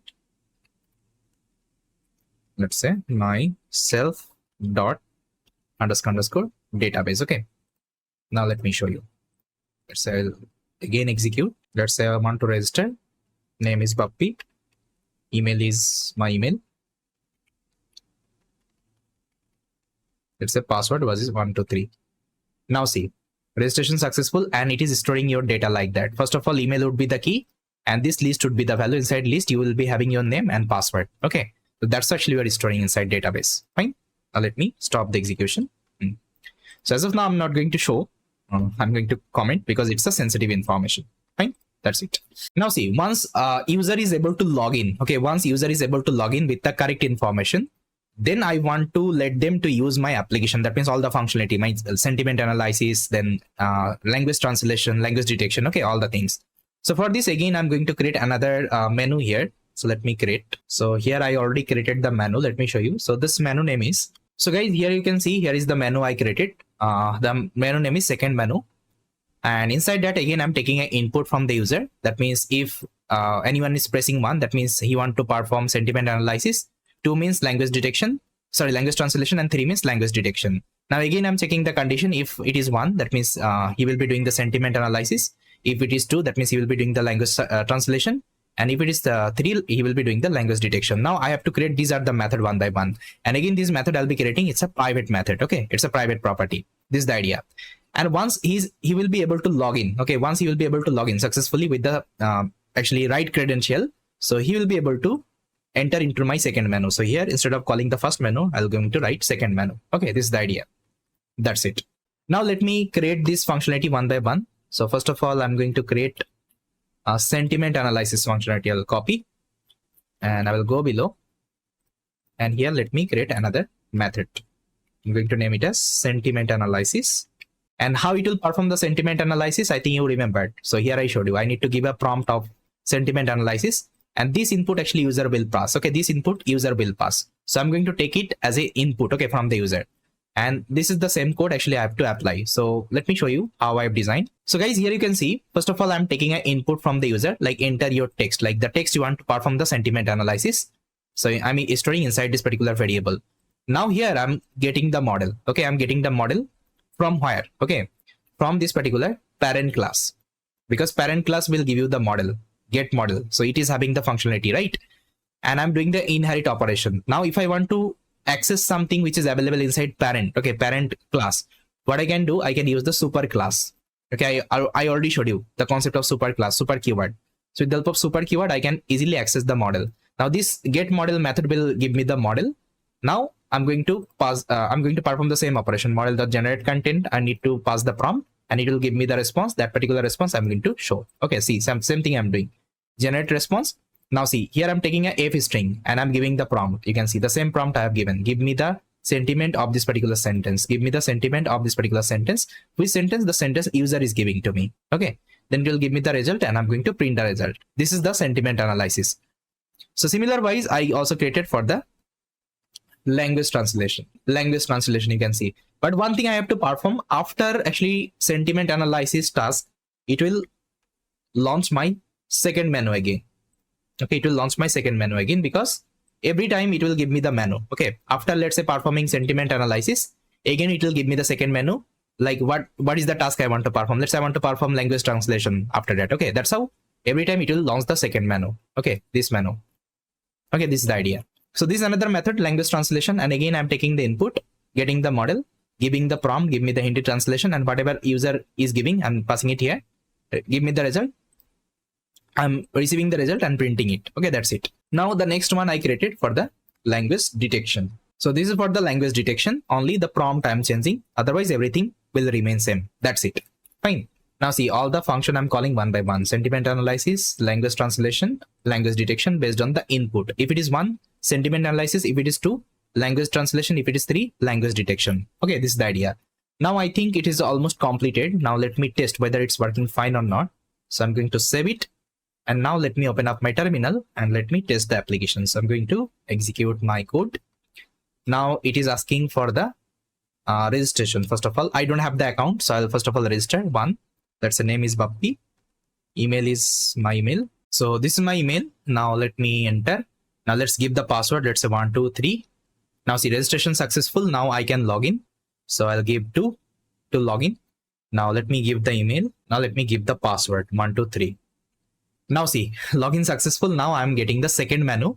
Now I can access the application. Like I can perform the sentiment analysis, language translation, language detection.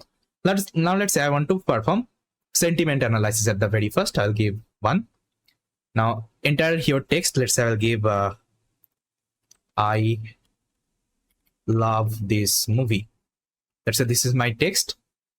Now it will give me the sentiment. Now see, it's a positive sentiment. That means it's correct. Now again, it is giving me the menu. Now let's say I want to perform language translation. Again, I'll give I love this movie.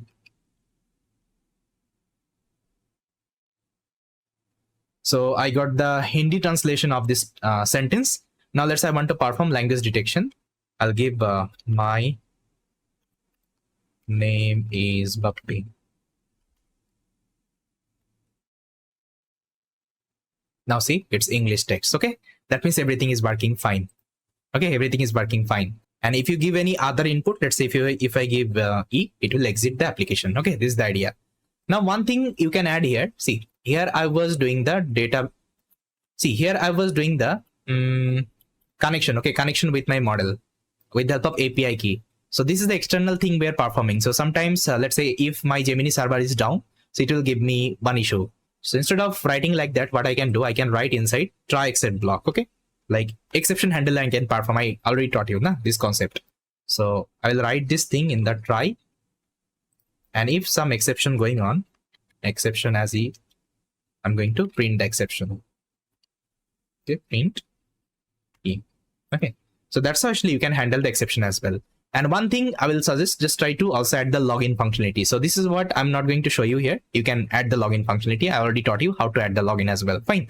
So that's how whatever things you have learned so far, you can use it here. See, that's how with the help of OOP, we have created this particular project. Okay, the entire project we have created. And now see, the code management is like very simple. Okay, very simple. And it's like more readable. And that's how we'll be creating actual application. Okay, you will be creating actual application. Now, if you want, you can also convert this project to the modular coding. That means you can create multiple folder. Inside that, you can keep different class, and you can also import it and you can use it. Okay, so I'll leave this to you. You can design by yourself. If you want, you can also follow the modular coding approach. But that's how also you can implement, because it's a very small project. But going forward, whenever we'll be doing like very big project, we'll be handling multiple file. That time we'll be using modular coding approach. Okay, so yes, this is all from this particular video and from this particular implementation. I hope everything is cleared so far. And with that, we already covered our Python series because so many things we have learned already. And apart from that, I think there is nothing to learn inside Python. If you master these are the concept, I think you'll become a champion inside Python. Okay, so yes, this is all from this video. I hope you liked it. Thank you so much for watching this video, and I will see you next time. Hello everyone. First of all, I would like to congratulate you. You have successfully completed this Python course. So far, we have completed so many topics inside Python, and apart from that, I think there is nothing you have to learn inside Python. So please try to master these at the topic, whatever topic I just taught you. Because always remember, practice makes perfect. Unless and until you are not doing practicing, you are not implementing something from your end, this would be very much difficult for you. So in this video, I will give you some future advice, like what you can do after completing the Python. See, the first advice I can give you, practice. So there are different websites actually you can do the practice. So I already showed you one website called HackerRank. So please try to create one account in HackerRank, and there you will see different problem statement with respect to the topic you have learned. So try to solve different problem statement there, and the solution is also available, but don't try to see the solution. First of all, try to attempt, then try to complete it. Then there is another amazing website you can follow called LeetCode. So LeetCode will help you if you want to be a SD, that means software developer engineer. So that time LeetCode will help you a lot, because in LeetCode actually will get advanced kinds of question, and you will also have something called data structure and algorithm related question. Okay, but first of all, I will suggest you start with HackerRank. Then if you feel like, okay, now I'm good with the problem solving, then you can start with the LeetCode, because LeetCode is a little bit advanced than your HackerRank. Okay, this is the idea. Apart from that, just try to implement different projects. Just try to get different project idea. Try to solve your day-to-day life problem use cases. Okay, that's how also you can practice the Python programming language. And after doing this, if you feel like now I'm in a position I can solve any kinds of problem statement, now we can start with any kinds of domain. Either you can start with data science. So in data science, you can learn machine learning, deep learning, generative AI. Okay, natural language processing, everything you can learn. Okay, with the help of Python, because inside this particular domain, Python is being used. So if you see anywhere people are using Python inside data science domain, okay, inside artificial intelligence domain. So if you are interested in data science, if you want to be a data scientist, so please explore this data science as well. Okay, and no need to worry, in this channel I will also start data science related actually playlist. So you can also follow this particular channel if you want to be a data scientist. Then the second thing, you can start with web development. If you're interested learning web development, so you can also start with web development with the help of Python. So inside Python, we are having some framework like Flask is there, Django is there, Fast API is there, Falcon is there. With the help of that, you can perform the web development. Okay, you can do the web development. So you can also explore web development. Then I told you, if you want to be a software developer, you can also use Python programming language. Because whenever you will be going for any kinds of, let's say, product-based company, they will tell you which programming language actually you are good with. That time you can tell them I am good with Python. So they will give you the Python language to choose, and that time you can choose the Python, and you can solve different problem statement. And again, if you want to be a software developer engineer, so you have to learn another concept called DSA, okay, data structure and algorithm. So here actually you have to learn some more advanced technique inside the programming, like how to handle the time complexity, how to handle the, let's say, space complexity, how to use efficient algorithm, okay, for a particular, let's say, product. That's how actually you have to learn. These are the thing. And no need to worry, even in this YouTube channel also I'll start this DSA concept as well with the help of Python, so that you can also learn here. So yes, this is the actually future advice I can give you guys. And again, I'm telling you, just try to practice, because just you have completed the playlist and now you need lots of practice, okay? Unless and until you are not practicing, things would be more difficult. Always try to remember one thing: consistency is the key here. If you are consistent enough, so you can achieve your success. With that, guys, thank you so much for completing this particular video, and I will see you next time. So I hope guys you loved the video and the content which was given to you. In this particular video you have learned everything about OOPS. So now if you like the video, please subscribe to my YouTube channel and please share this video with maximum of your friends, and try to leverage whatever we have tried to teach you in this video, because this is going to be really helpful. Whatever programming language you are going to learn, whether that is Java, Python, C#, .NET, all of them uses the concept of object oriented programming. So if you like the video, again I would say please subscribe.